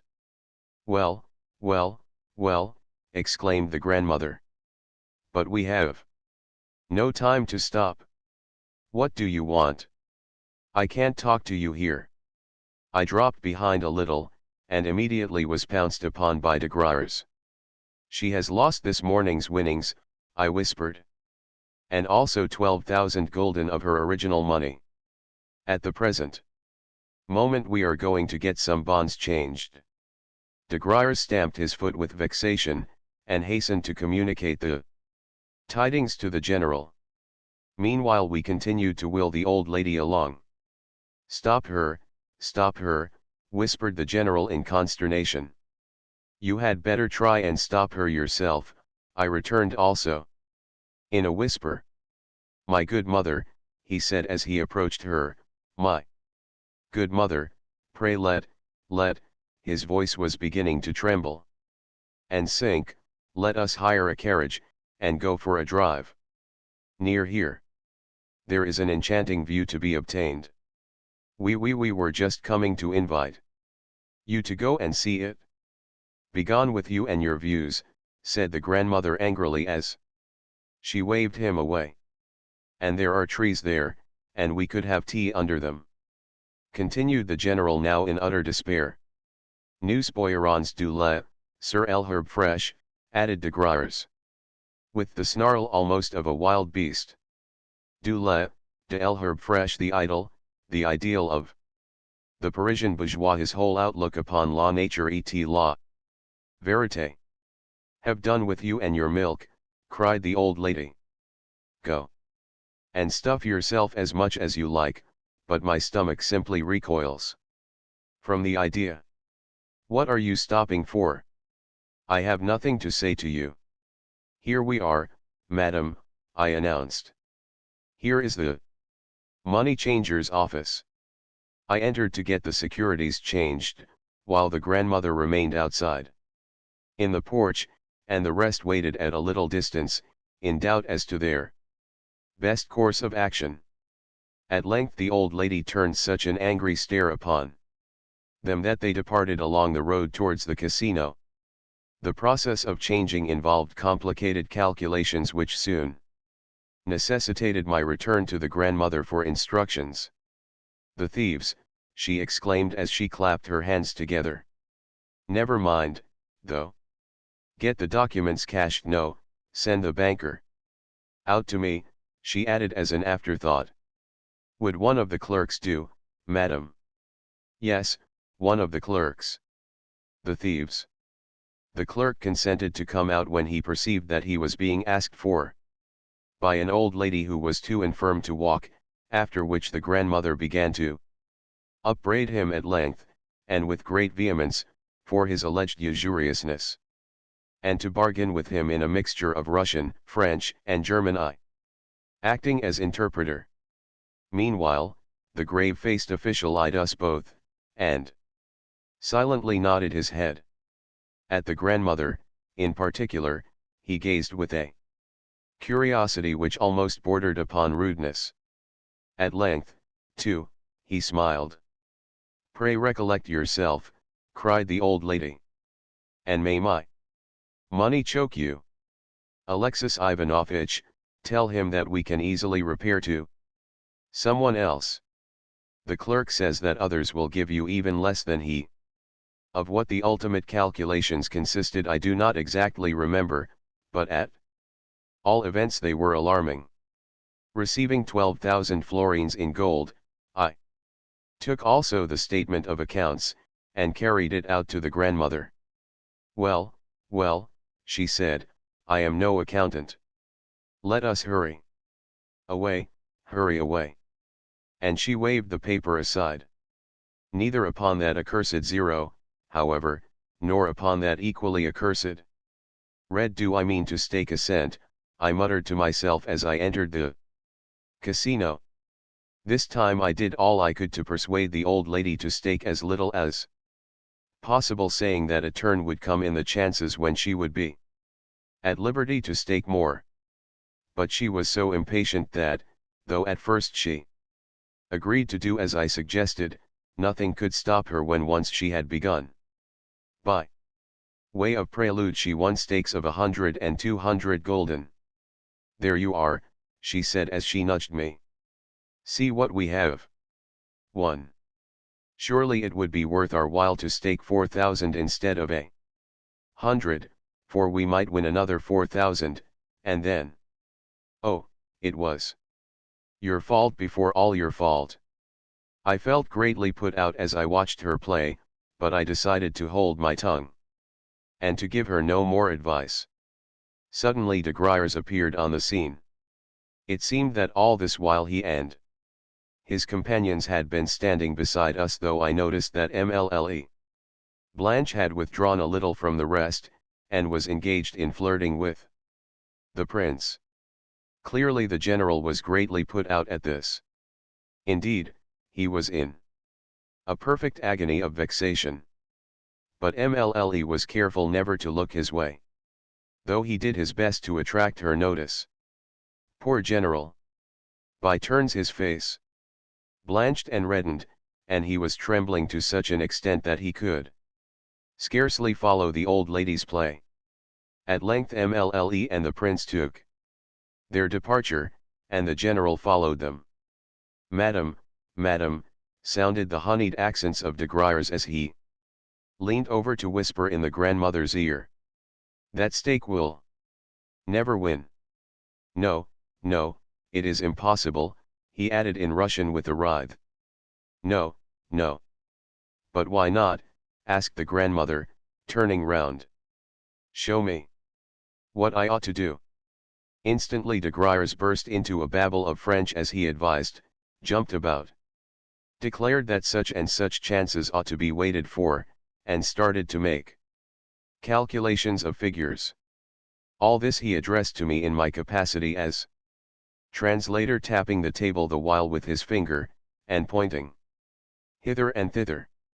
At length he seized a pencil, and began to reckon sums on paper until he had exhausted the grandmother's patience. Away with you, she interrupted. You talk sheer nonsense. For, though you keep on saying madam, madam, you haven't the least notion what ought to be done. Away with you, I say. Mais, madam, cooed de Griers, and straightway started afresh with his fussy instructions. Stake just once, as he advises, the grandmother said to me, and then we shall see what we shall see. Of course, his stake might win. As a matter of fact, de Griers' one object was to distract the old lady from staking large sums, wherefore, he now suggested to her that she should stake upon certain numbers, singly and in groups. Consequently, in accordance with his instructions, I staked a 10 gulden piece upon several odd numbers in the first 20, and 5 10 gulden pieces upon certain groups of numbers, groups of from 12 to 18, and from 18 to 24. The total staked amounted to 160 gulden. The wheel revolved. 0, cried the croupier. We had lost it all. The fool, cried the old lady as she turned upon de Griers. You infernal Frenchman, to think that you should advise. Away with you. Though you fuss and fuss, you don't even know what you're talking about. Deeply offended, de Griers shrugged his shoulders, favored the grandmother with a look of contempt, and departed. For some time past he had been feeling ashamed of being seen in such company, and this had proved the last straw. An hour later we had lost everything in hand. Home, cried the grandmother. Not until we had turned into the avenue did she utter a word, but from that point onwards, until we arrived at the hotel, she kept venting exclamations of, "What a fool I am! What a silly old fool I am, to be sure!" Arrived at the hotel, she called for tea, and then gave orders for her luggage to be packed. "We are off again," she announced. "But whither, madam?" inquired Martha. "What business is that of yours? Let the cricket stick to its hearth too. Potapych, have everything packed, for we are returning to Moscow at once. I have fooled away 15,000 rubles. 2. The Russian form of mind your own business. 15,000 rubles, good mistress? My God!" And Potapych spat upon his hands, probably to show that he was ready to serve her in any way he could. "Now then, you fool! At once you begin with your weeping and wailing.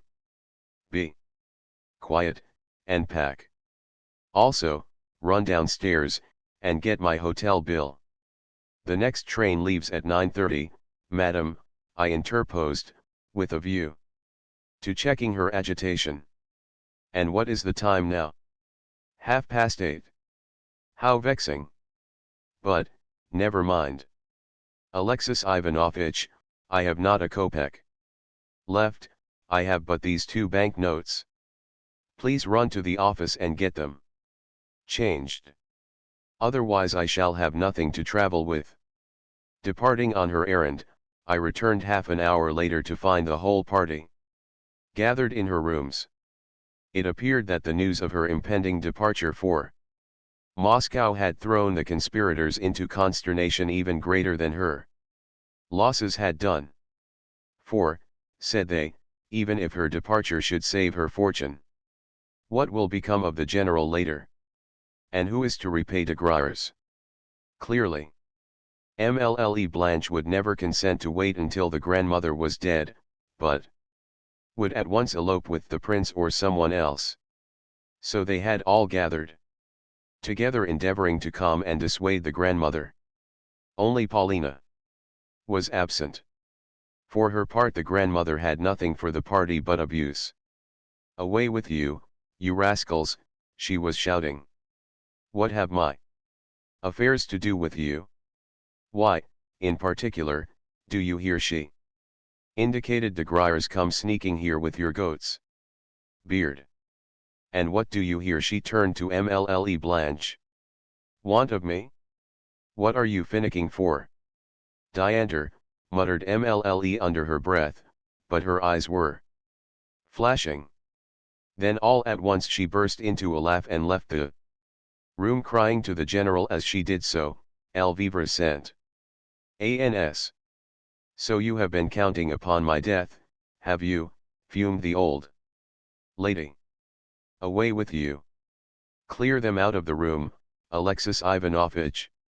What business is it of theirs? It is not their money that I have been squandering, but my own." The general shrugged his shoulders, bowed, and withdrew, with de Griers behind him. "Call Praskovia," commanded the grandmother, and in 5 minutes Martha reappeared with Paulina, who had been sitting with the children in her own room, having purposely determined not to leave it that day. Her face looked grave and careworn. "Praskovia," began the grandmother, "is what I have just heard through a side wind true, namely, that this fool of a stepfather of yours is going to marry that silly whirligig of a French woman, that actress, or something worse? Tell me, is it true?" "I do not know for certain, grandmamma," replied Paulina. "But from Mlle Blanche's account, for she does not appear to think it necessary to conceal anything, I conclude that—" "You need not say any more," interrupted the grandmother energetically. "I understand the situation. I always thought we should get something like this from him, for I always looked upon him as a futile, frivolous fellow who gave himself unconscionable airs on the fact of his being a general, though he only became one because he retired as a colonel. Yes, I know all about the sending of the telegrams to inquire whether the old woman is likely to turn up her toes soon. Ah, they were looking for the legacies. Without money, that wretched woman, what is her name, oh, de Cummings, would never dream of accepting the general and his false teeth, no, not even for him to be her lackey, since she herself, they say, possesses a pile of money, and lends it on interest, and makes a good thing out of it. However, it is not you, Praskovia, that I am blaming. It was not you who sent those telegrams. Nor, for that matter, do I wish to recall old scores. True, I know that you are a vixen by nature, that you are a wasp which will sting one if one touches it, yet, my heart is sore for you, for I loved your mother, Katerina. Now, will you leave everything here, and come away with me? Otherwise, I do not know what is to become of you, and it is not right that you should continue living with these people." "Nay," she interposed, the moment that Paulina attempted to speak, "I have not yet finished. I ask of you nothing in return. My house in Moscow is, as you know, large enough for a palace, and you could occupy a whole floor of it if you liked, and keep away from me for weeks together. Will you come with me, or will you not?" "First of all, let me ask of you," replied Paulina, "whether you are intending to depart at once." "What? You suppose me to be jesting? I have said that I am going, and I am going. Today I have squandered 15,000 rubles at that accursed roulette of yours, and though, 5 years ago, I promised the people of a certain suburb of Moscow to build them a stone church in place of a wooden one. I have been fooling away my money here. However, I am going back now to build my church. But what about the waters, Grandmama? Surely you came here to take the waters. You and your waters. Do not anger me, Praskovia. Surely you are trying to say, then, will you, or will you not, come with me? Grandmama, Paulina replied with deep feeling, I am very, very grateful to you for the shelter which you have so kindly offered me. Also, to a certain extent you have guessed my position aright, and I am beholden to you to such an extent that it may be that I will come and live with you. And that very soon, yet there are important reasons why I cannot make up my mind just yet. If you would let me have, say, a couple of weeks to decide. You mean that you are not coming? I mean only that I cannot come just yet. At all events, I could not well leave my little brother and sister here, since if I were to leave them they would be abandoned altogether. But if, Grandmama, you would take the little ones and myself, then, of course, I could come with you. And would do all I could to serve you, this she said with great earnestness. Only, without the little ones I cannot come. Do not make a fuss. As a matter of fact, Paulina never at any time either fussed or wept. The great foster father 3 can find for all his chicks a place. You are not coming without the children? But see here, Praskovia. I wish you well, and nothing but well, yet I have divined the reason why you will not come. Yes, I know all, Praskovia. That Frenchmen will never bring you good of any sort. 3. Translated literally the great poulterer. Paulina colored hotly, and even I started. For, thought I to myself, everyone seems to know about that affair. Or perhaps I am the only one who does not know about it? Now, do not frown, continued the grandmother. But I do not intend to slur things over. You will take care that no harm befalls you. Will you not? For you are a girl of sense, and I am sorry for you. I regard you in a different light to the rest of them. And now, please, leave me. Goodbye. But let me stay with you a little longer, said Paulina. No, replied the other, you need not. Do not bother me, for you and all of them have tired me out. Yet when Paulina tried to kiss the grandmother's hand, the old lady withdrew it, and herself kissed the girl on the cheek. As she passed me, Paulina gave me a momentary glance, and then as swiftly averted her eyes.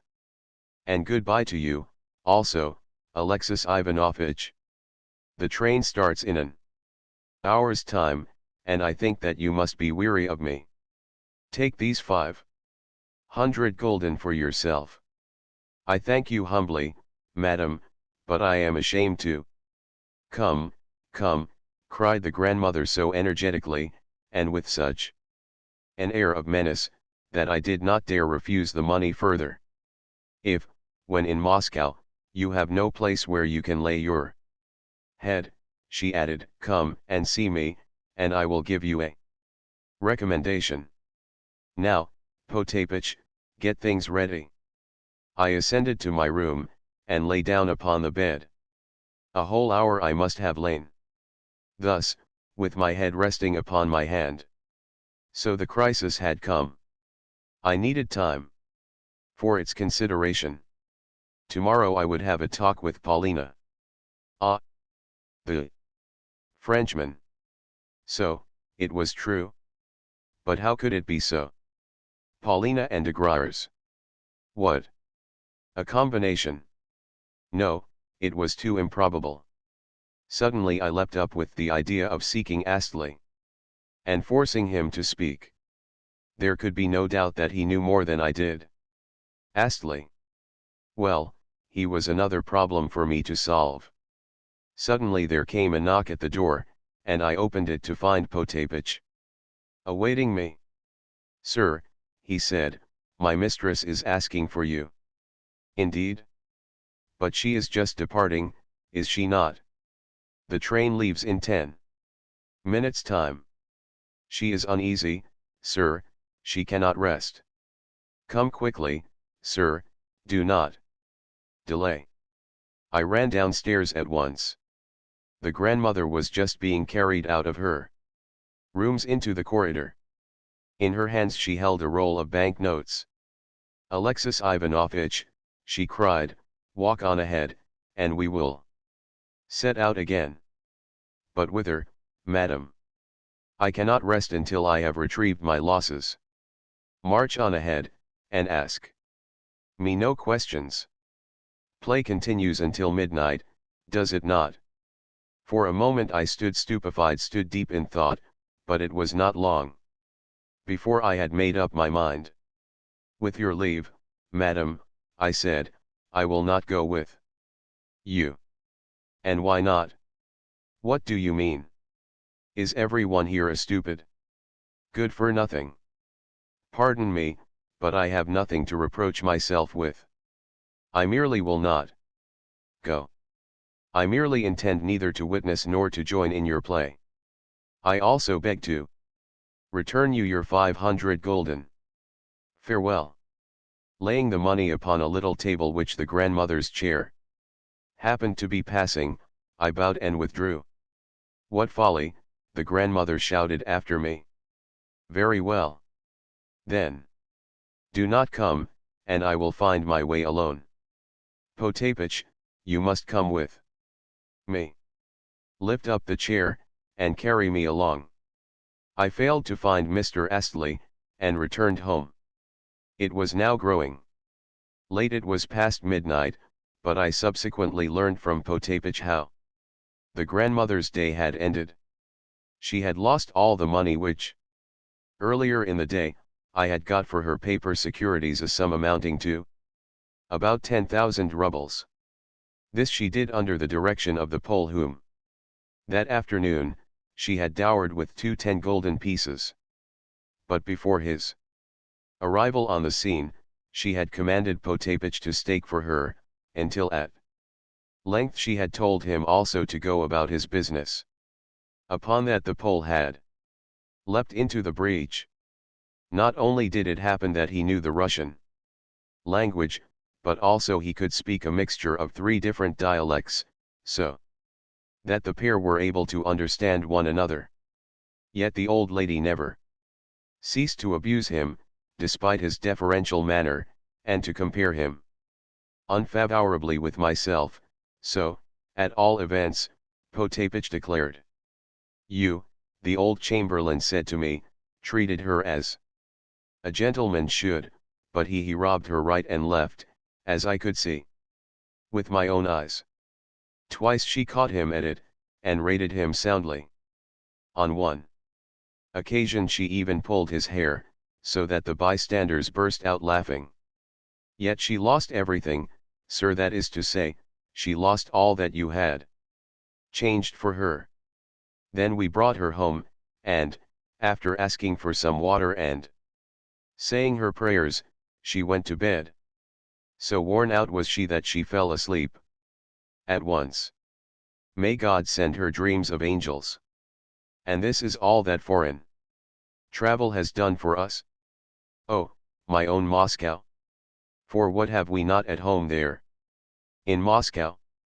Such a garden and flowers as you could never see here, and fresh air, and apple trees coming into blossom, and a beautiful view to look upon. Ah, but what must she do but go travelling abroad? Alack, alack! 13. Almost a month has passed since I last touched these notes which I began under the influence of impressions at once poignant and disordered. The crisis which I then felt to be approaching has now arrived, but in a form 100 times more extensive and unexpected than I had looked for. To me it all seems strange, uncouth, and tragic. Certain occurrences have befallen me which border upon the marvelous. At all events, that is how I view them. I view them. So in one regard at least. I refer to the whirlpool of events in which, at the time, I was revolving. But the most curious feature of all is my relation to those events, for hitherto I had never clearly understood myself. Yet now the actual crisis has passed away like a dream. Even my passion for Paulina is dead. Was it ever so strong and genuine as I thought? If so, what has become of it now? At times I fancy that I must be mad, that somewhere I am sitting in a madhouse, that these events have merely seemed to happen, that still they merely seem to be happening. I have been arranging and reperusing my notes, perhaps for the purpose of convincing myself that I am not in a madhouse. At present I am lonely and alone. Autumn is coming already, it is mellowing the leaves, and, as I sit brooding in this melancholy little town, and how melancholy the little towns of Germany can be, I find myself taking no thought for the future, but living under the influence of passing moods, and of my recollections of the tempest, which recently drew me into its vortex, and then cast me out again. At times I seem still to be caught within that vortex. At times, the tempest seems once more to be gathering, and, as it passes overhead, to be wrapping me in its folds, until I have lost my sense of order and reality, and continue whirling and whirling around. Yet, it may be that I shall be able to stop myself from revolving if once I can succeed in rendering myself an exact account of what has happened within the month just past. Somehow I feel drawn towards the pen. On many and many an evening I have had nothing else in the world to do. But, curiously enough, of late I have taken to amusing myself with the works of M. Paul de Kock, which I read in German translations obtained from a wretched local library. These works I cannot abide, yet I read them, and find myself marveling that I should be doing so. Somehow I seem to be afraid of any serious book, afraid of permitting any serious preoccupation to break the spell of the passing moment. So dear to me is the formless dream of which I have spoken, so dear to me are the impressions which it has left behind it, that I fear to touch the vision with anything new, lest it should dissolve in smoke. But is it so dear to me? Yes, it is dear to me, and will ever be fresh in my recollections even 40 years hence. So let me write of it, but only partially, and in a more abridged form than my full impressions might warrant. First of all, let me conclude the history of the grandmother. Next day she lost every gulden that she possessed. Things were bound to happen so, for persons of her type who have once entered upon that road descended with ever-increasing rapidity, even as a sledge descends a toboggan slide. All day until 8 o'clock that evening did she play, and, though I personally did not witness her exploits, I learned of them later through report. All that day Potapitch remained in attendance upon her, but the Poles who directed her play she changed more than once. As a beginning she dismissed her Pole of the previous day, the Pole whose hair she had pulled, and took to herself another one, but the latter proved worse even than the former, and incurred dismissal in favor of the first Pole, who, during the time of his unemployment, had nevertheless hovered around the grandmother's chair, and from time to time obtruded his head over her shoulder. At length the old lady became desperate, for the second Pole, when dismissed, imitated his predecessor by declining to go away, with the result that one Pole remained standing on the right of the victim, and the other on her left, from which vantage points the pair quarreled, abused each other concerning the stakes and rounds, and exchanged the epithet Ladak for and other Polish terms of endearment. Finally, they effected a mutual reconciliation, and, tossing the money about anyhow, played simply at random. Once more quarreling, each of them staked money on his own side of the grandmother's chair, for instance, the one Pole staked upon the red, and the other one upon the black, until they had so confused and browbeaten the old lady that, nearly weeping, she was forced to appeal to the head croupier for protection, and to have the two Poles expelled. No time was lost in this being done, despite the rascals' cries and protestations that the old lady was in their debt, that she had cheated them, and that her general behavior had been mean and dishonorable. The same evening the unfortunate Potapych related the story to me with tears, complaining that the two men had filled their pockets with money. He himself had seen them do it, which had been shamelessly pilfered from his mistress. For instance, one Pole demanded of the grandmother 50 gulden for his trouble, and then staked the money by the side of her stake. She happened to win, whereupon he cried out that the winning stake was his, and hers the loser.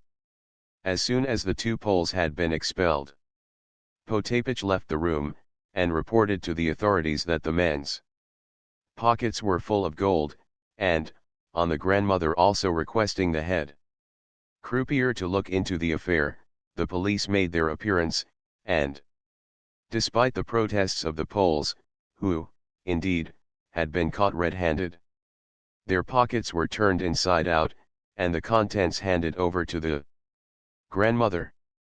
In fact, in view of the circumstance that she lost all day, the croupiers and other authorities of the casino showed her every attention, and, on her fame spreading through the town, visitors of every nationality, even the most knowing of them, the most distinguished, crowded to get a glimpse of La Vieille Comtesse Russe, Tom B. and Enfants, who had lost so many millions.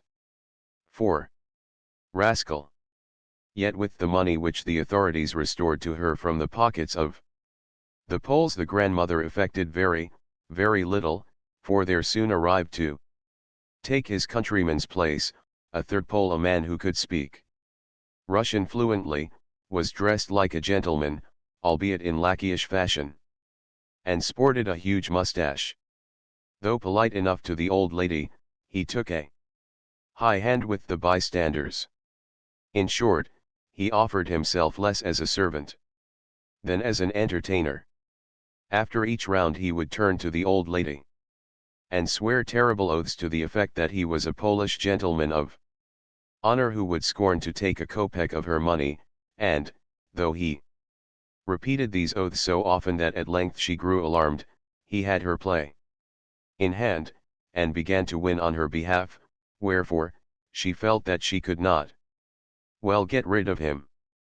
An hour later the two Poles who, earlier in the day, had been expelled from the casino, made a reappearance behind the old lady's chair, and renewed their offers of service, even if it were only to be sent on messages, but from Potapych I subsequently had it that between these rascals and the said gentleman of honor there passed a wink, as well as that the latter put something into their hands.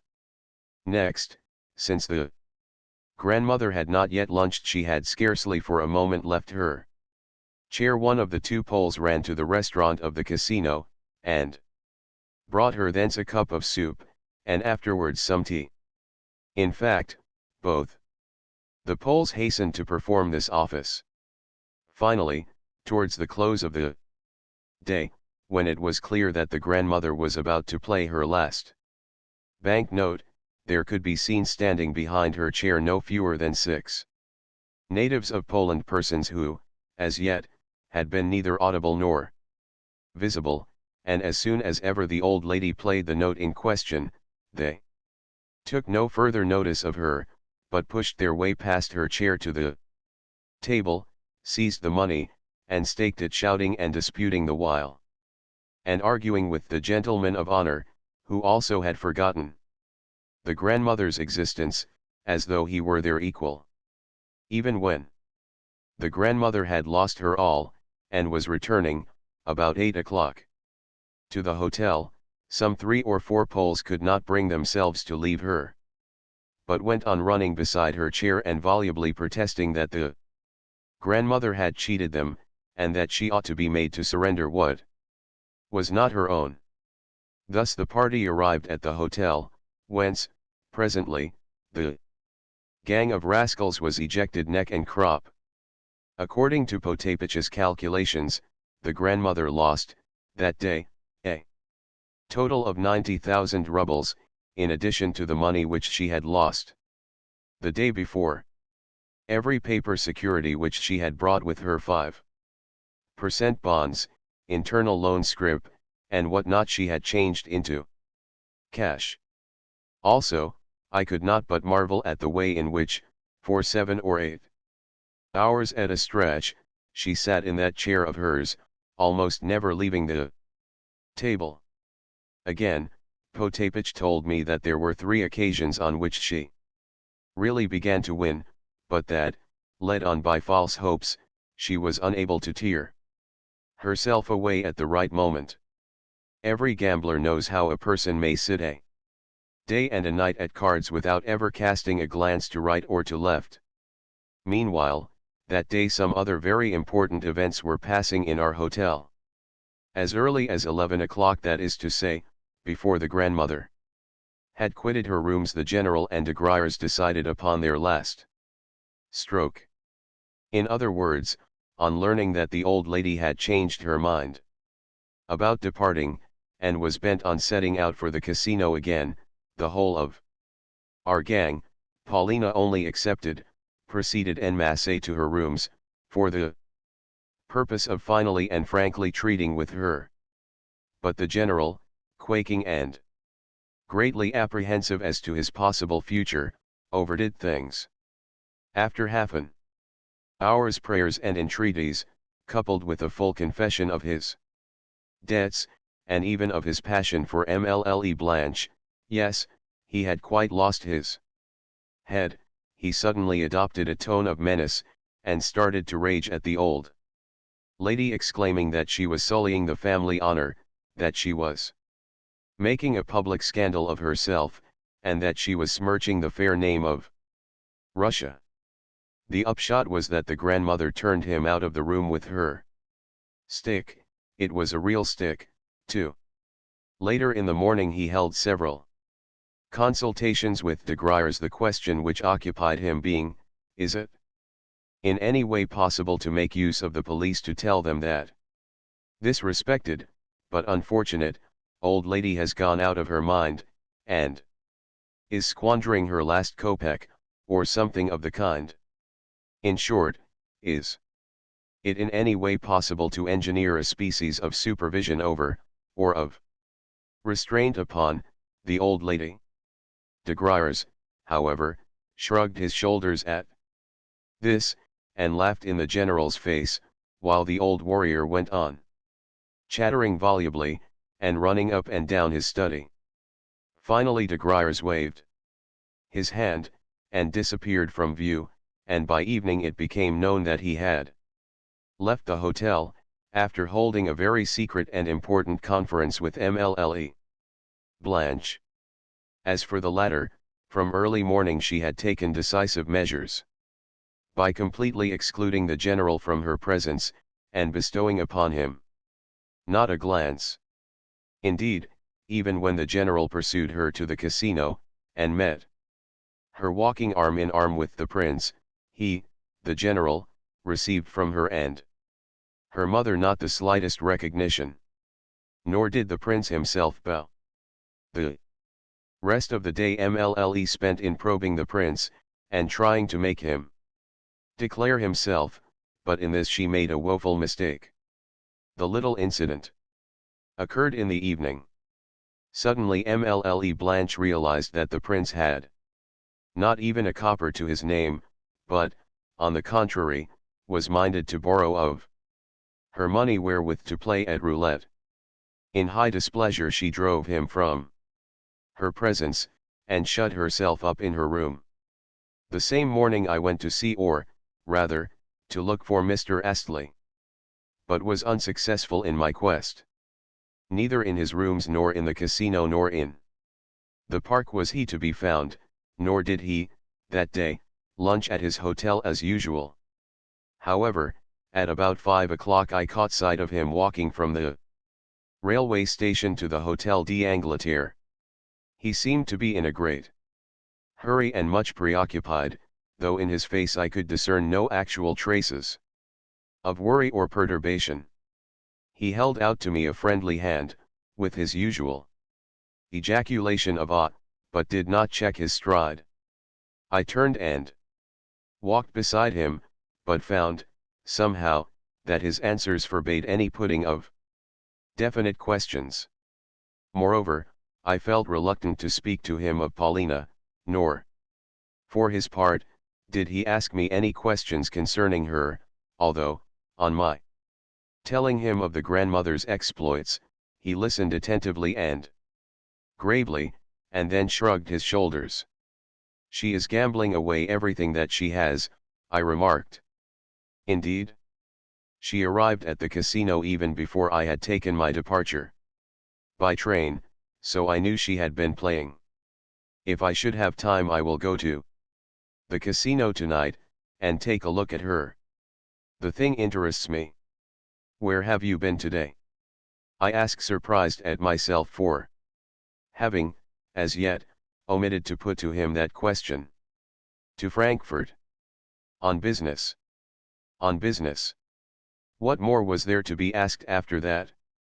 I accompanied him until, as we drew level with the Hotel de Cotter Saisons, he suddenly nodded to me and disappeared. For myself, I returned home, and came to the conclusion that, even had I met him at 2 o'clock in the afternoon, I should have learnt no more from him than I had done at 5 o'clock, for the reason that I had no definite question to ask. It was bound to have been so. For me to formulate the query which I really wished to put was a simple impossibility. Paulina spent the whole of that day either in walking about the park with the nurse and children or in sitting in her own room. For a long while past she had avoided the general and had scarcely had a word to say to him, scarcely a word. I mean, on any serious topic. Yes, that I had noticed. Still, even though I was aware of the position in which the general was placed, it had never occurred to me that he would have any reason to avoid her, or to trouble her with family explanations. Indeed, when I was returning to the hotel, after my conversation with Astley, and chanced to meet Paulina and the children, I could see that her face was as calm as though the family disturbances had never touched her. To my salute she responded with a slight bow, and I retired to my room in a very bad humor. Of course, since the affair with the Bermergelms I had exchanged not a word with Paulina, nor had with her any kind of intercourse. Yet I had been at my wit's end, for, as time went on, there was arising in me an ever-seething dissatisfaction. Even if she did not love me, she ought not to have trampled upon my feelings, nor to have accepted my confessions with such contempt. Seeing that she must have been aware that I loved her, of her own accord she had allowed me to tell her as much. Of course the situation between us had arisen in a curious manner. About 2 months ago, I had noticed that she had a desire to make me her friend, her confidant, that she was making trial of me for the purpose, but, for some reason or another, the desired result had never come about, and we had fallen into the present strange relations, which had led me to address her as I had done. At the same time, if my love was distasteful to her, why had she not forbidden me to speak of it to her? But she had not so forbidden me. On the contrary, there had been occasions when she had even invited me to speak. Of course, this might have been done out of sheer wantonness, for I well knew I had remarked it only too often that, after listening to what I had to say, and angering me almost beyond endurance, she loved suddenly to torture me with some fresh outburst of contempt and aloofness. Yet she must have known that I could not live without her. 3 days had elapsed since the affair with the Baron, and I could bear the severance no longer. When, that afternoon, I met her near the casino, my heart almost made me faint, it beat so violently. She too could not live without me, for had she not said that she had need of me? Or had that too been spoken in jest? That she had a secret of some kind there could be no doubt. What she had said to the grandmother had stabbed me to the heart.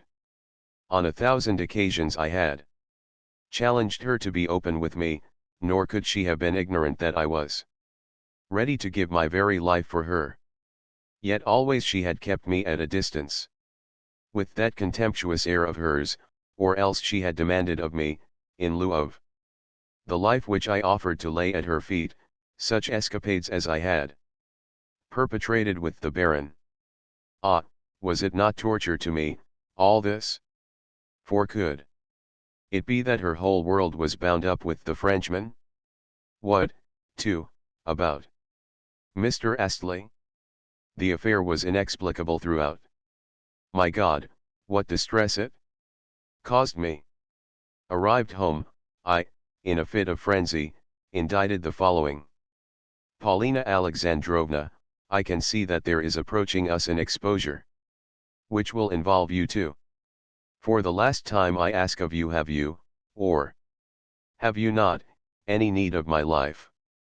If you have, then make such dispositions as you wish, and I shall always be discoverable in my room if required. If you have need of my life, write or send for me. I sealed the letter, and dispatched it by the hand of a corridor lackey, with orders to hand it to the addressee in person. Though I expected no answer. Scarcely 3 minutes had elapsed before the lackey returned with the compliments of a certain person. Next, about 7 o'clock, I was sent for by the general. I found him in his study, apparently preparing to go out again, for his hat and stick were lying on the sofa. When I entered he was standing in the middle of the room, his feet wide apart, and his head bent down. Also, he appeared to be talking to himself. But as soon as ever he saw me at the door he came towards me in such a curious manner that involuntarily I retreated a step, and was for leaving the room, whereupon he seized me by both hands, and, drawing me towards the sofa, and seating himself thereon, he forced me to sit down on a chair opposite him. Then, without letting go of my hands, he exclaimed with quivering lips and a sparkle of tears on his eyelashes: "Oh, Alexis Ivanovitch! Save me, save me! Have some mercy upon me!" For a long time I could not make out what he meant, although he kept talking and talking, and constantly repeating to himself, "Have mercy! Mercy!" At length, however, I divined that he was expecting me to give him something in the nature of advice, or, rather, that, deserted by every one, and overwhelmed with grief and apprehension, he had bethought himself of my existence, and sent for me to relieve his feelings by talking and talking and talking. In fact, he was in such a confused and despondent state of mind that, clasping his hands together, he actually went down upon his knees and begged me to go to Mlle Blanche, and beseech and advise her to return to him, and to accept him in marriage. "But, General," I exclaimed, "possibly Mlle Blanche has scarcely even remarked my existence. What could I do with her?" It was in vain that I protested, for he could understand nothing that was said to him. Next he started talking about the grandmother, but always in a disconnected sort of fashion, his one thought being to send for the police. "In Russia," said he, suddenly boiling over with indignation. Or in any well-ordered state where there exists a government, old women, like my mother, are placed under proper guardianship. Yes, my good sir. He went on, relapsing into a scolding tone as he leapt to his feet and started to pace the room. Do you not know this? He seemed to be addressing some imaginary auditor in the corner. Do you not know this, that in Russia old women like her are subjected to restraint? The devil take them. Again he threw himself down upon the sofa. A minute later, though sobbing and almost breathless, he managed to gasp out that Mlle Blanche had refused to marry him, for the reason that the grandmother had turned up in place of a telegram, and it was therefore clear that he had no inheritance to look for. Evidently, he supposed that I had hitherto been in entire ignorance of all this. Again, when I referred to de Griers, the general made a gesture of despair. He has gone away, he said, and everything which I possess is mortgaged to him. I stand stripped to my skin. Even of the money which you brought me from Paris, I know not if 700 francs be left. Of course that sum will do to go on with. But, as regards the future, I know nothing, I know nothing. Then how will you pay your hotel bill? I cried in consternation. And what shall you do afterwards? He looked at me vaguely, but it was clear that he had not understood, perhaps had not even heard my questions. Then I tried to get him to speak of Paulina and the children, but he only returned brief answers of yes, yes, and again started to maunder about the prince, and the likelihood of the latter marrying Mlle Blanche. What on earth am I to do? He concluded. What on earth am I to do? Is this not ingratitude? Is it not sheer ingratitude? And he burst into tears. Nothing could be done with such a man. Yet to leave him alone was dangerous. For something might happen to him. I withdrew from his rooms for a little while, but warned the nursemaid to keep an eye upon him, as well as exchanged a word with the corridor lackey, a very talkative fellow, who likewise promised to remain on the lookout. Hardly had I left the general, when Potapitch approached me with a summons from the grandmother. It was now 8 o'clock, and she had returned from the casino after finally losing all that she possessed. I found her sitting in her chair, much distressed and evidently fatigued. Presently Martha brought her up a cup of tea and forced her to drink it, yet, even then I could detect in the old lady's tone and manner a great change. Good evening, Alexis Ivanovitch, she said slowly, with her head drooping. Pardon me for disturbing you again. Yes, you must pardon an old woman like myself, for I have left behind me all that I possess, nearly 100,000 rubles. You did quite right in declining to come with me this evening. Now I am without money, without a single groat. But I must not delay a moment, I must leave by the 9:30 train. I have sent for that English friend of yours, and am going to beg of him 3,000 francs for a week. Please try and persuade him to think nothing of it, nor yet to refuse me, for I am still a rich woman who possesses 3 villages and a couple of mansions. Yes, the money shall be found, for I have not yet squandered everything. I tell you this in order that he may have no doubts about but here he is. Clearly he is a good fellow. True enough, Astley had come hotfoot on receiving the grandmother's appeal. Scarcely stopping even to reflect, and with scarcely a word, he counted out the 3,000 francs under a note of hand which she duly signed. Then, his business done, he bowed and lost no time in taking his departure. You too leave me, Alexis Ivanovitch, said the grandmother. All my bones are aching, and I still have an hour in which to rest. Do not be hard upon me, old fool that I am. Never again shall I blame young people for being frivolous. I should think it wrong even to blame that unhappy general of yours.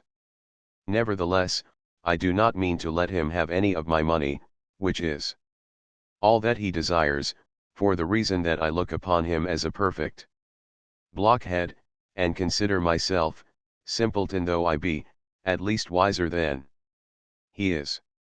How surely does God visit old age, and punish it for its presumption. Well, goodbye. Martha, come and lift me up.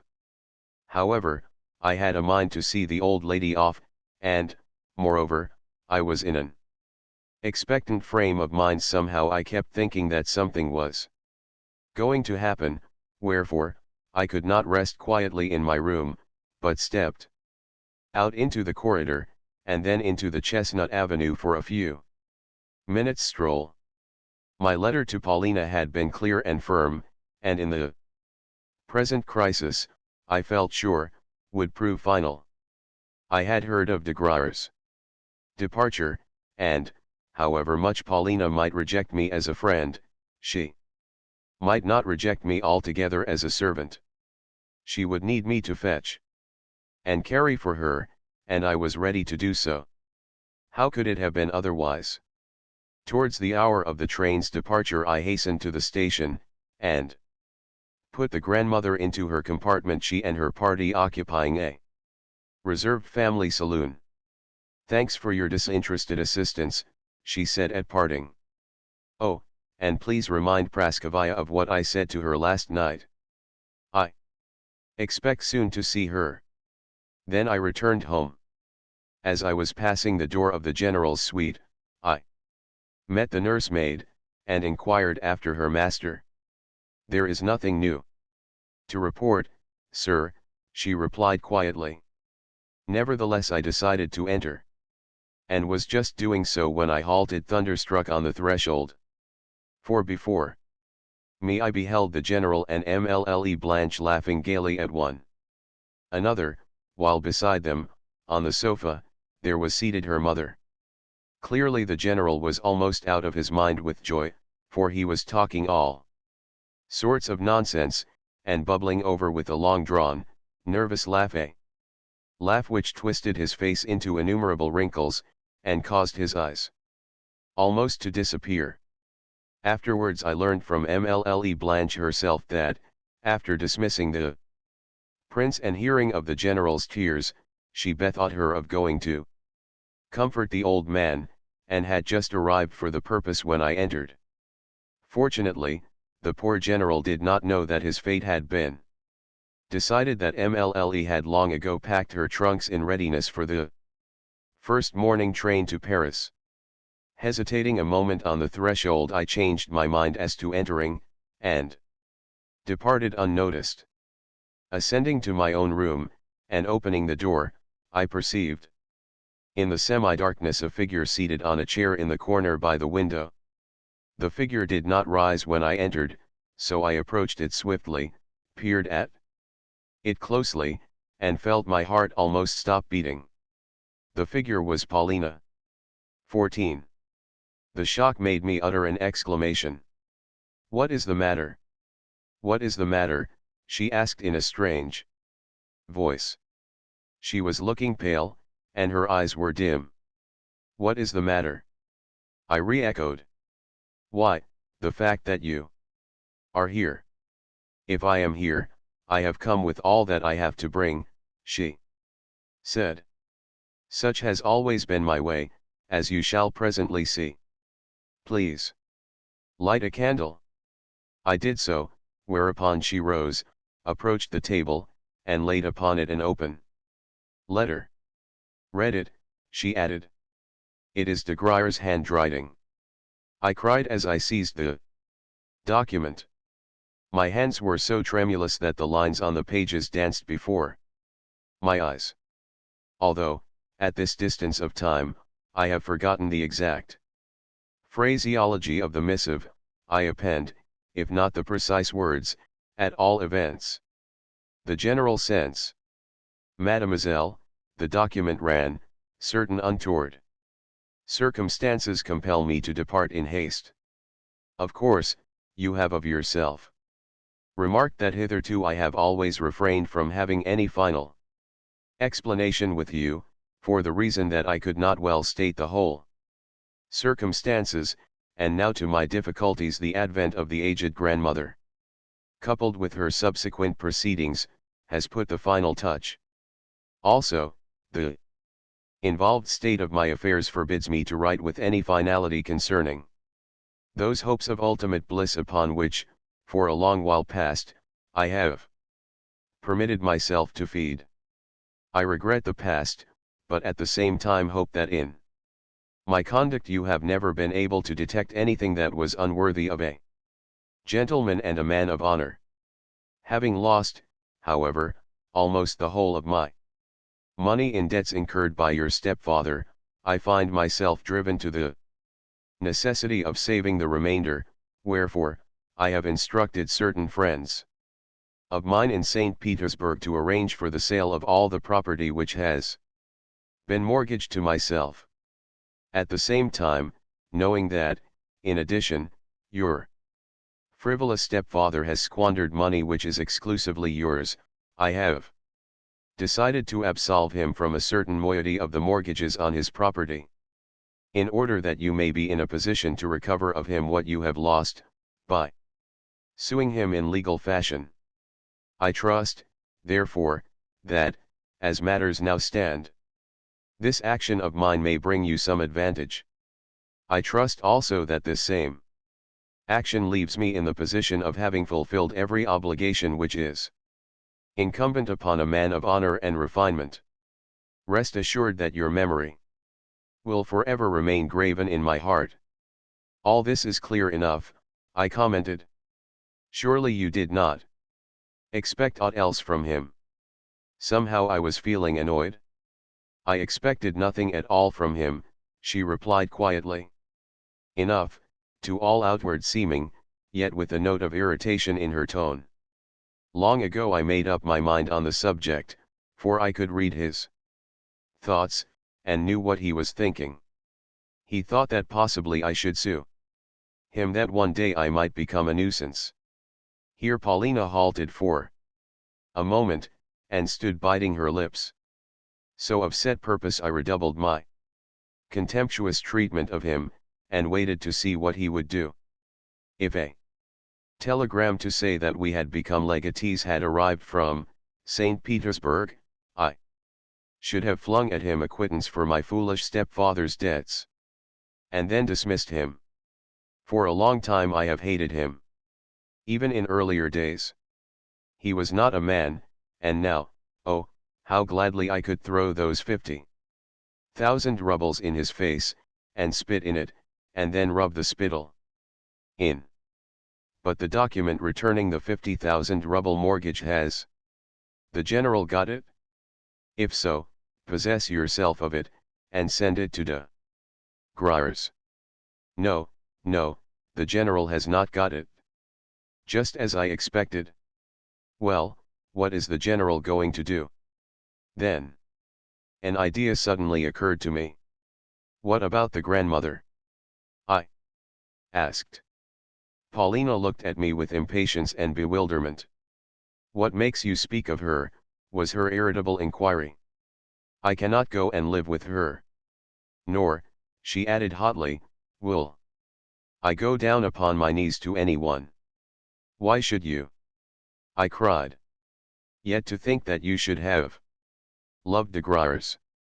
The villain, the villain. But I will kill him in a duel. Where is he now? In Frankfurt, where he will be staying for the next 3 days. Well, bid me do so, and I will go to him by the first train. Tomorrow, I exclaimed with enthusiasm. She smiled. If you were to do that, she said, he would merely tell you to be so good as first to return him the 50,000 francs. What, then, would be the use of having a quarrel with him? You talk sheer nonsense. I ground my teeth. The question, I went on, is how to raise the 50,000 francs. We cannot expect to find them lying about on the floor. Listen. What of Mr. Astley? Even as I spoke, a new and strange idea formed itself in my brain. Her eyes flashed fire. What, you yourself wish me to leave you for him, she cried. With a scornful look and a proud smile.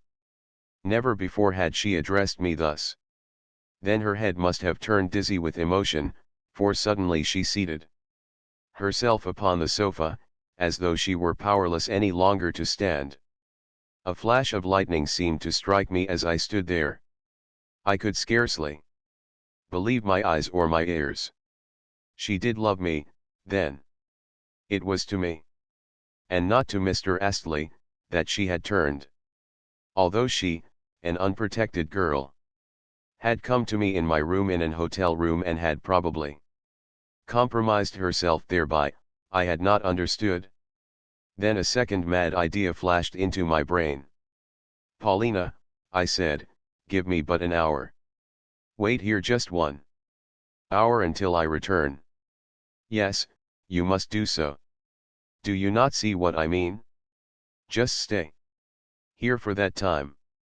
And I rushed from the room without so much as answering her look of inquiry. She called something after me, but I did not return. Sometimes it happens that the most insane thought, the most impossible conception, will become so fixed in one's head that at length one believes the thought or the conception to be reality.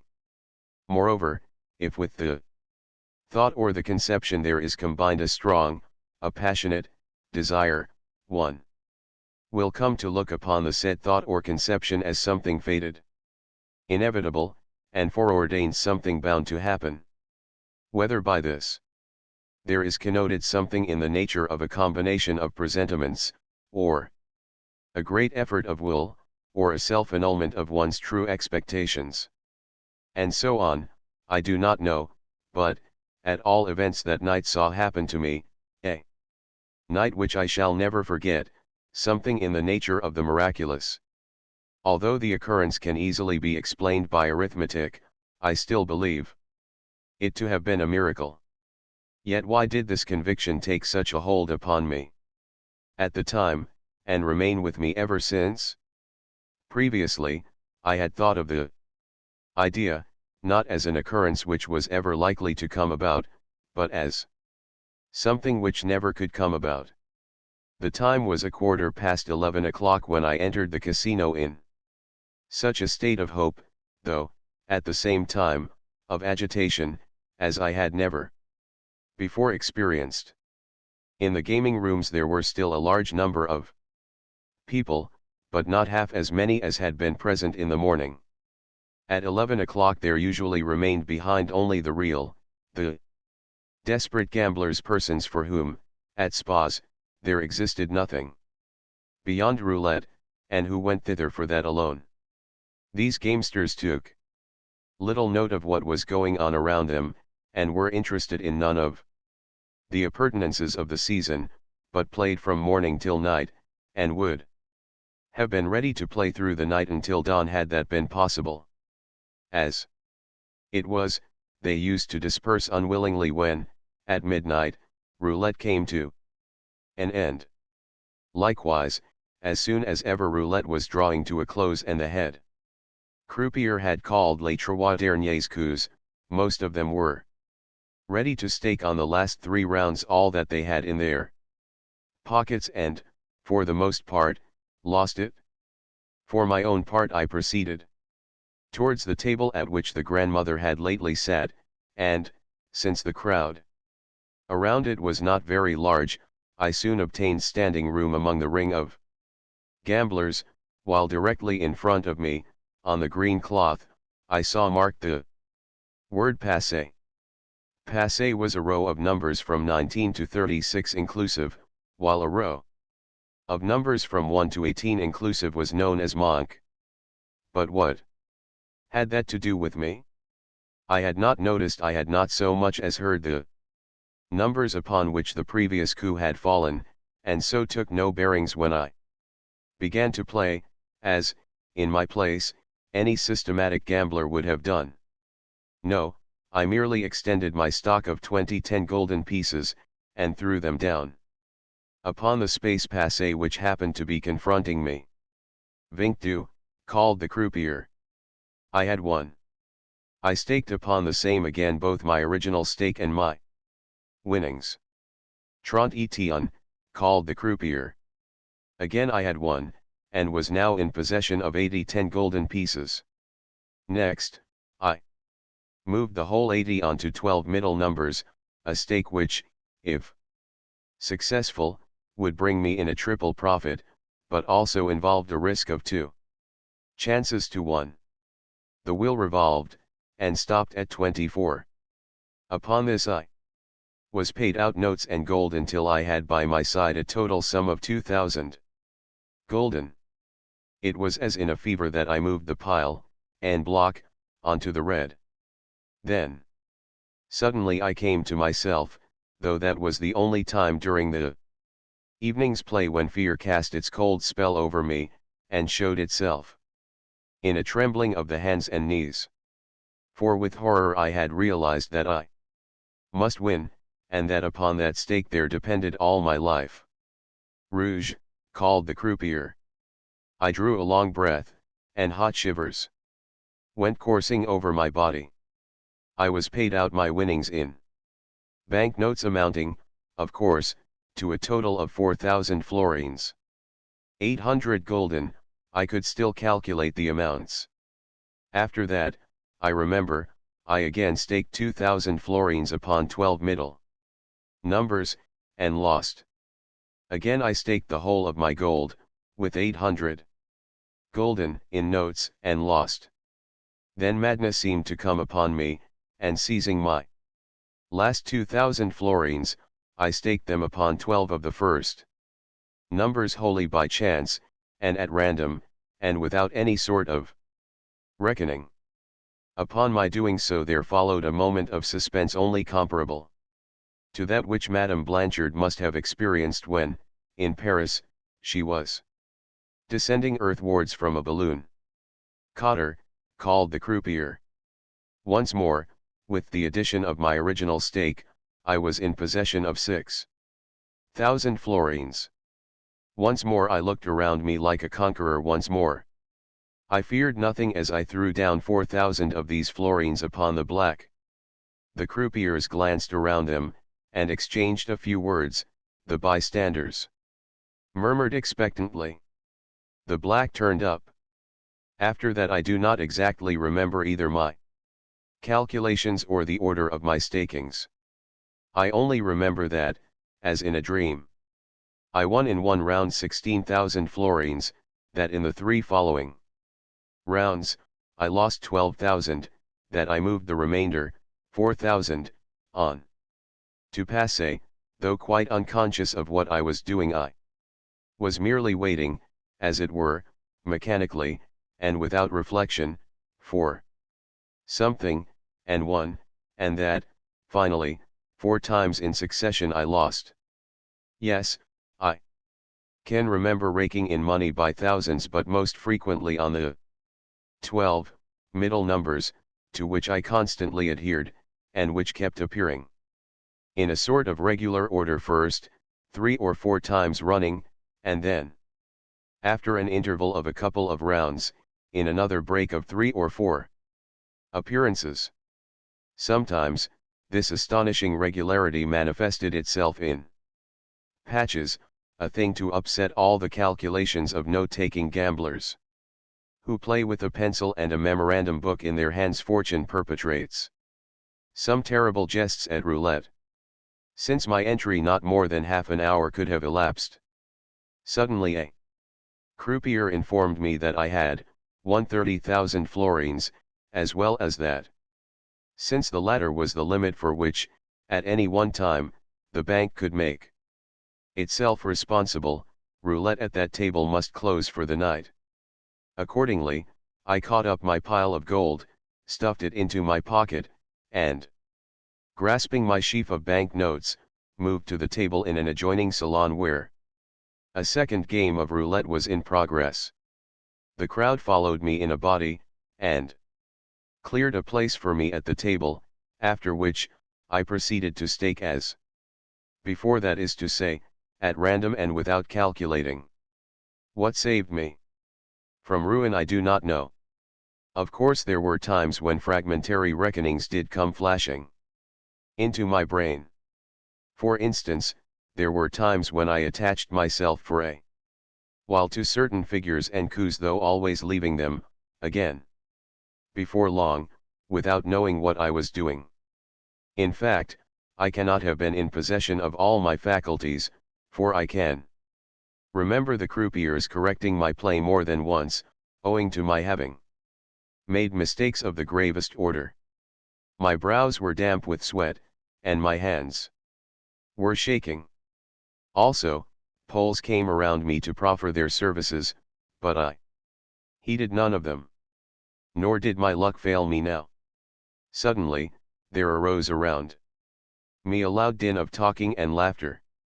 "Bravo, bravo," was the general shout, and some people even clapped their hands. I had raked in 30,000 florins, and again the bank had had to close for the night. Go away now," a voice whispered to me on my right. The person who had spoken to me was a certain Jew of Frankfurt, a man who had been standing beside me the whole while, and occasionally helping me in my play. "Yes, for God's sake go," whispered a second voice in my left ear. Glancing around, I perceived that the second voice had come from a modestly, plainly dressed lady of rather less than 30, a woman whose face, though pale and sickly looking, bore also very evident traces of former beauty. At the moment, I was stuffing the crumpled banknotes into my pockets and collecting all the gold that was left on the table. Seizing up my last note for 500 gulden, I contrived to insinuate it, unperceived, into the hand of the pale lady. An overpowering impulse had made me do so, and I remember how her thin little fingers pressed mine in token of her lively gratitude. The whole affair was the work of a moment. Then, collecting my belongings, I crossed to where 30 Quarant was being played, a game which could boast of a more aristocratic public, and was played with cards instead of with a wheel. At this diversion the bank made itself responsible for 100,000 thalers as the limit, but the highest stake allowable was, as in roulette, 4,000 florins. Although I knew nothing of the game, and I scarcely knew the stakes, except those on black and red, I joined the ring of players, while the rest of the crowd massed itself around me. At this distance of time I cannot remember whether I ever gave a thought to Paulina. I seemed only to be conscious of a vague pleasure in seizing and raking in the banknotes which kept massing themselves in a pile before me. But, as ever, fortune seemed to be at my back. As though of set purpose, there came to my aid a circumstance which not infrequently repeats itself in gaming. The circumstance is that not infrequently luck attaches itself to, say, the red, and does not leave it for a space of, say, 10, or even 15, rounds in succession. 3 days ago I had heard that, during the previous week there had been a run of 22 coups on the red, an occurrence never before known at roulette, so that men spoke of it with astonishment. Naturally enough, many deserted the red after a dozen rounds, and practically no one could now be found to stake upon it. Yet upon the black, also the antithesis of the red, no experienced gambler would stake anything, for the reason that every practiced player knows the meaning of capricious fortune. That is to say, after the 16th, or so, success of the red, one would think that the 17th coup would inevitably fall upon the black. Wherefore, novices would be apt to back the latter in the 17th round, and even to double or treble their stakes upon it, only, in the end, to lose. Yet some whim or other led me, on remarking that the red had come up consecutively for 7 times, to attach myself to that color. Probably this was mostly due to self-conceit, for I wanted to astonish the bystanders with the riskiness of my play. Also, I remember that strange sensation, I suddenly, and without any challenge from my own presumption, became obsessed with a desire to take risks. If the spirit has passed through a great many sensations, possibly it can no longer be sated with them, but grows more excited, and demands more sensations, and stronger ones, until at length it falls exhausted. Certainly, if the rules of the game had permitted even of my staking 50,000 florins at a time, I should have staked them. All of a sudden I heard exclamations arising that the whole thing was a marvel, since the red was turning up for the 14th time. Monsieur Agagni sent 1000 florins, a voice exclaimed beside me. I awoke to my senses. What? I had won 100,000 florins. If so, what more did I need to win? I grasped the bank notes, stuffed them into my pockets, raked in the gold without counting it, and started to leave the casino. As I passed through the salons, people smiled to see my bulging pockets and unsteady gait, for the weight which I was carrying must have amounted to half a pood. Several hands I saw stretched out in my direction, and as I passed I filled them with all the money that I could grasp in my own. At length 2 Jews stopped me near the exit. You are a bold young fellow, one said, but mind you depart early tomorrow, as early as you can, for if you do not you will lose everything that you have won. But I did not heed them. The avenue was so dark that it was barely possible to distinguish one's hand before one's face, while the distance to the hotel was half a verst or so, but I feared neither pickpockets nor highwaymen. Indeed, never since my boyhood have I done that. Also, I cannot remember what I thought about on the way. I only felt a sort of fearful pleasure, the pleasure of success, of conquest, of power. How can I best express it?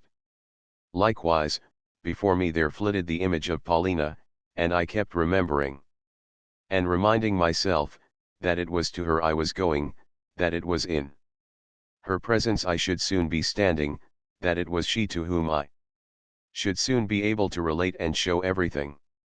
Scarcely once did I recall what she had lately said to me, or the reason why I had left her, or all those varied sensations which I had been experiencing a bare hour and a half ago. No.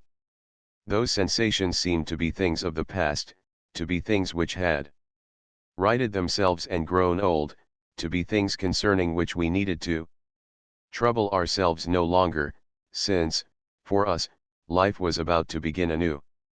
Yet I had just reached the end of the avenue when there did come upon me a fear of being robbed or murdered.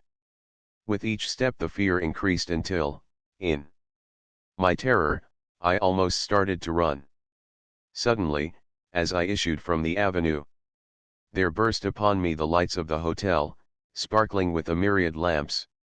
Yes, thanks be to God, I had reached home. Running up to my room, I flung open the door of it. Paulina was still on the sofa, with a lighted candle in front of her, and her hands clasped. As I entered she stared at me in astonishment, for, at the moment, I must have presented a strange spectacle.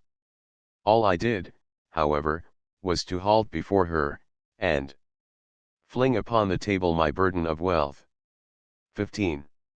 I remember, too, how, without moving from her place, or changing her attitude, she gazed into my face. I have won 200,000 francs, cried I as I pulled out my last sheaf of bank notes. The pile of paper currency occupied the whole table. I could not withdraw my eyes from it. Consequently, for a moment or two, Paulina escaped my mind. Then I set myself to arrange the pile in order, and to sort the notes, and to mass the gold in a separate heap. That done, I left everything where it lay, and proceeded to pace the room with rapid strides as I lost myself in thought. Then I darted to the table once more, and began to recount the money, until all of a sudden, as though I had remembered something, I rushed to the door, and closed and double-locked it. Finally I came to a meditative halt before my little trunk. "Shall I put the money there until tomorrow?" I asked, turning sharply round to Paulina as the recollection of her returned to me. She was still in her old place, still making not a sound. Yet her eyes had followed every one of my movements. Somehow in her face there was a strange expression, an expression which I did not like. I think that I shall not be wrong if I say that it indicated sheer hatred. Impulsively I approached her. "Paulina," I said, "here are 25,000 florins, 50,000 francs, or more. Take them, and tomorrow throw them into Grier's face." She returned no answer. "Or, if you should prefer," I continued, "let me take them to him myself tomorrow, yes, early tomorrow morning. Shall I?" Then all at once she burst out laughing, and laughed for a long while. With astonishment and a feeling of offense I gazed at her. Her laughter was too like the derisive merriment which she had so often indulged in, of late, merriment which had broken forth always at the time of my most passionate explanations. At length she ceased, and frowned at me from under her eyebrows. "I am not going to take your money," she said contemptuously. "Why not?" I cried. "Why not, Paulina?" "Because I am not in the habit of receiving money for nothing. But I am offering it to you as a friend. In the same way I would offer you my very life." Upon this she threw me a long, questioning glance, as though she were seeking to probe me to the depths. "You are giving too much for me," she remarked with a smile. "The beloved of de Griers is not worth 50,000 francs. Oh Paulina, how can you speak so?" I exclaimed reproachfully. "Am I de Griers? You?" she cried with her eyes suddenly flashing. "Why, I hate you. Yes, yes, I hate you. I love you no more than I do de Griers." Then she buried her face in her hands, and relapsed into hysterics. I darted to her side. Somehow I had an intuition of something having happened to her which had nothing to do with myself. She was like a person temporarily insane. "Buy me, would you, would you? Would you buy me for 50,000 francs? As de Griers did," she gasped between her convulsive sobs. I clasped her in my arms, kissed her hands and feet, and fell upon my knees before her. Presently the hysterical fit passed away, and, laying her hands upon my shoulders, she gazed for a while into my face, as though trying to read it something I said to her, but it was clear that she did not hear it. Her face looked so dark and despondent that I began to fear for her reason. At length she drew me towards herself, a trustful smile playing over her features, and then, as suddenly, she pushed me away again as she eyed me dimly. Finally she threw herself upon me in an embrace. "You love me," she said. "Do you, you who were willing even to quarrel with the Baron at my bidding?" Then she laughed as though something dear, but laughable, had recurred to her memory. Yes, she laughed and wept at the same time. What was I to do? I was like a man in a fever. I remember that she began to say something to me, though what I do not know, since she spoke with a feverish lisp, as though she were trying to tell me something very quickly. At intervals, too, she would break off into the smile which I was beginning to dread. No, no, she kept repeating. You are my dear one, you are the man I trust. Again she laid her hands upon my shoulders, and again she gazed at me as she reiterated, you love me, you love me? Will you always love me? I could not take my eyes off her. Never before had I seen her in this mood of humility and affection. True. The mood was the outcome of hysteria, but all of a sudden she noticed my ardent gaze, and smiled slightly. The next moment, for no apparent reason, she began to talk of Astley. She continued talking and talking about him, but I could not make out all she said, more particularly when she was endeavoring to tell me of something or other which had happened recently. On the whole, she appeared to be laughing at Astley, for she kept repeating that he was waiting for her, and did I know whether, even at that moment, he was not standing beneath the window? Yes, yes, he is there, she said. Open the window, and see if he is not. She pushed me in that direction, yet, no sooner did I make a movement to obey her behest than she burst into laughter, and I remained beside her, and she embraced me. Shall we go away tomorrow? Presently she asked, as though some disturbing thought had recurred to her recollection. How would it be if we were to try and overtake Grandmamma? I think we should do so at Berlin. And what think you she would have to say to us when we caught her up, and her eyes first lit upon us? What, too, about Mr. Astley? He would not leap from the Schlangenberg for my sake. No. Of that I am very sure.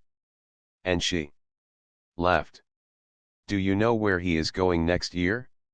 He says he intends to go to the North Pole for scientific investigations, and has invited me to go with him. Ha, ha, ha. He also says that we Russians know nothing, can do nothing, without European help. But he is a good fellow all the same. For instance, he does not blame the general in the matter, but declares that MLLE Blanche that love, but no, I do not know, I do not know. She stopped suddenly, as though she had said her say, and was feeling bewildered. What poor creatures these people are! How sorry I am for them, and for Grandmamma. But when are you going to kill de Griers? Surely you do not intend actually to murder him? You fool! Do you suppose that I should allow you to fight de Griers? Nor shall you kill the Baron. Here she burst out laughing. How absurd you looked when you were talking to the Vermergelms. I was watching you all the time, watching you from where I was sitting. And how unwilling you were to go when I sent you. Oh, how I laughed and laughed. Then she kissed and embraced me again, again she pressed her face to mine with tender passion. Yet I neither saw nor heard her, for my head was in a whirl. It must have been about 7 o'clock in the morning when I awoke. Daylight had come, and Paulina was sitting by my side, a strange expression on her face, as though she had seen a vision and was unable to collect her thoughts. She too had just awoken, and was now staring at the money on the table. My head ached, it felt heavy. I attempted to take Paulina's hand, but she pushed me from her, and leapt from the sofa. The dawn was full of mist, for rain had fallen, yet she moved to the window, opened it, and, leaning her elbows upon the window sill, thrust out her head and shoulders to take the air. In this position did she remain for several minutes, without ever looking round at me, or listening to what I was saying. Into my head there came the uneasy thought, what is to happen now? How is it all to end? Suddenly Paulina rose from the window, approached the table, and, looking at me with an expression of infinite aversion, said with lips which quivered with anger. Well? Are you going to hand me over my 50,000 francs? Paulina, you say that again, again. I exclaimed. You have changed your mind, then. Ha, ha, ha. You are sorry you ever promised them. On the table where, the previous night, I had counted the money there still was lying the packet of 25,000 florins. I handed it to her. The francs are mine, then, are they? They are mine, she inquired viciously as she balanced the money in her hands. Yes, they have always been yours, I said. Then take your 50,000 francs, and she hurled them full in my face. The packet burst as she did so, and the floor became strewed with banknotes. The instant that the deed was done she rushed from the room. At that moment she cannot have been in her right mind, yet, what was the cause of her temporary aberration I cannot say. For a month past she had been unwell. Yet what had brought about this present condition of mind, above all things, this outburst? Had it come of wounded pride? Had it come of despair over her decision to come to me? Had it come of the fact that, presuming too much on my good fortune, I had seemed to be intending to desert her, even as de Griers had done, when once I had given her the 50,000 francs? But, on my honor, I had never cherished any such intention. What was at fault, I think, was her own pride, which kept urging her not to trust me, but, rather, to insult me even though she had not realized the fact. In her eyes I corresponded to de Griers, and therefore had been condemned for a fault not wholly my own. Her mood of late had been a sort of delirium, a sort of lightheadedness that I knew full well, yet, never had I sufficiently taken it into consideration. Perhaps she would not pardon me now? Ah, but this was the present.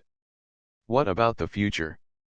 Her delirium and sickness were not likely to make her forget what she had done in bringing me de Griers' letter. No, she must have known what she was doing when she brought it. Somehow I contrived to stuff the pile of notes and gold under the bed, to cover them over, and then to leave the room some 10 minutes after Paulina. I felt sure that she had returned to her own room, wherefore, I intended quietly to follow her, and to ask the nursemaid who opened the door how her mistress was. Judge, therefore, of my surprise when, meeting the domestic on the stairs, she informed me that Paulina had not yet returned, and that she, the domestic, was at that moment on her way to my room in quest of her. MLLE left me but 10 minutes ago, I said. What can have become of her? The nursemaid looked at me reproachfully. Already sundry rumors were flying about the hotel. Both in the office of the commissionaire and in that of the landlord it was whispered that, at 7 o'clock that morning, the Fräulein had left the hotel, and set off, despite the rain, in the direction of the Hotel d'Angleterre. From words and hints let fall I could see that the fact of Paulina having spent the night in my room was now public property. Also, sundry rumors were circulating concerning the general's family affairs.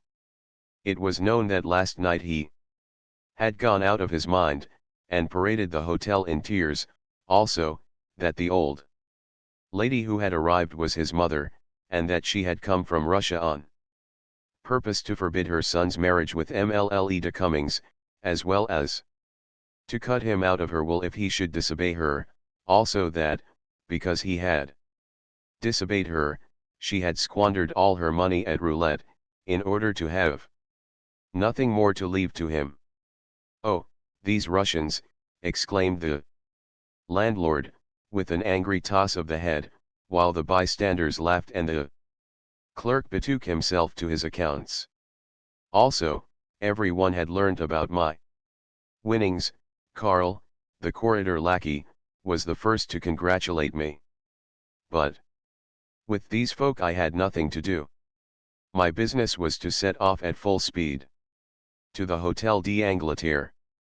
As yet it was early for Mr. Astley to receive visitors, but, as soon as he learnt that it was I who had arrived, he came out into the corridor to meet me, and stood looking at me in silence with his steel-grey eyes as he waited to hear what I had to say. I inquired after Paulina.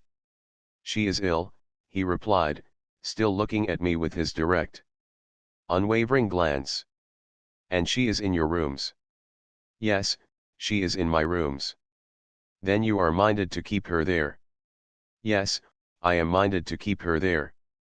"But, Mr. Astley, that will raise a scandal. It ought not to be allowed. Besides, she is very ill. Perhaps you had not remarked that?" "Yes, I have. It was I who told you about it. Had she not been ill, she would not have gone and spent the night with you." "Then you know all about it?" "Yes, for last night she was to have accompanied me to the house of a relative of mine. Unfortunately, being ill, she made a mistake, and went to your rooms instead." "Indeed? Then I wish you joy, Mr. Astley. Apropos, you have reminded me of something. Were you beneath my window last night? Every moment Mlle. Paulina kept telling me to open the window and see if you were there, after which she always smiled." "Indeed? No, I was not there, but I was waiting in the corridor, and walking about the hotel. She ought to see a doctor, you know, Mr. Astley." "Yes, she ought. I have sent for one, and, if she dies, I shall hold you responsible." This surprised me. "Pardon me," I replied, "but what do you mean?" "Never mind. Tell me if it is true that, last night, you won 200,000 thalers." "No, I won 100,000 florins." "Good heavens! Then I suppose you will be off to Paris this morning." "Why?" "Because all Russians who have grown rich go to Paris," explained Astley, as though he had read the fact in a book. "But what could I do in Paris in summer-time? I love her." "Mr. Astley, surely you know that." "Indeed? I am sure that you do not. Moreover, if you were to stay here, you would lose everything that you possess, and have nothing left with which to pay your expenses in Paris. Well, goodbye now. I feel sure that today we'll see you gone from here. Goodbye." "But I am not going to Paris." "Likewise pardon me, what is to become of this family?" "I mean that the affair of the General and Mlle. Paulina will soon be all over the town." "I dare say, yet, I hardly suppose that that will break the General's heart. Moreover, Mlle. Paulina has a perfect right to live where she chooses. In short, we may say that, as a family, this family has ceased to exist." I departed, and found myself smiling at the Englishman's strange assurance that I should soon be leaving for Paris. I suppose he means to shoot me in a duel, should Paulina die. Yes, that is what he intends to do. Now, although I was honestly sorry for Paulina, it is a fact that, from the moment when, the previous night, I had approached the gaming table and begun to rake in the packets of bank notes, my love for her had entered upon a new plane. Yes, I can say that now, although, at the time, I was barely conscious of it. Was I, then, at heart a gambler? Did I, after all, love Paulina? Not so very much. No, no. As God is my witness, I loved her. Even when I was returning home from Mr. Astley's, my suffering was genuine, and my self-reproach sincere. but presently I was to go through an exceedingly strange and ugly experience. I was proceeding to the general's rooms when I heard a door near me open, and a voice call me by name. It was MLLE's mother, the widow de Cummings, who was inviting me, in her daughter's name, to enter. I did so, whereupon, I heard a laugh and a little cry proceed from the bedroom.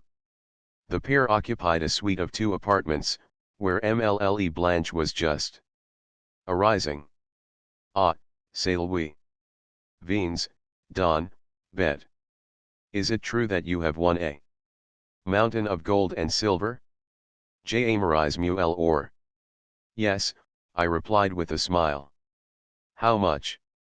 100,000 florins. Bibi, come to es bet. Come in here, for I can't hear you where you are now. News Furens Bom Ants, NSCE Pa. Entering her room, I found her lolling under a pink satin coverlet, and revealing a pair of swarthy, wonderfully healthy shoulders such as one sees in dreams, shoulders covered over with a white cambric nightgown which, trimmed with lace, stood out, in striking relief, against the darkness of her skin. Mon fils, as to do cur, she cried when she saw me, and then giggled. Her laugh had always been a very cheerful one, and at times it even sounded sincere. Tout autre, I began, paraphrasing Corneille. See here, she prattled on.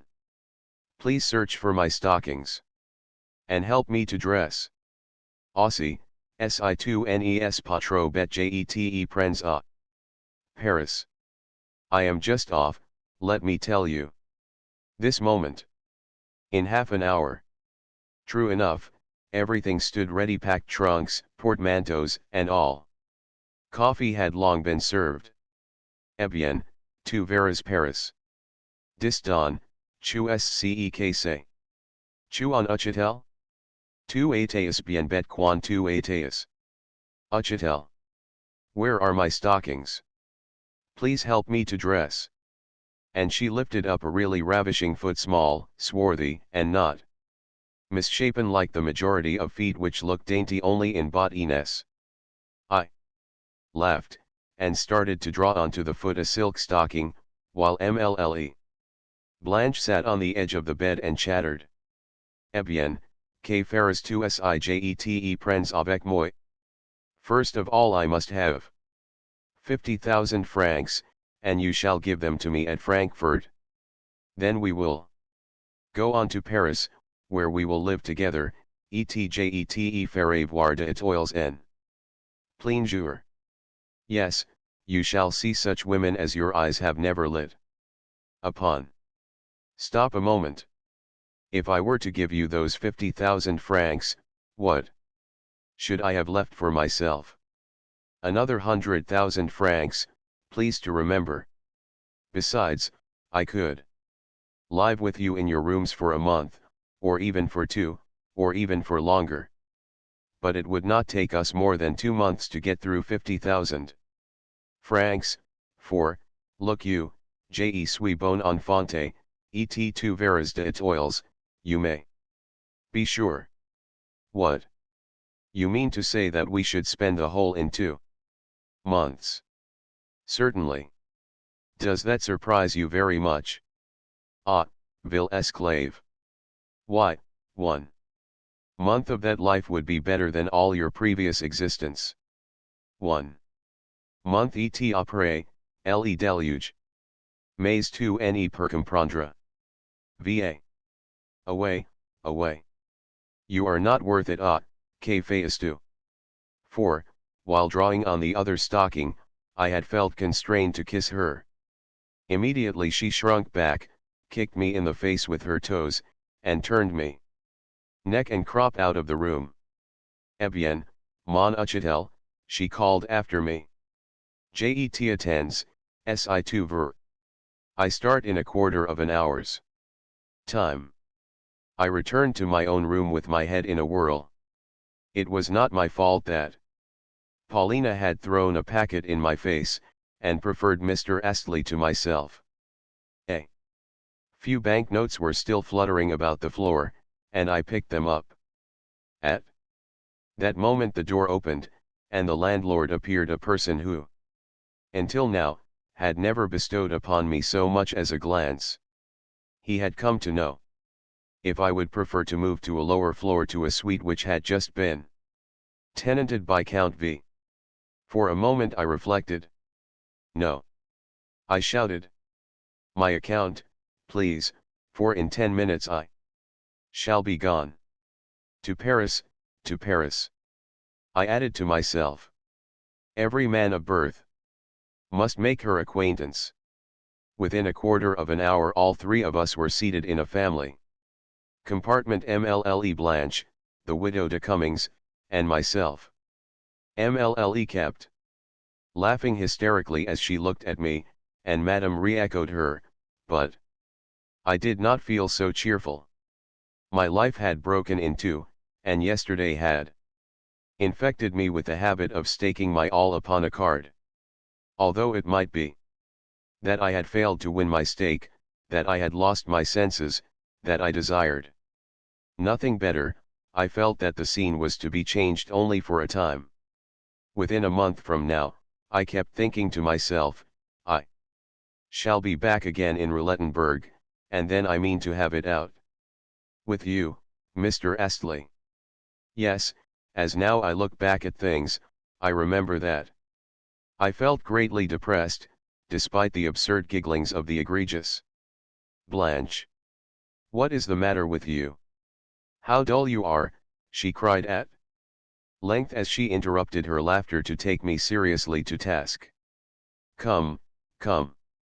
We are going to spend your 200,000 francs for you, et2 seras aru come on petit roi. I myself will tie your tie for you, and introduce you to Hortense. And when we have spent your money you shall return here, and break the bank again. What did those two Jews tell you? That the thing most needed is daring, and that you possess it? Consequently, this is not the first time that you will be hurrying to Paris with money in your pocket. Quant à moi, j'ai vers 50,000 francs de rente, et alors. But what about the general? I interrupted. The general? You know well enough that at about this hour every day he goes to buy me a bouquet. On this occasion, I took care to tell him that he must hunt for the choicest of flowers, and when he returns home, the poor fellow will find the bird flown. Possibly he may take wing in pursuit. Ha, ha. And if so, I shall not be sorry, for he could be useful to me in Paris. And Mr. Astley will pay his debts here. In this manner did I depart for the gay city. 16. Of Paris what am I to say? The whole proceeding was a delirium, a madness. I spent a little over 3 weeks there, and, during that time, saw my 100,000 francs come to an end. I speak only of the 100,000 francs, for the other 100,000 I gave to MLLE Blanche in pure cash. That is to say, I handed her 50,000 francs at Frankfurt, and, 3 days later, in Paris, advanced her another 50,000 on note of hand. Nevertheless, a week had not elapsed ere she came to me for more money. Et cent mille francs qui nous restant, she added, to les mangiras avec moi, mon Uchitel. Yes, she always called me her Uchitel. A person more economical, grasping, and mean than MLLE Blanche one could not imagine. But this was only as regards her own money. My 100,000 francs, as she explained to me later, she needed to set up her establishment in Paris, so that once and for all I may be on a decent footing, and proof against any stones which may be thrown at me, at all events for a long time to come. Nevertheless, I saw nothing of those 100,000 francs, for my own purse, which she inspected daily, never managed to amass in it more than 100 francs at a time, and generally the sum did not reach even that figure. "What do you want with money?" she would say to me with air of absolute simplicity, and I never disputed the point. Nevertheless, though she fitted out her flat very badly with the money, the fact did not prevent her from saying when, later, she was showing me over the rooms of her new abode, "See what care and taste can do with the most wretched of means." However, her wretchedness had cost 50,000 francs, while with the remaining 50,000 she purchased a carriage and horses. Also, we gave a couple of balls, evening parties attended by Hortense and Lisette and Cleopatra, who were women remarkable both for the number of their liaisons and, though only in some cases, for their good looks. At these reunions I had to play the part of host to meet and entertain fat mercantile parvenus who were impossible by reason of their rudeness and braggadocio, colonels of various kinds, hungry authors and journalistic hacks, all of whom disported themselves in fashionable tailcoats and pale yellow gloves, and displayed such an aggregate of conceit and gasconade as would be unthinkable even in St. Petersburg, which is saying a great deal. They used to try to make fun of me, but I would console myself by drinking champagne and then lolling in a retiring room. Nevertheless, I found it deadly work. "C'est un utchitel," Blanche would say of me. "Qui a gagné 200,000 francs, and but for me, would have had not a notion how to spend them." Presently he will have to return to his tutoring. Does anyone know of a vacant post?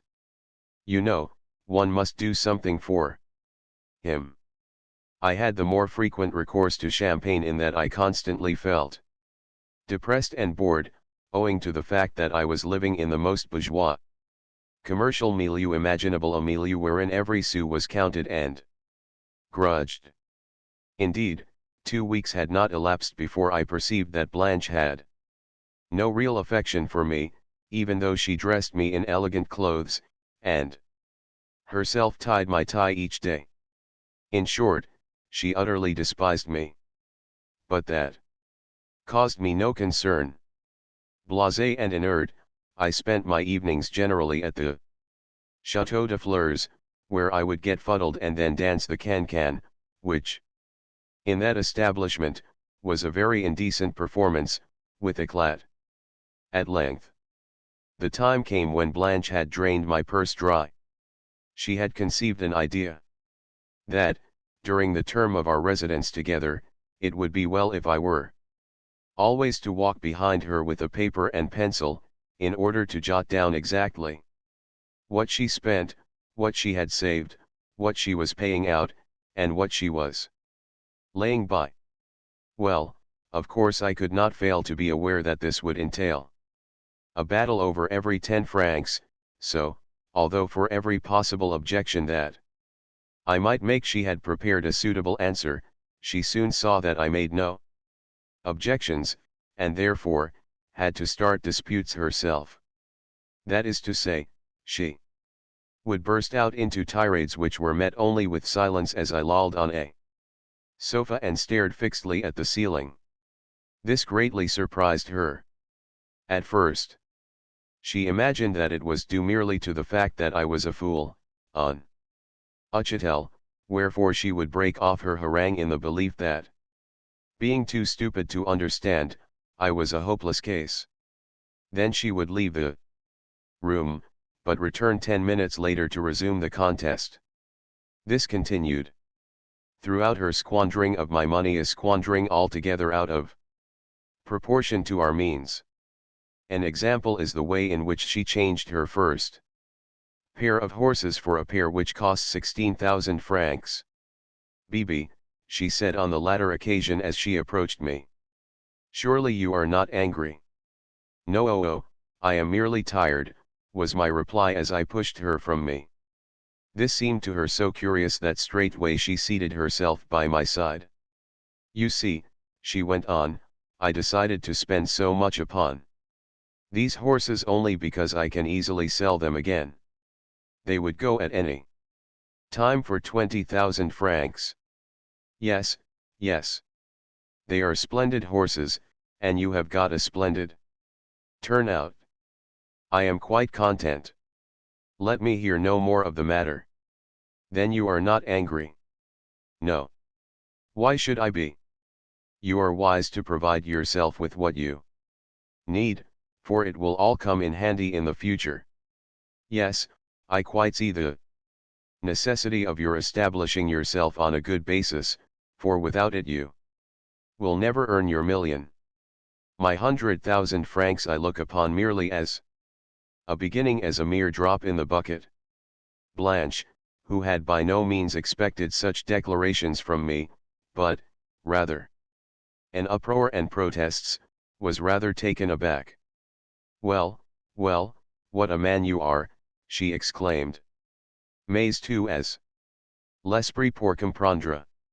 Sais-tu, mon garçon, although you are a tutor, you ought to have been born a prince. Are you not sorry that your money should be going so quickly? No. The quicker it goes the better. Mais sais-tu, mais distant, are you really rich? Mais sais-tu, you have too much contempt for money. Tu es tu feras. Après, distant. Après I shall go to Hamburg, and win another 100,000 francs. Oui, oui, c'est magnifique. Ah, I know you will win them, and bring them to me when you have done so. Distant you will. And by making me love you.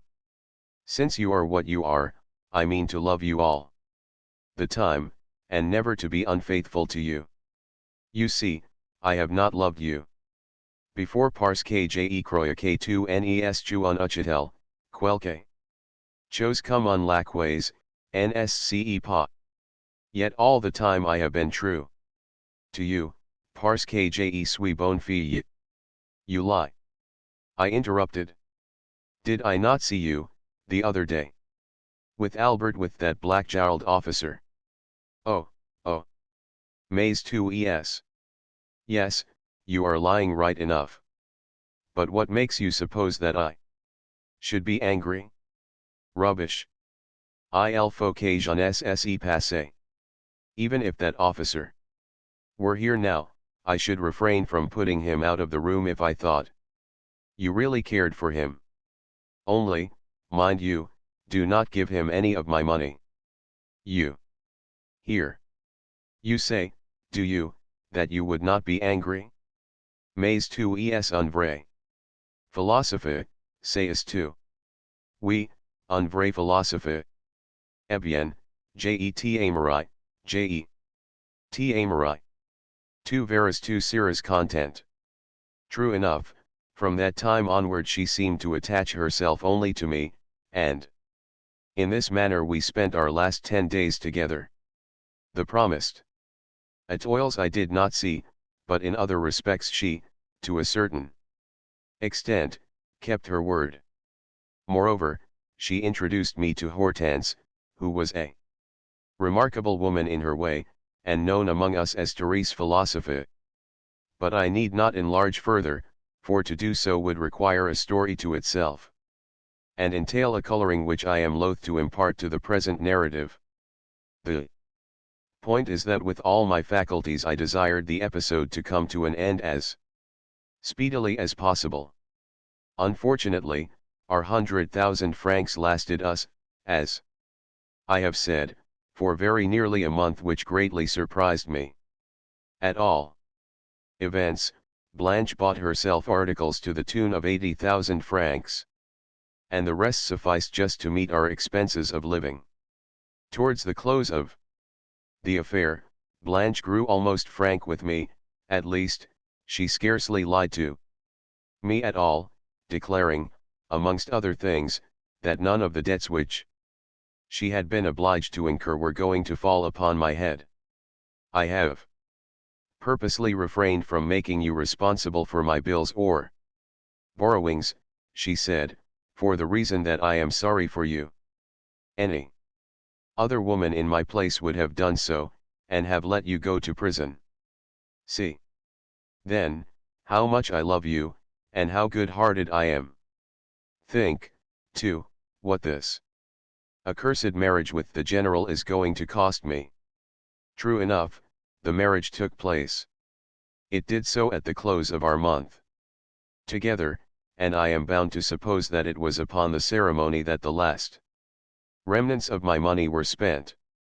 With it the episode, that is to say, my sojourn with the French woman, came to an end, and I formally retired from the scene. It happened thus: a week after we had taken up our abode in Paris, there arrived thither the general. He came straight to see us, and thenceforward lived with us practically as our guest, though he had a flat of his own as well. Blanche met him with merry badinage and laughter, and even threw her arms around him. In fact, she managed it so that he had to follow everywhere in her train, whether when promenading on the boulevards, or when driving, or when going to the theatre, or when paying calls, and this use which she made of him quite satisfied the general. Still of imposing appearance and presence, as well as of fair height, he had a dyed mustache and whiskers. He had formerly been in the cuirassiers, and a handsome, though a somewhat wrinkled, face. Also, his manners were excellent, and he could carry a frock coat well, the more so since, in Paris, he took to wearing his orders. To promenade the boulevards with such a man was not only a thing possible, but also, so to speak, a thing advisable, and with this program the good but foolish general had not a fault to find. The truth is that he had never counted upon this program when he came to Paris to seek us out. On that occasion he had made his appearance nearly shaking with terror, for he had supposed that Blanche would at once raise an outcry, and have him put from the door, wherefore, he was the more enraptured at the turn that things had taken, and spent the month in a state of senseless ecstasy. Already I had learnt that, after our unexpected departure from Roulettenberg, he had had a sort of a fit, that he had fallen into a swoon, and spent a week in a species of garrulous delirium. Doctors had been summoned to him, but he had broken away from them, and suddenly taken a train to Paris. Of course Blanche's reception of him had acted as the best of all possible cures, but for long enough he carried the marks of his affliction, despite his present condition of rapture and delight. To think clearly, or even to engage in any serious conversation, had now become impossible for him. He could only ejaculate after each word "hum," and then nod his head in confirmation. Sometimes, also, he would laugh, but only in a nervous, hysterical sort of a fashion, while at other times he would sit for hours looking as black as night, with his heavy eyebrows knitted. Of much that went on he remained wholly oblivious, for he grew extremely absent-minded, and took to talking to himself. Only Blanche could awake him to any semblance of life. His fits of depression and moodiness in corners always meant either that he had not seen her for some while, or that she had gone out without taking him with her, or that she had omitted to caress him before departing. When in this condition, he would refuse to say what he wanted, nor had he the least idea that he was thus sulking and moping. Next, after remaining in this condition for an hour or two, this I remarked on two occasions when Blanche had gone out for the day, probably to see Albert, he would begin to look about him, and to grow uneasy, and to hurry about with an air as though he had suddenly remembered something, and must try and find it, after which, not perceiving the object of his search, nor succeeding in recalling what that object had been, he would as suddenly relapse into oblivion, and continue so until the reappearance of Blanche Mary. wanton, half-dressed, and laughing her strident laugh as she approached to pet him, and even to kiss him, though the latter reward he seldom received. Once, he was so overjoyed at her doing so that he burst into tears. Even I myself was surprised. From the first moment of his arrival in Paris, Blanche set herself to plead with me on his behalf, and at such times she even rose to heights of eloquence, saying that it was for me she had abandoned him, though she had almost become his betrothed and promised to become so, that it was for her sake he had deserted his family, that, having been in his service, I ought to remember the fact, and to feel ashamed. To all this I would say nothing, however much she chattered on, until at length I would burst out laughing, and the incident would come to an end. At first, as I have said, she had thought me a fool, but since she had come to deem me a man of sense and sensibility.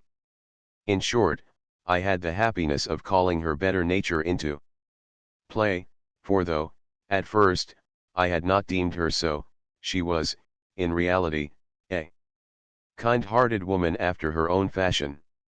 "You are good and clever," she said to me towards the finish, "and my one regret is that you are also so wrong-headed. You will her be a rich man." Un vrai russe un calmac she usually called me. Several times she sent me to give the general an airing in the streets, even as she might have done with a lackey and her spaniel, but I preferred to take him to the theatre, to the Bal Mabille, and to restaurants. For this purpose, she usually allowed me some money, though the general had a little of his own, and enjoyed taking out his purse before strangers. Once I had to use actual force to prevent him from buying a phaeton at a price of 700 francs. After a vehicle had caught his fancy in the Palais Royal as seeming to be a desirable present for Blanche. What could she have done with a 700-franc phaeton, and the general possessed in the world but a 1,000 francs? The origin even of those francs I could never determine, but imagine them to have emanated from Mr. Astley, the more so since the latter had paid the family's hotel bill.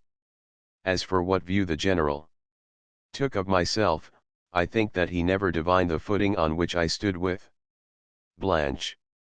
True, he had heard, in a dim sort of way, that I had won a good deal of money, but more probably he supposed me to be acting as secretary or even as a kind of servant to his inamorata.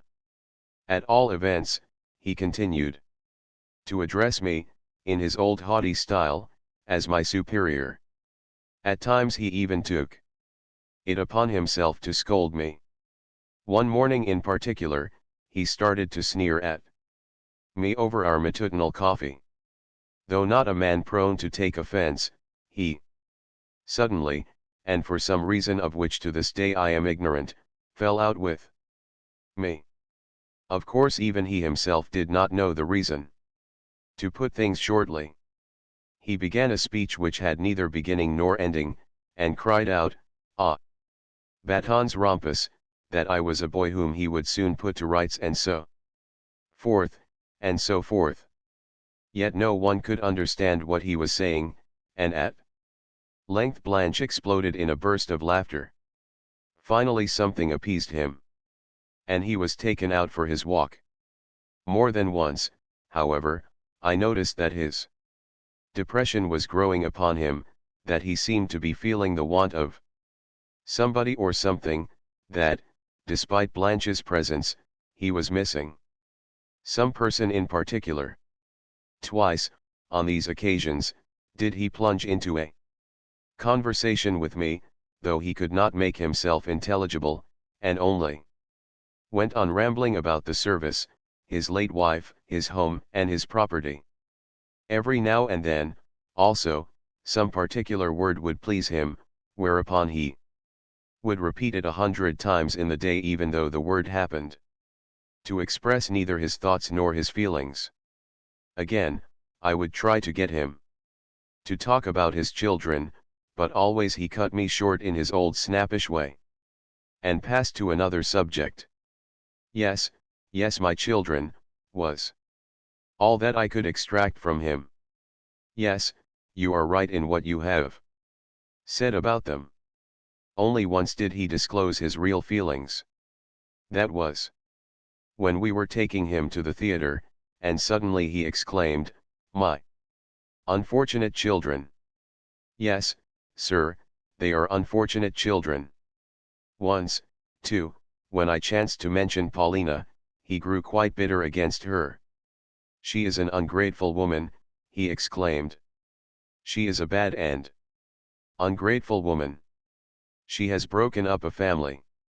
If there were laws here, I would have her impaled. Yes, I would. As for de Griers, the general would not have his name mentioned. He has ruined me," he would say.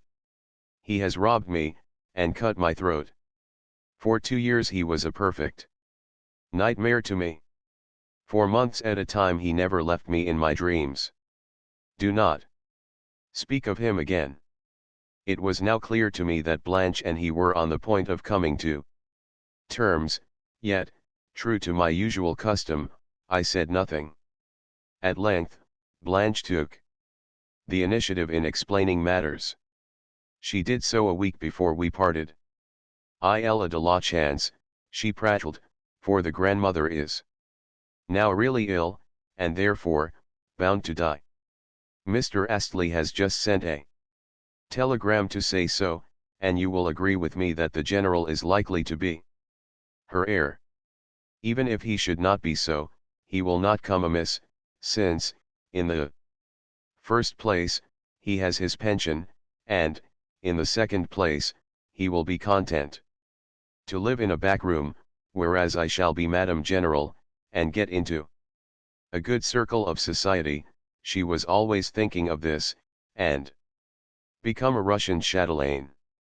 "Yes, I shall have a mansion of my own, and peasants, and a million of money at my back. But, suppose he should prove jealous. He might demand all sorts of things, you know. Do you follow me? Oh, dear no. How ridiculous that would be of him. Besides, I have taken measures to prevent it. You need not be alarmed. That is to say, I have induced him to sign notes of hand in Albert's name. Consequently, at any time I could get him punished. Isn't he ridiculous? Very well, then. Marry him." And, in truth, she did so, though the marriage was a family one only, and involved no pomp or ceremony. In fact, she invited to the nuptials none but Albert and a few other friends. Hortense, Cleopatra, and the rest she kept firmly at a distance. As for the bridegroom, he took a great interest in his new position. Blanche herself tied his tie, and Blanche herself pomaded him, with the result that, in his frock coat and white waistcoat, he looked quite comme il faut. "Il est, pourtant, très comme il faut," Blanche remarked, when she issued from his room, as though the idea that he was très comme il faut had impressed even her. For myself, I had so little knowledge of the minor details of the affair, and took part in it so much as a supine spectator, that I have forgotten most of what passed on this occasion. I only remember that Blanche and the widow figured at it, not as de Cummings, but as du Plessis. Why they had hitherto been de Cummings I do not know, I only know that this entirely satisfied the general, that he liked the name du Plessis even better than he had liked the name de Cummings. On the morning of the wedding, he paced the salon in his gala attire and kept repeating to himself with an air of great gravity and importance, "MLLE. Blanche du Plessis. MLLE Blanche du Plessis, du Plessis." He beamed with satisfaction as he did so. Both in the church and at the wedding breakfast he remained not only pleased and contented, but even proud. She too underwent a change, for now she assumed an air of added dignity. I must behave altogether differently, she confided to me with a serious air. Yet, mark you, there is a tiresome circumstance of which I had never before thought, which is, how best to pronounce my new family name. Zagoryansky, Zagozhinsky, Madame la Générale de Sago, Madame la Générale. De 14 consonants owe these infernal Russian names. The last of them would be the best to use, don't you think? At length the time had come for us to part, and Blanche, the egregious Blanche, shed real tears as she took her leave of me. Tu étais bon enfant, she said with a sob. J'étais croyais et tu en avais l'air, but it suited you. Then, having given me a final handshake, she exclaimed, "Attends," whereafter, running into her boudoir, she brought me thence 2,000 franc notes. I could scarcely believe my eyes. They may come in handy for you, she explained, for, though you are a very learned tutor, you are a very stupid man. More than 2,000 francs. However, I am not going to give you, for the reason that, if I did so, you would gamble them all away. Now goodbye. Nous serons toujours bons amis, and if you win again, do not fail to come to me, et tu seras heureux. I myself had still 500 francs left, as well as a watch worth 1,000 francs, a few diamond studs, and so on. Consequently, I could subsist for quite a length of time without particularly bestirring myself.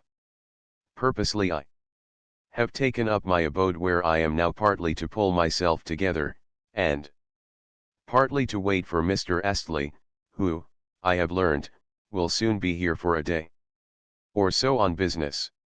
Yes, I know that, and then I shall go to Hamburg. But to Roulettenberg I shall not go until next year, for they say it is bad to try one's luck twice in succession at a table. Moreover, Hamburg is where the best play is carried on. 17. It is a year and 8 months since I last looked at these notes of mine. I do so now only because, being overwhelmed with depression, I wish to distract my mind by reading them through at random. I left them off at the point where I was just going to Hamburg.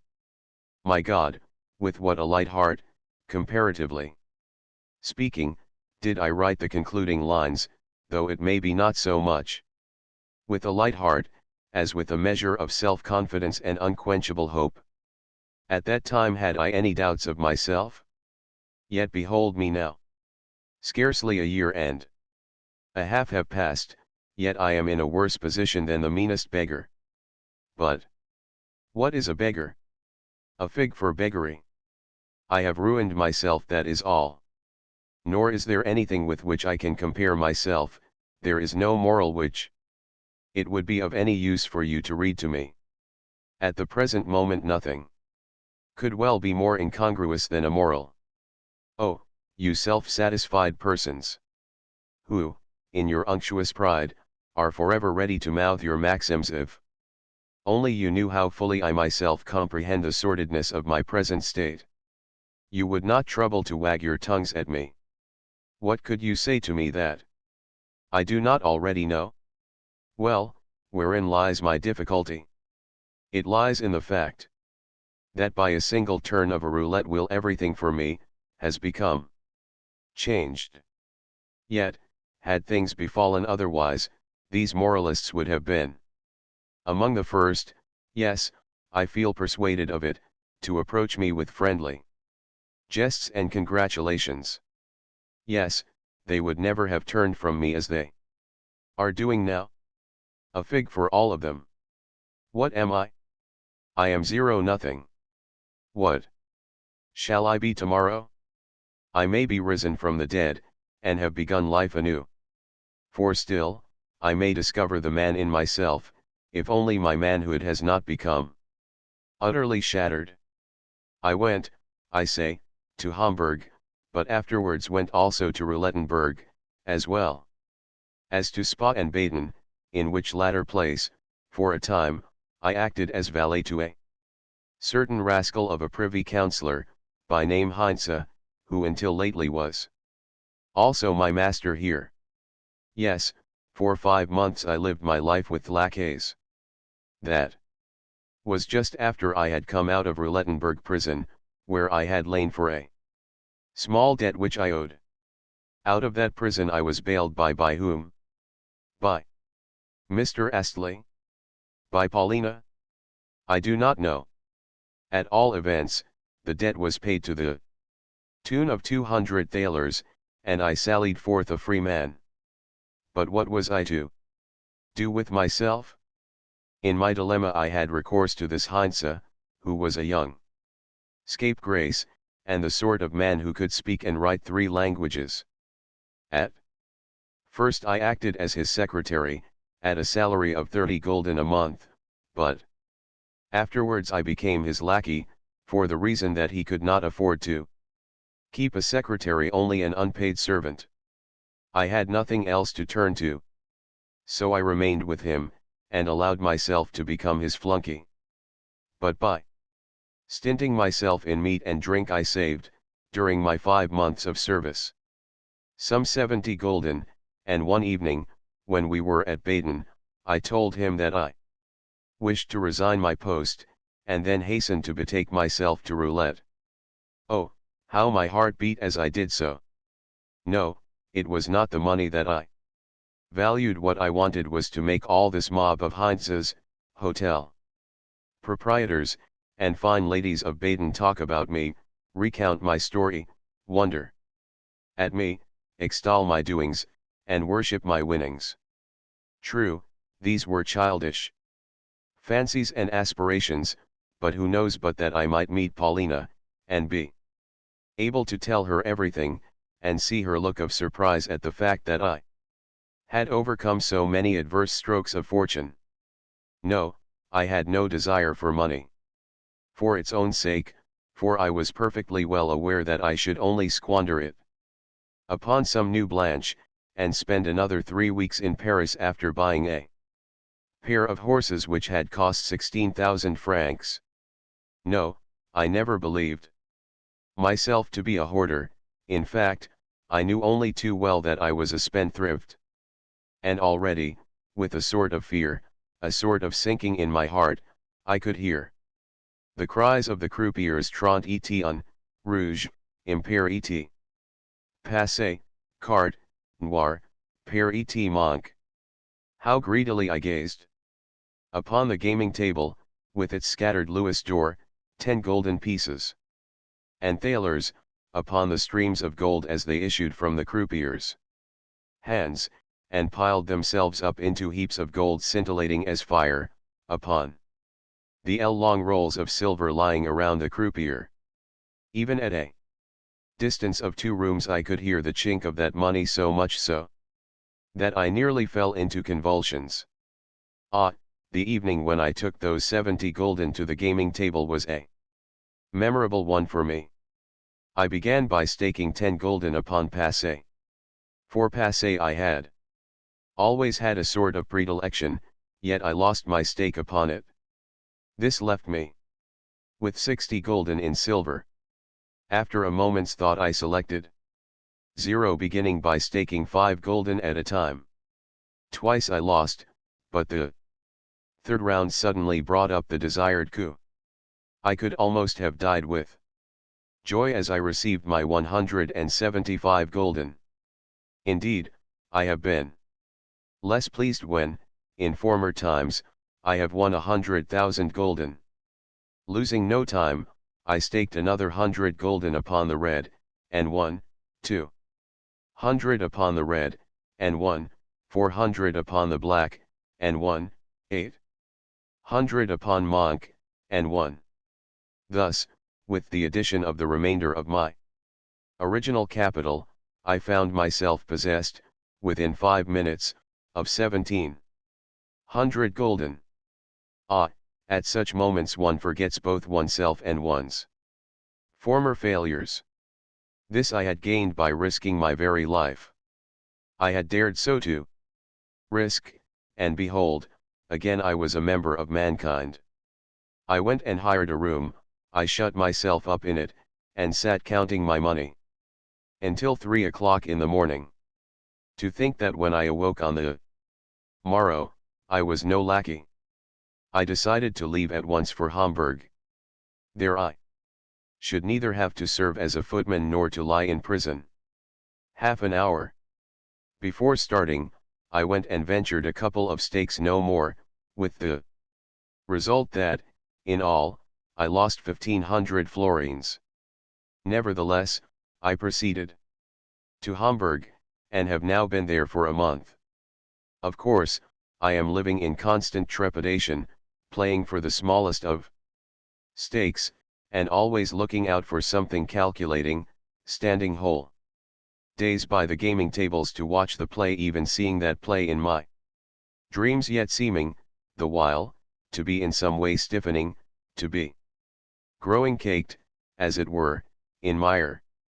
But I must conclude my notes, which I finish under the impression of a recent encounter with Mr. Astley. I had not seen him since we parted at Roulettenberg, and now we met quite by accident. At the time I was walking in the public gardens, and meditating upon the fact that not only had I still some 50 gulden in my possession, but also I had fully paid up my hotel bill 3 days ago. Consequently, I was in a position to try my luck again at roulette, and if I won anything I should be able to continue my play, whereas, if I lost what I now possessed, I should once more have to accept a lackey's place, provided that, in the alternative, I failed to discover a Russian family which stood in need of a tutor. Plunged in these reflections, I started on my daily walk through the park and forest towards a neighboring principality. Sometimes, on such occasions, I spent 4 hours on the way, and would return to Hamburg tired and hungry, but, on this particular occasion, I had scarcely left the gardens for the park when I caught sight of Astley seated on a bench. As soon as he perceived me, he called me by name, and I went and sat down beside him, but, on noticing that he seemed a little stiff in his manner, I hastened to moderate the expression of joy which the sight of him had called forth. "You here," he said. "Well, I had an idea that I should meet you. Do not trouble to tell me anything, for I know all, yes, all. In fact, your whole life during the past 20 months lies within my knowledge. How closely you watch the doings of your old friends." I replied. "That does you infinite credit. But stop a moment. You have reminded me of something. Was it you who bailed me out of Roulettenberg prison when I was lying there for a debt of 200 gulden? Someone did so." "Oh dear no, though I knew all the time that you were lying there. Perhaps you could tell me who did bail me out." "No, I am afraid I could not." "What a strange thing. For I know no Russians at all here, so it cannot have been a Russian who befriended me. In Russia we Orthodox folk do go bail for one another, but in this case I thought it must have been done by some English stranger who was not conversant with the ways of the country." Mr. Astley seemed to listen to me with a sort of surprise. Evidently he had expected to see me looking more crushed and broken than I was. "Well," he said not very pleasantly, "I am none the less glad to find that you retain your old independence of spirit, as well as your buoyancy. Which means that you are vexed at not having found me more abased and humiliated than I am." I retorted with a smile. Astley was not quick to understand this, but presently did so and laughed. "Your remarks please me as they always did," he continued. In those words I see the clever, triumphant, and, above all things, cynical friend of former days. Only Russians have the faculty of combining within themselves so many opposite qualities. Yes, most men love to see their best friend in a basement, for generally it is on such a basement that friendship is founded. All thinking persons know that ancient truth. Yet, on the present occasion, I assure you, I am sincerely glad to see that you are not cast down. Tell me, are you never going to give up gambling? Damn the gambling! Yes, I should certainly have given it up, were it not that you are losing? I thought so. You need not tell me any more. I know how things stand, for you have said that last in despair, and therefore, truthfully, have you no other employment than gambling? No, none whatever. Astley gave me a searching glance. At that time it was ages since I had last looked at a paper or turned the pages of a book. You are growing blasé, he said. You have not only renounced life, with its interests and social ties, but the duties of a citizen and a man. You have not only renounced the friends whom I know you to have had, and every aim in life but that of winning money, but you have also renounced your memory. Though I can remember you in the strong, ardent period of your life, I feel persuaded that you have now forgotten every better feeling of that period, that your present dreams and aspirations of subsistence do not rise above pair, impair rouge, noir, the 12 middle numbers, and so forth. Enough, Mr. Astley. I cried with some irritation, almost in anger. Kindly do not recall to me any more recollections, for I can remember things for myself. Only for a time have I put them out of my head. Only until I shall have rehabilitated myself, am I keeping my memory dulled. When that hour shall come, you will see me arise from the dead. Then you will have to be here another 10 years, he replied. Should I then be alive, I will remind you here, on this very bench, of what I have just said. In fact, I will bet you a wager that I shall do so. Say no more, I interrupted impatiently. And to show you that I have not wholly forgotten the past, may I inquire where Mlle Paulina is? If it was not you who bailed me out of prison, it must have been she. Yet never have I heard a word concerning her. No, I do not think it was she. At the present moment she is in Switzerland, and you will do me a favor by ceasing to ask me these questions about her. Astley said this with a firm, and even an angry, air. Which means that she has dealt you a serious wound. I burst out with an involuntary sneer. Mlle Paulina, he continued, is the best of all possible living beings, but, I repeat, that I shall thank you to cease questioning me about her. You never really knew her, and her name on your lips is an offense to my moral feeling. Indeed? On what subject, then, have I a better right to speak to you than on this? With it are bound up all your recollections and mine. However, do not be alarmed, I have no wish to probe too far into your private, your secret affairs. My interest in Mlle Paulina does not extend beyond her outward circumstances and surroundings. About them you could tell me in 2 words. Well, on condition that the matter shall end there, I will tell you that for a long time Mlle Paulina was ill, and still is so. My mother and sister entertained her for a while at their home in the north of England, and thereafter Mlle Paulina's grandmother, you remember the mad old woman, died, and left Mlle Paulina a personal legacy of £7,000 sterling.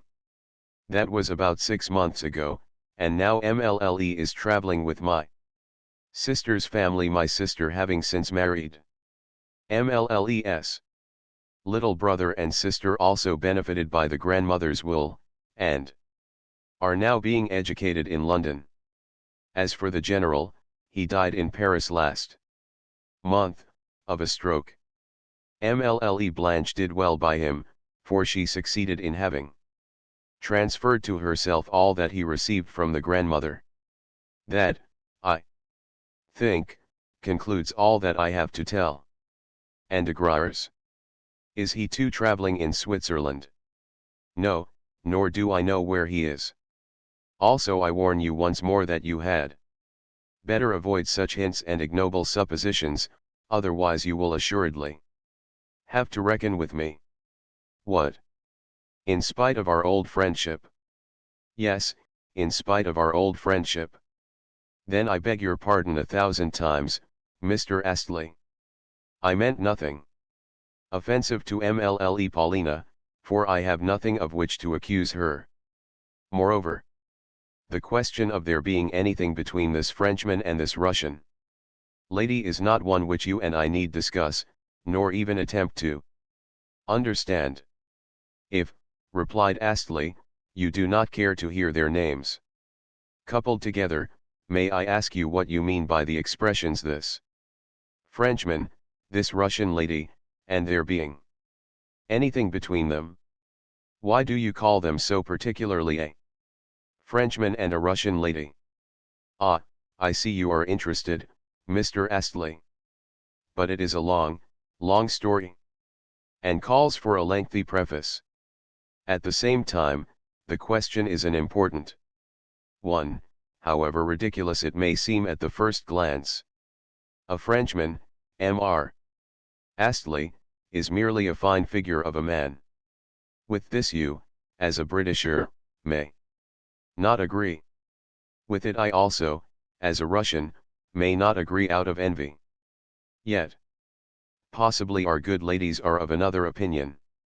For instance, one may look upon Racine as a broken down, hobbledehoy, perfumed individual. One may even be unable to read him, and I too may think him the same, as well as, in some respects, a subject for ridicule.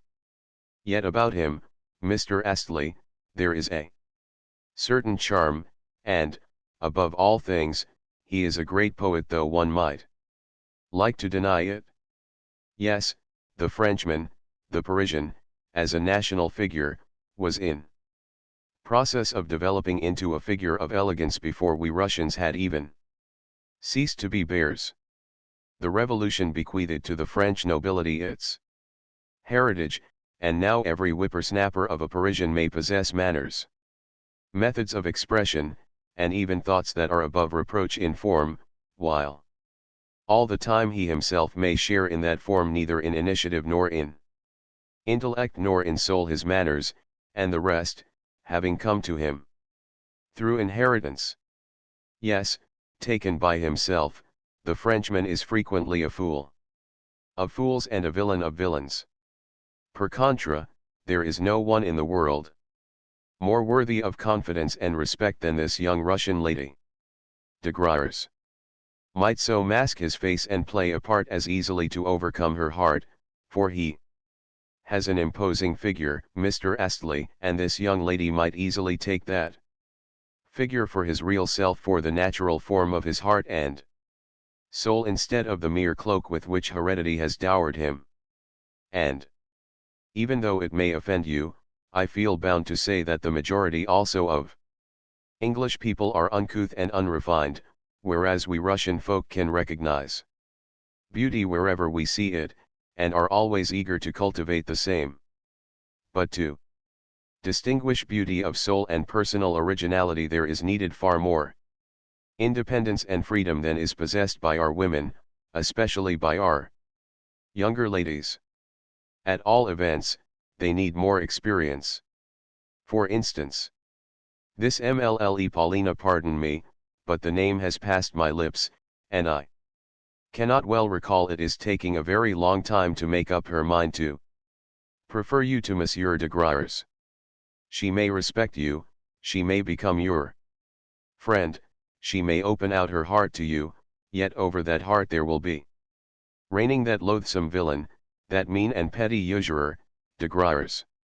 This will be due to obstinacy and self-love, to the fact that de Griers once appeared to her in the transfigured guise of a marquis, of a disenchanted and ruined liberal who was doing his best to help her family and the frivolous old general, and, although these transactions of his have since been exposed, you will find that the exposure has made no impression upon her mind. Only give her the de Griers of former days, and she will ask of you no more. The more she may detest the present de Griers, the more will she lament the de Griers of the past, even though the latter never existed but in her own imagination. You are a sugar refiner, Mr. Astley, are you not? Yes, I belong to the well-known firm of Lovell & Co. Then see here. On the one hand, you are a sugar refiner, while, on the other hand, you are an Apollo Belvedere. But the two characters do not mix with one another. I, again, am not even a sugar refiner, I am a mere roulette gambler who has also served as a lackey. Of this fact MLLE Paulina is probably well aware, since she appears to have an excellent force of police at her disposal. You are saying this because you are feeling bitter, said Astley, with cold indifference. Yet there is not the least originality in your words. I agree. But therein lies the horror of it all, that, how trepidation, playing ever mean and farcical my accusations may be, they are none the less true. But I am only wasting words. Yes, you are, for you are only talking nonsense, exclaimed my companion, his voice now trembling and his eyes flashing fire. Are you aware, he continued, that wretched, ignoble, petty, unfortunate man though you are, it was at her request I came to Hamburg, in order to see you, and to have a long, serious talk with you, and to report to her your feelings and thoughts and hopes, yes, and your recollections of her, too. Indeed? Is that really so? I cried, the tears beginning to well from my eyes. Never before had this happened. Yes, poor unfortunate, continued Astley. She did love you, and I may tell you this now for the reason that now you are utterly lost. Even if I were also to tell you that she still loves you, you would none the less have to remain where you are. Yes, you have ruined yourself beyond redemption.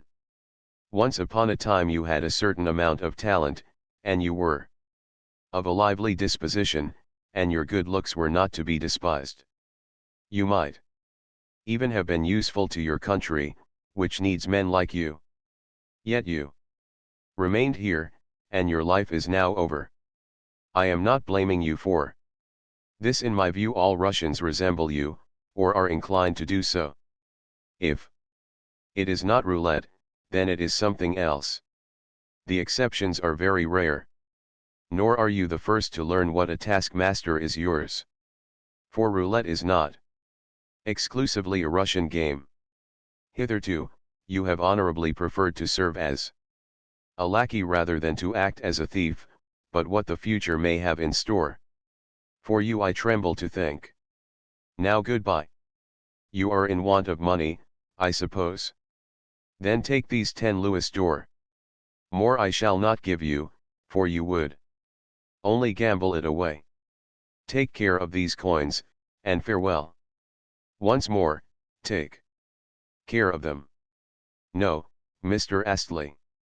After all that has been said, I take care of them, repeated my friend. I am certain you are still a gentleman, and therefore I give you the money as one gentleman may give money to another. Also, if I could be certain that you would leave both Hamburg and the gaming tables, and return to your own country, I would give you £1,000 down to start life afresh, but, I give you 10 Louis d'or instead of £1,000 for the reason that at the present time, £1,000 and 10 Louis d'or will be all the same to you. You will lose the one as readily as you will the other. Take the money, therefore, and goodbye. Yes, I will take it if at the same time you will embrace me. With pleasure. So we parted on terms of sincere affection. But he was wrong. If I was hard and undiscerning as regards Paulina and de Griers, he was hard and undiscerning as regards Russian people. Generally. Of myself I say nothing. Yet words are only words. I need to act. Above all things I need to think of Switzerland. Tomorrow. Tomorrow but if only I could set things right tomorrow, and be born again, and rise again from the dead. But no, I cannot. Yet I must show her what I can do. Even if she should do no more than learn that I can still play the man, it would be worth it. Today it is too late, but tomorrow. Yet I have a presentiment that things can never be otherwise. I have got 15 Louis d'or in my possession, although I began with 15 gulden. If I were to play carefully at the start, but no. Surely I am not such a fool as that. Yet why should I not rise from the dead? I should require at first but to go cautiously and patiently, and the rest would follow. I should require but to put a check upon my nature for 1 hour, and my fortunes would be changed entirely. Yes, my nature is my weak point. I have only to remember what happened to me some months ago at Roulettenberg, before my final ruin. What a notable instance that was of my capacity for resolution. On the occasion in question I had lost everything, yet, just as I was leaving the casino, I heard another gulden give a rattle in my pocket. Perhaps I shall need it for a meal, I thought to myself, but 100 paces further on, I changed my mind, and returned.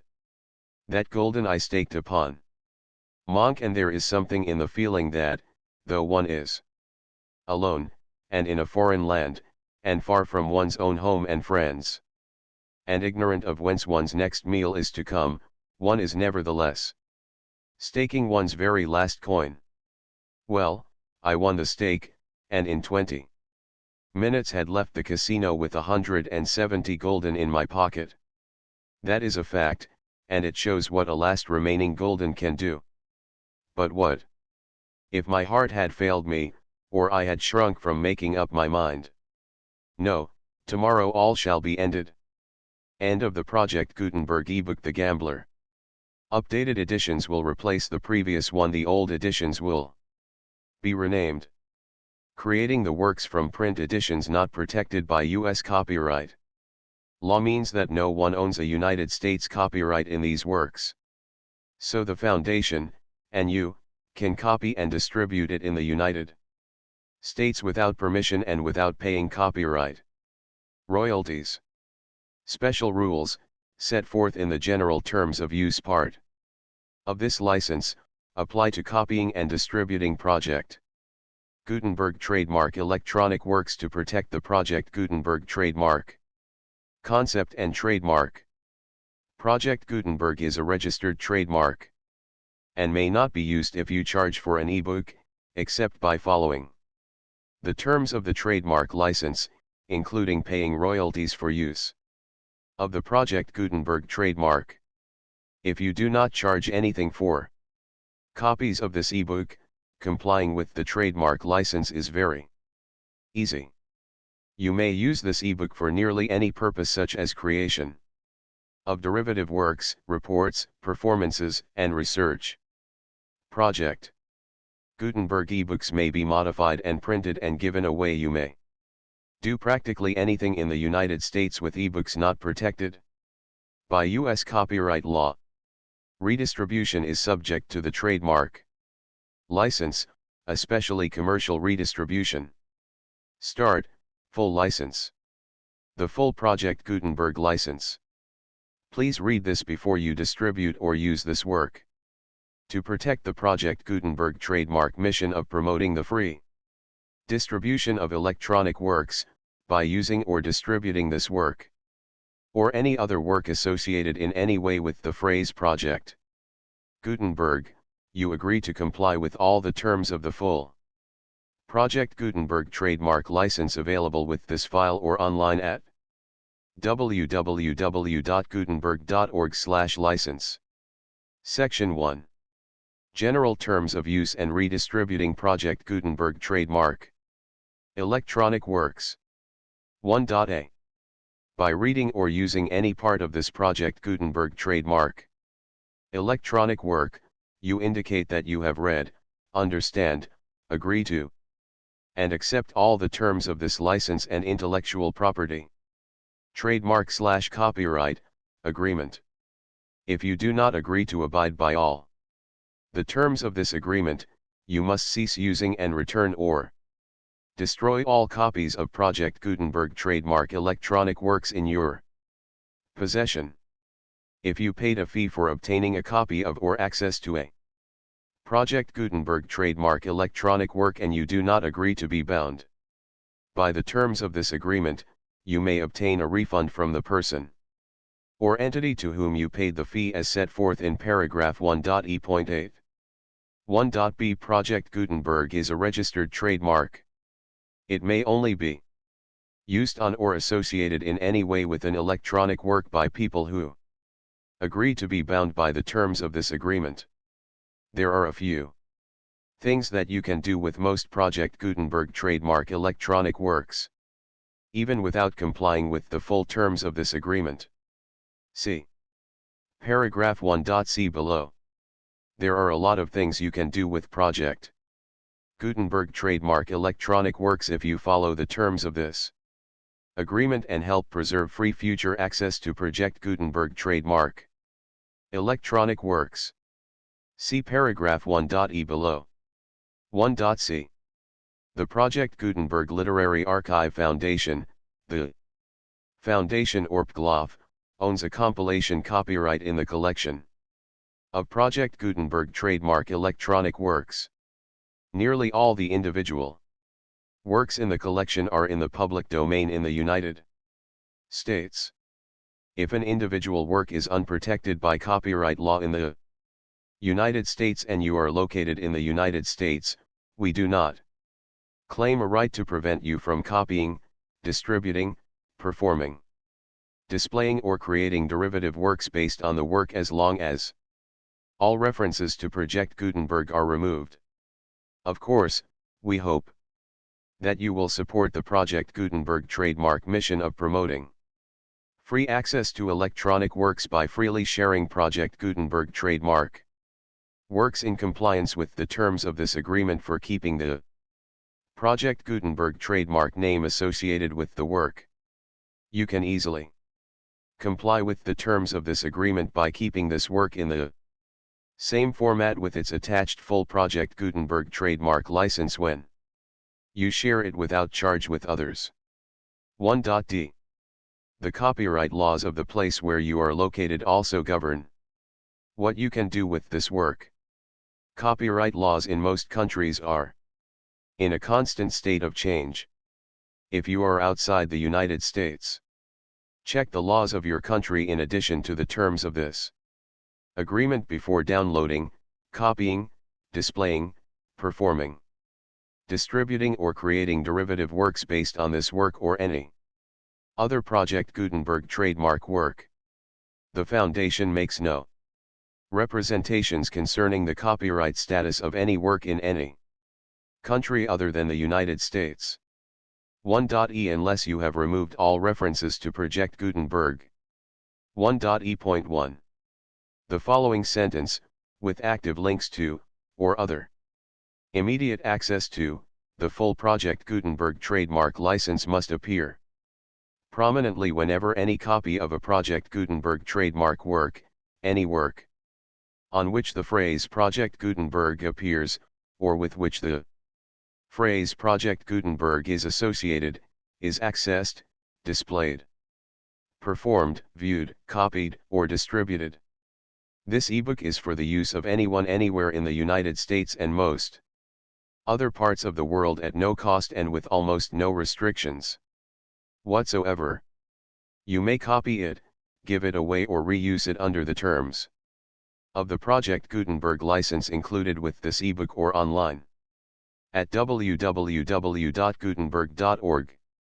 If you are not located in the United States, you will have to check the laws of the country where you are located before using this ebook.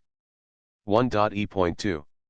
If an individual Project Gutenberg trademark electronic work is derived from texts not protected by U.S. copyright law, does not contain a notice indicating that it is posted with permission of the copyright holder, the work can be copied and distributed to anyone in the United States without paying any fees or charges. If you are redistributing or providing access to a work with the phrase Project Gutenberg associated with or appearing on the work, you must comply either with the requirements of paragraphs 1.e.1 through 1.e.7 or obtain permission for the use of the work and the Project Gutenberg trademark. Trademark as set forth in paragraphs 1.e.8 or 1.e.9.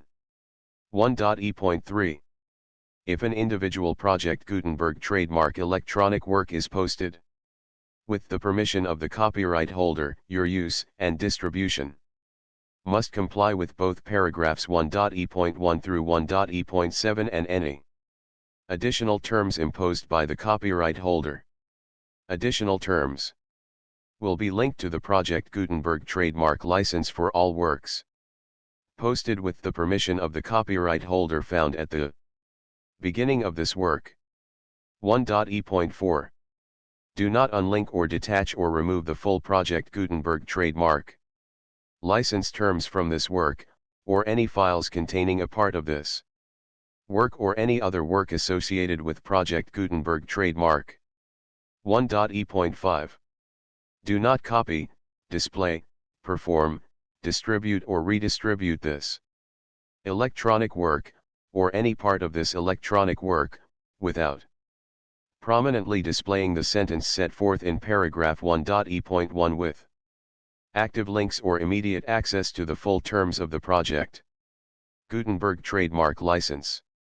1.e.6. You may convert to and distribute this work in any binary, compressed, marked up, non-proprietary or proprietary form, including any word processing or hypertext form. However, if you provide access to or distribute copies of a Project Gutenberg trademark work in a format other than plain vanilla ASCII or other format used in the official version posted on the official Project Gutenberg trademark website, www.gutenberg.org, you must, at no additional cost, fee, or expense to the user, provide a copy, a means of exporting a copy, or a means of obtaining a copy upon request, of the work in its original plain vanilla ASCII or other form. Any alternate format must include the full Project Gutenberg trademark license as specified in paragraph 1.e.1. 1.e.7. Do not charge a fee for access to, viewing, displaying, performing, copying, or distributing any Project Gutenberg trademark works, unless you comply with paragraph 1.e.8 or 1.e.9. 1.e.8. You may charge a reasonable fee for copies of or providing access to or distributing Project Gutenberg trademark electronic works, provided that you pay a royalty fee of 20% of the gross profits you derive from the use of Project Gutenberg trademark works calculated using the method you already used to calculate your applicable taxes. The fee is owed to the owner of the Project Gutenberg trademark, but he has agreed to donate royalties under this paragraph to the Project Gutenberg Literary Archive Foundation.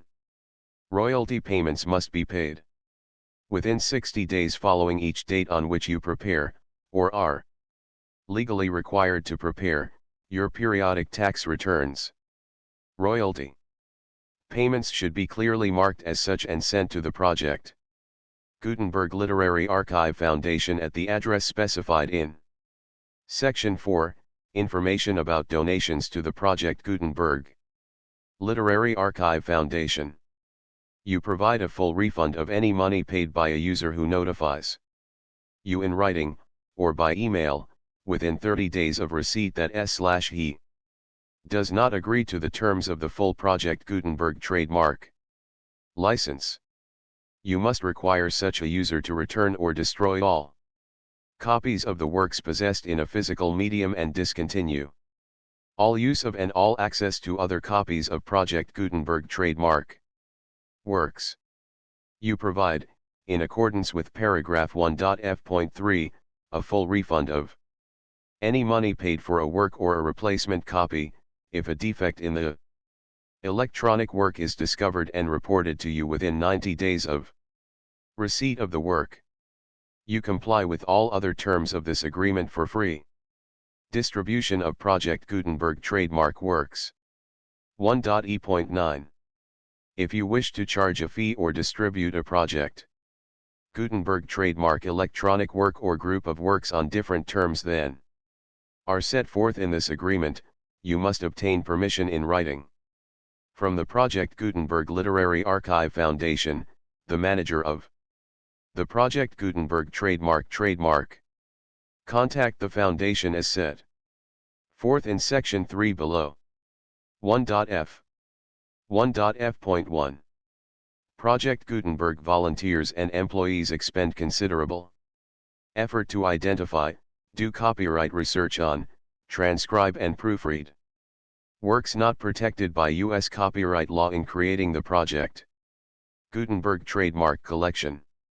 Despite these efforts, Project Gutenberg trademark electronic works, and the medium on which they may be stored, may contain defects, such as, but not limited to, incomplete, inaccurate, or corrupt data, transcription errors, a copyright or other intellectual property infringement, a defective or damaged disk or other medium, a computer virus, or computer codes that damage or cannot be read by your equipment. 1.f.2. Limited warranty, disclaimer of damages, except for the right of replacement or refund described in paragraph 1.f.3, the Project Gutenberg Literary Archive Foundation, the owner of the Project Gutenberg trademark, and any other party distributing a Project Gutenberg trademark electronic work under this agreement, disclaim all liability to you for damages, costs, and expenses, including legal fees.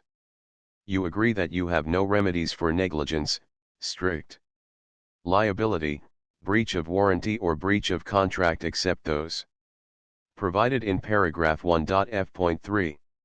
You agree that the Foundation, the trademark owner, and any distributor under this agreement will not be liable to you for actual, direct, indirect, consequential, punitive or incidental damages even if you give notice of the possibility of such damage. 1.f.3. Limited right of replacement or refund, if you discover a defect in this electronic work within 90 days of receiving it, you can receive a refund of the money, if any, you paid for it by sending a written explanation to the person you received the work from. If you received the work on a physical medium, you must return the medium with your written explanation. The person or entity that provided you with the defective work may elect to provide a replacement copy in lieu of a refund. If you received the work electronically, the person or entity providing it to you may choose to give you a second opportunity to receive the work electronically in lieu of a refund. If the second copy is also defective, you may demand a refund in writing, without further opportunities to fix the problem. 1.f.4. except for the limited right of replacement or refund set forth in paragraph 1.f.3, this work is provided to you as is, with no other warranties of any kind, express or implied, including but not limited to warranties of merchantability or fitness for any purpose. 1.f.5. Some states do not allow disclaimers of certain implied warranties or the exclusion or limitation of certain types of damages. If any disclaimer or limitation set forth in this agreement violates the law of the state applicable to this agreement, the agreement shall be interpreted to make the maximum disclaimer or limitation permitted by the applicable state law. The invalidity or unenforceability of any provision of this agreement shall not void the remaining provisions. 1.f.6. Indemnity.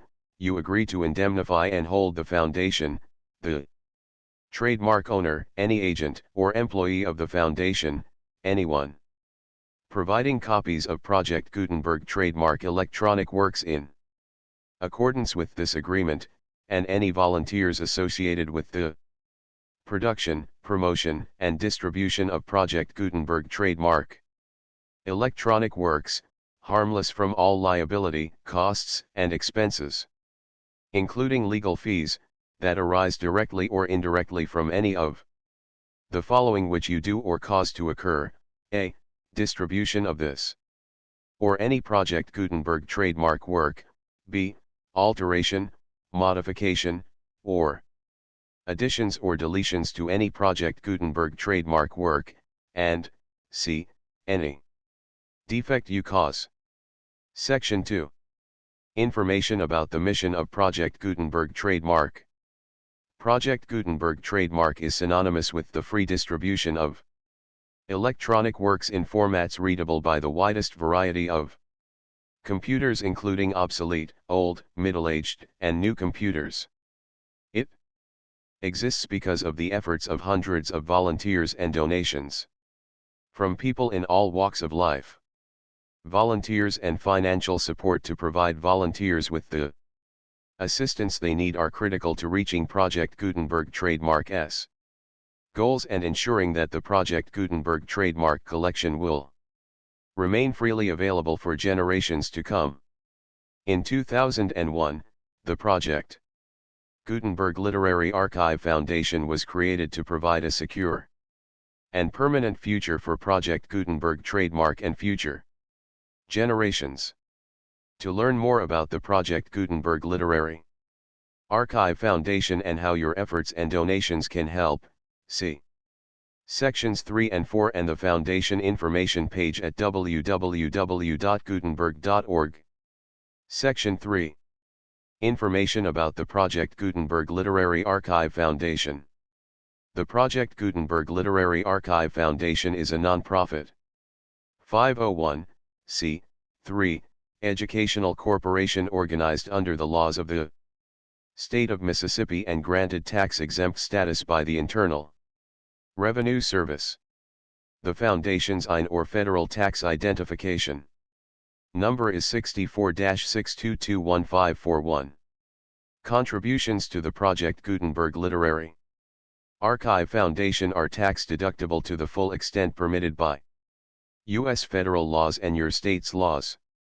The Foundation's business office is located at 809 North 1500 West, Salt Lake City, Utah 841-16801-596-1887. Email contact links and up-to-date contact information can be found at the Foundation's website and official page at www.gutenberg.org/contact. Section 4. Information about donations to the Project Gutenberg Literary Archive Foundation. Project Gutenberg trademark depends upon and cannot survive without widespread public support and donations to carry out its mission of increasing the number of public domain and licensed works that can be freely distributed in machine-readable form accessible by the widest array of equipment, including outdated equipment. Many small donations, $1 to $5,000, are particularly important to maintaining tax-exempt status with the IRS. The Foundation is committed to complying with the laws regulating charities and charitable donations in all 50 states of the United States. Compliance requirements are not uniform and it takes a considerable effort, much paperwork, and many fees to meet and keep up with these requirements.